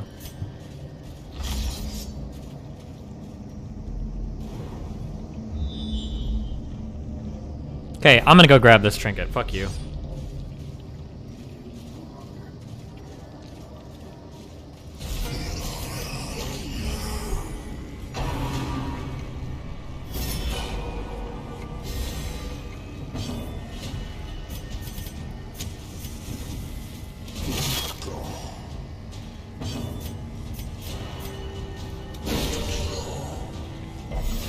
As the light gains purchase, spirits are lifted, and purpose is made clear.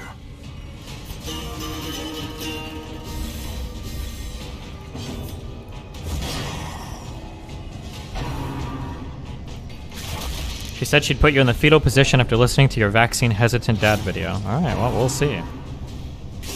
To a killing blow.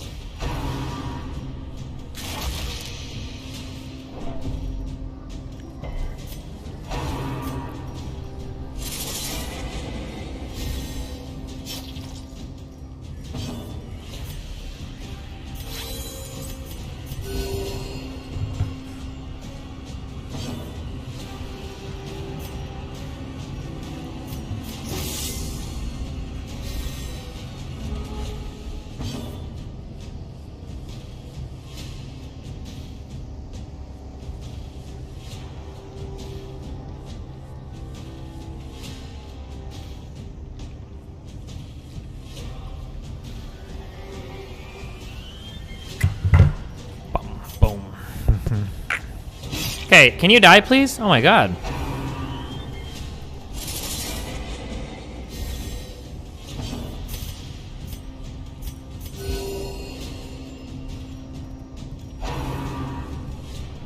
Oh my god. We're really gonna just fuck my shit up right now, aren't we?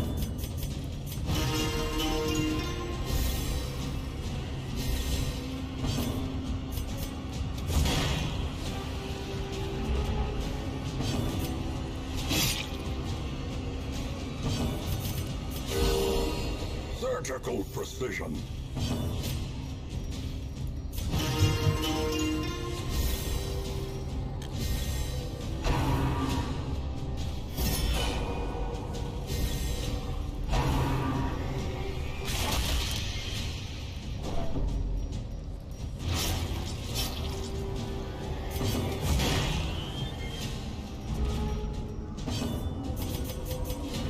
Thank you.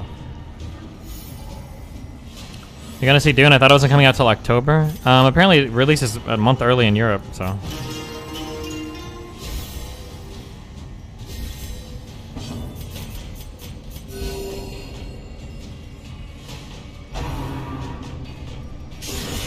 Death waits for the slightest lapse in concentration.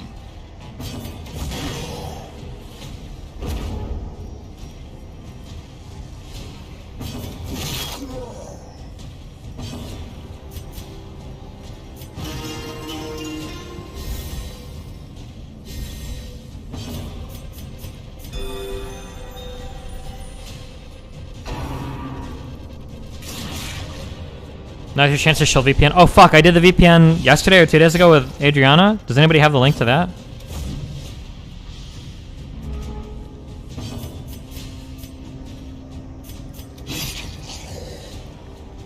Someone here's got it.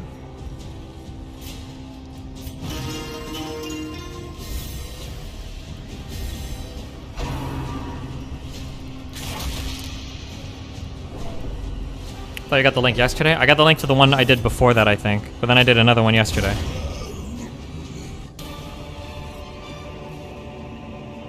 Remind yourself that overconfidence is a slow and insidious killer. Reminded. Noted. Thanks, Scoot Destiny. Wait, that's one. Didn't I do another one? Hold on. Was this one I did with Adriana?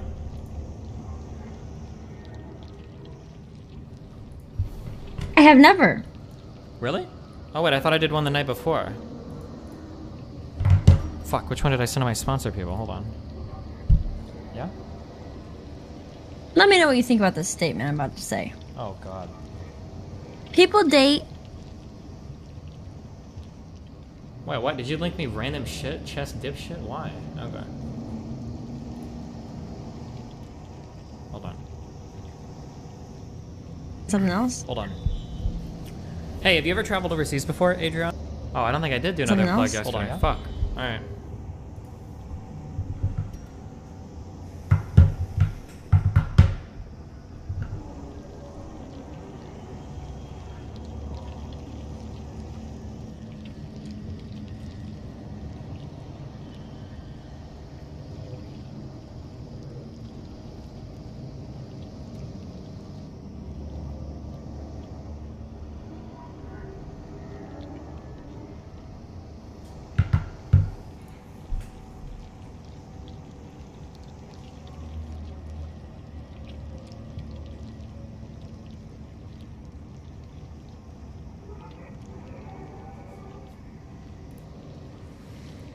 You just stopped right before Destiny. Wait, I stopped right before what? Wait, hold on. Did I do another one earlier on? Wait, 1 second. Yeah?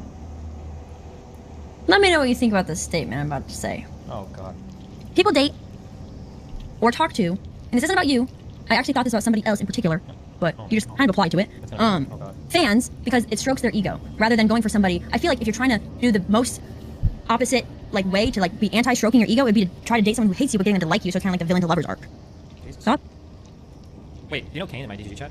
What? This is not anything. Okay, I don't know why you made me go back and listen to this stupid shit. The other one we've gone overseas? Yeah, I already sent that one. I didn't know if I'd done another one. I need to do one more today before I leave.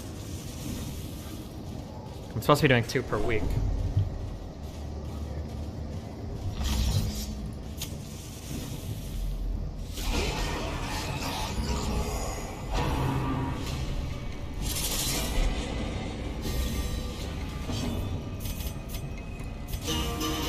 The overseas clip was the ad read? Yeah, I think I already did that. I already sent that one on. I thought I did a second one this past week, but I've only done one, I guess.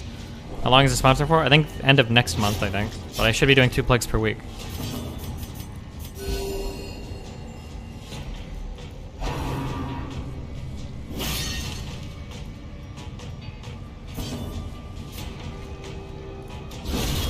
Annihilated. Nice.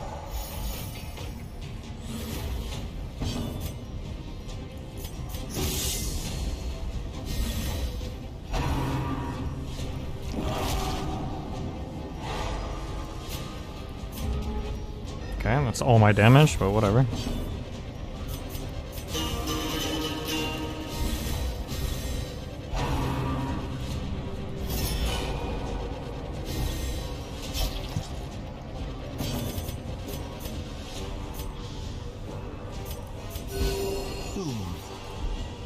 Sedated.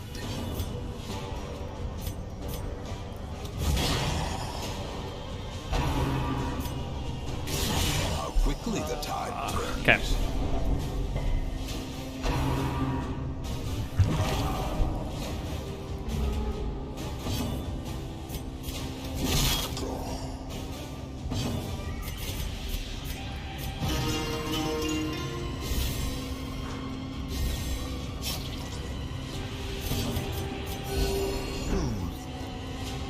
Sedated.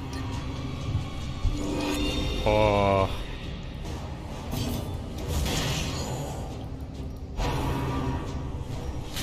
Nice dodge.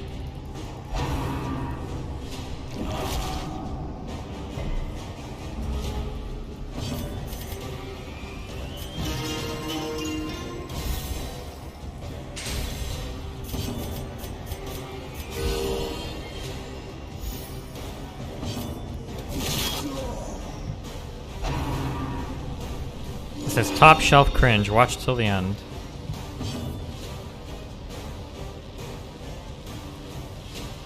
Second day of online class, and this man is making me want to drop out already. I thought there would be a personal introduction section for this course if we're working as teams. Like. Oh, well, that, we kind of work in small groups and get to know each other as we go. And, I have done personal introductions, and I actually did them in my in-person class, but it's so slow, it takes so much time. So I decided to pass on that this semester. We did that in my in-person class, and we still got further in the slides than we did online. So I'm hoping that we'll I'm just gonna throw this surprise at the wall right now then. What's Hello. that? Oh no! Oh god! Oh god! Oh no! Oh, who linked that? Oh god, you're getting IP banned. Show it on stream. It's they're in a Zoom call, and he just turned his webcam on, and he's like an anime VTuber avatar. Oh. Hello. Oh. Yeah, I was gonna do this whole bit. It's not worth it anymore. Oh, introduce yourself. We'll take a minute. Everybody, I'm sure, wants to hear you introduce yourself with this. Go ahead. Nah, I don't.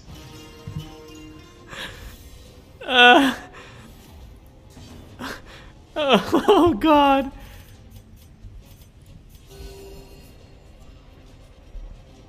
Link it to Melina. Mel? Somebody's gonna link you something. You gotta watch something. I don't know. And somebody post it in chat again.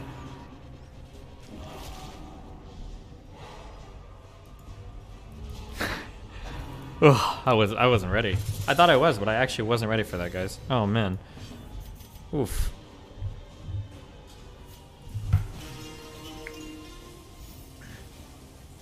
Also, hold on.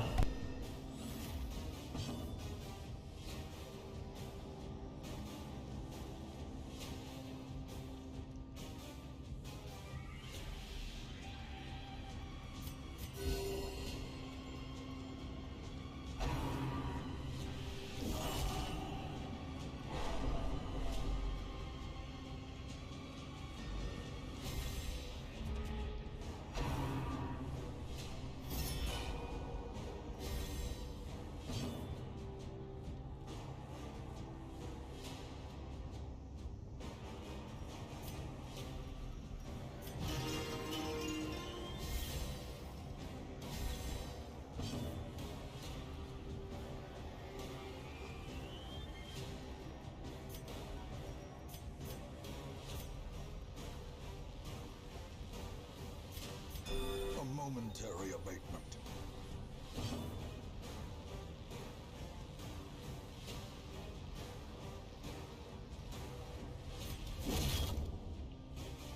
Fuck, I'm running out of time, guys. Alright. We're speedrunning.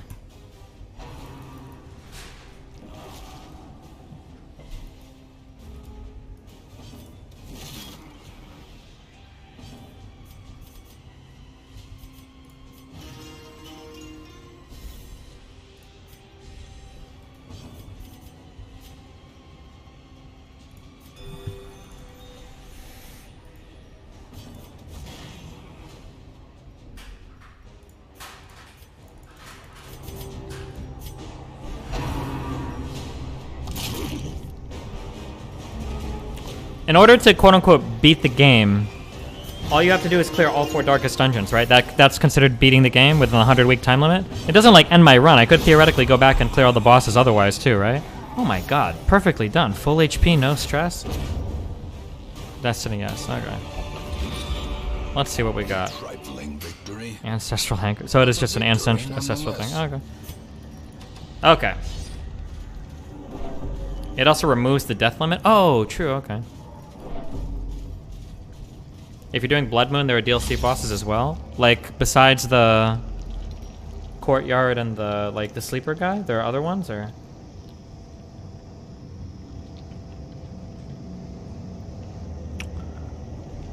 I'm gonna playing the Moonshine ability? Shut the fuck up. Okay. What am I doing? What am I doing? Wait, what am I looking for? This is the bosses up here, right? Yeah, okay. I don't even know if I really need this camp, but whatever. Of respite. A chance to steel oneself against the coming horrors. Plan takedown. More damage and crit. Dodge and crit, or accuracy and lots of crit. Or protection and damage. Probably dodge and crit is better. Destiny, when are you going to set up an OnlyFans? We all want to see some dirty League content. Good question. Ask your mom.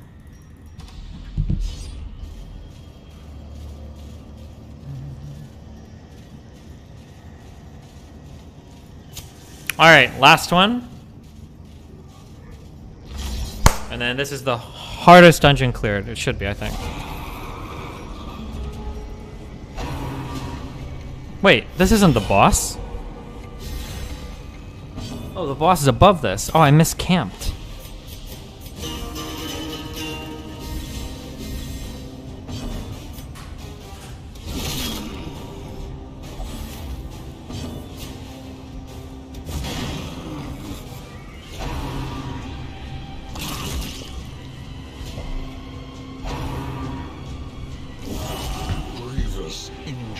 Oh man, really? Are you actually gonna fuck me? Right before the boss?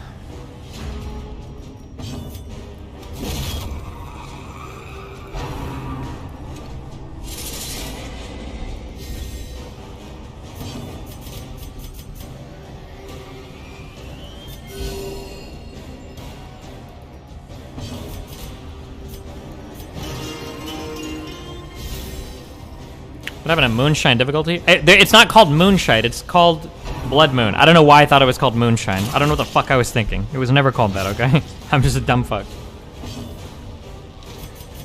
Wait! Never mind. What? You look like you went to the gym. Yeah, you're fucking better. Trying to sneak you the gains without me? The fuck, no. Yeah, wait, do you want to just Uber, or? Okay, because it's not that far away, but...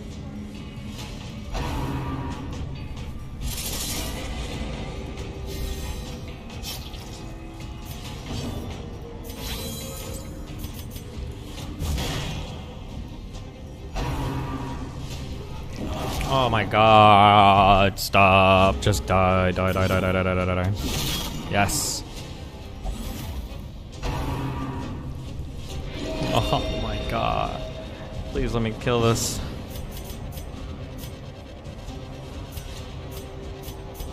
Why do I even have this ability?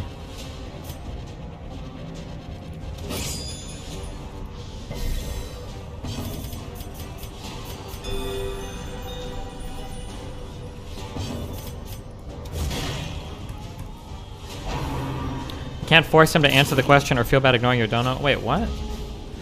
Thoughts on the... Oh, no, shut up. Okay.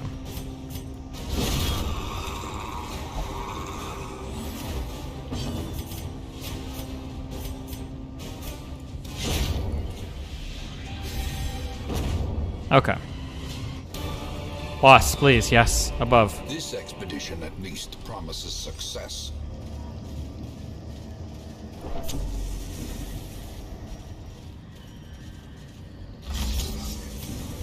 Oh, I forgot to use this dumbass holy water. I'm so stupid.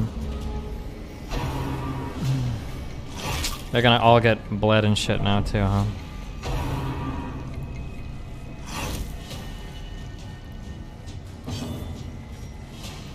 Holy water. Battle ballad. Holy water. Heal.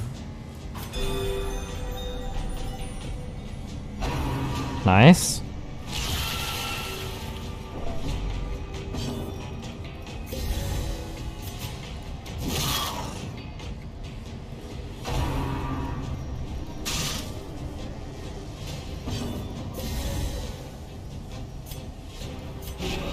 guard.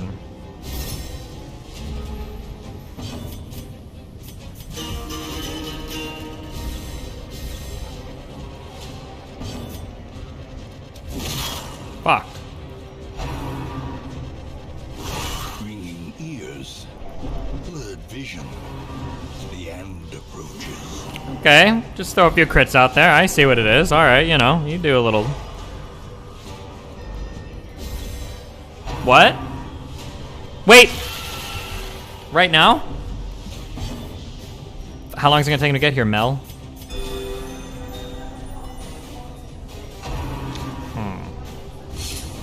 We wanna get stuff. Oh. Okay, Mel. Wait, give me 3 minutes and then call it, okay? 3 minutes. 3 minutes, okay? No, I don't know. I don't know what it... Never mind. Well, I hate Swedish, Mel.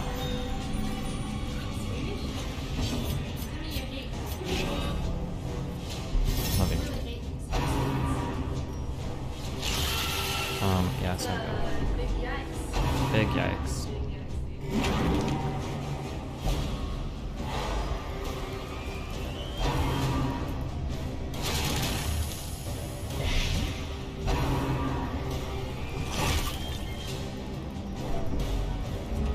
Wait, what is happening to my team? Why are we getting shuffled around so much?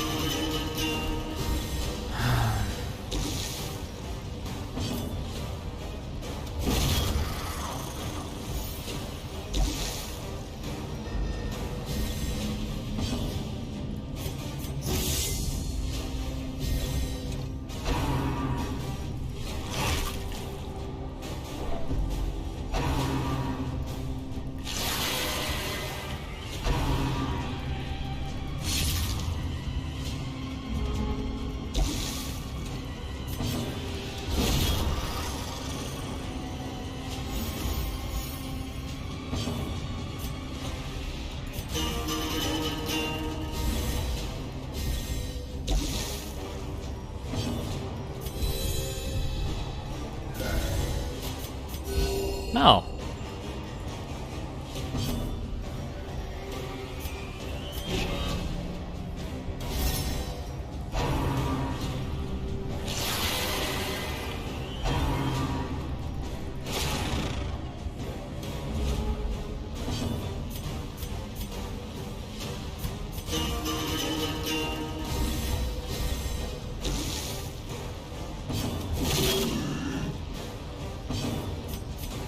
Come on, go, go, go, go, go, go, go. I might just have to finish this when I come back.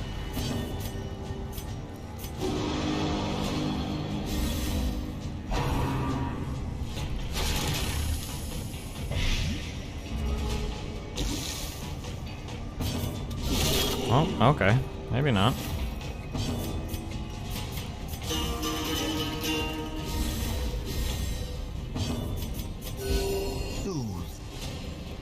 Sedated.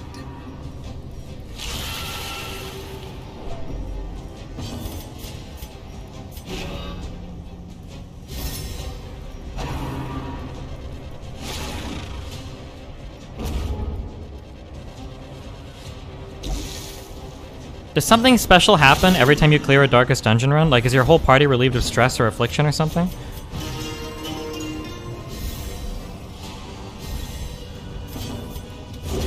Prodigious size alone does not dissuade the sharpened blade.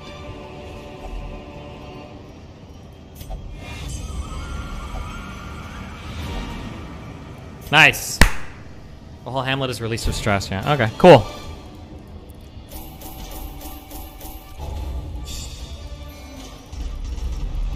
Alright. I love you guys. Alright, ready. Unyielding. Replaced Gothic.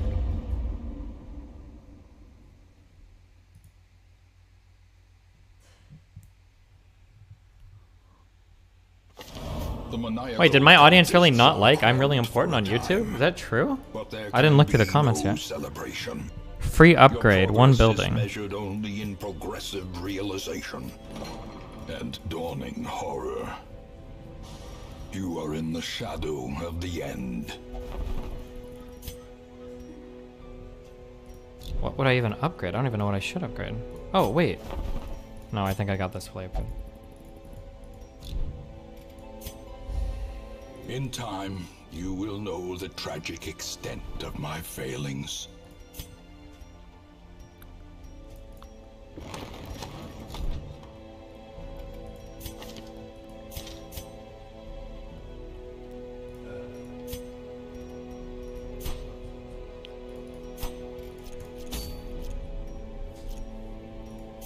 We're on week 65 with only 2 dungeons left to clear.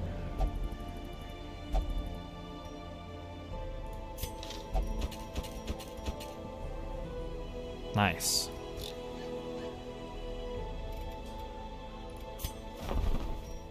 Level 3 Hellion? Okay. Barbaric rage and unrelenting savagery make for a powerful ally.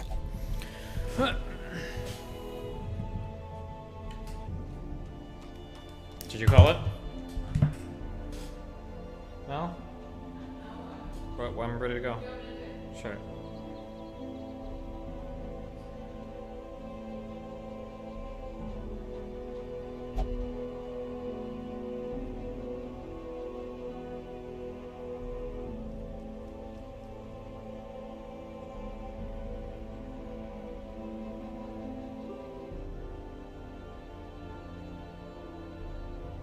Oh, okay. I love you guys. It's been fun. I'll be back in a few hours after for D&D, so.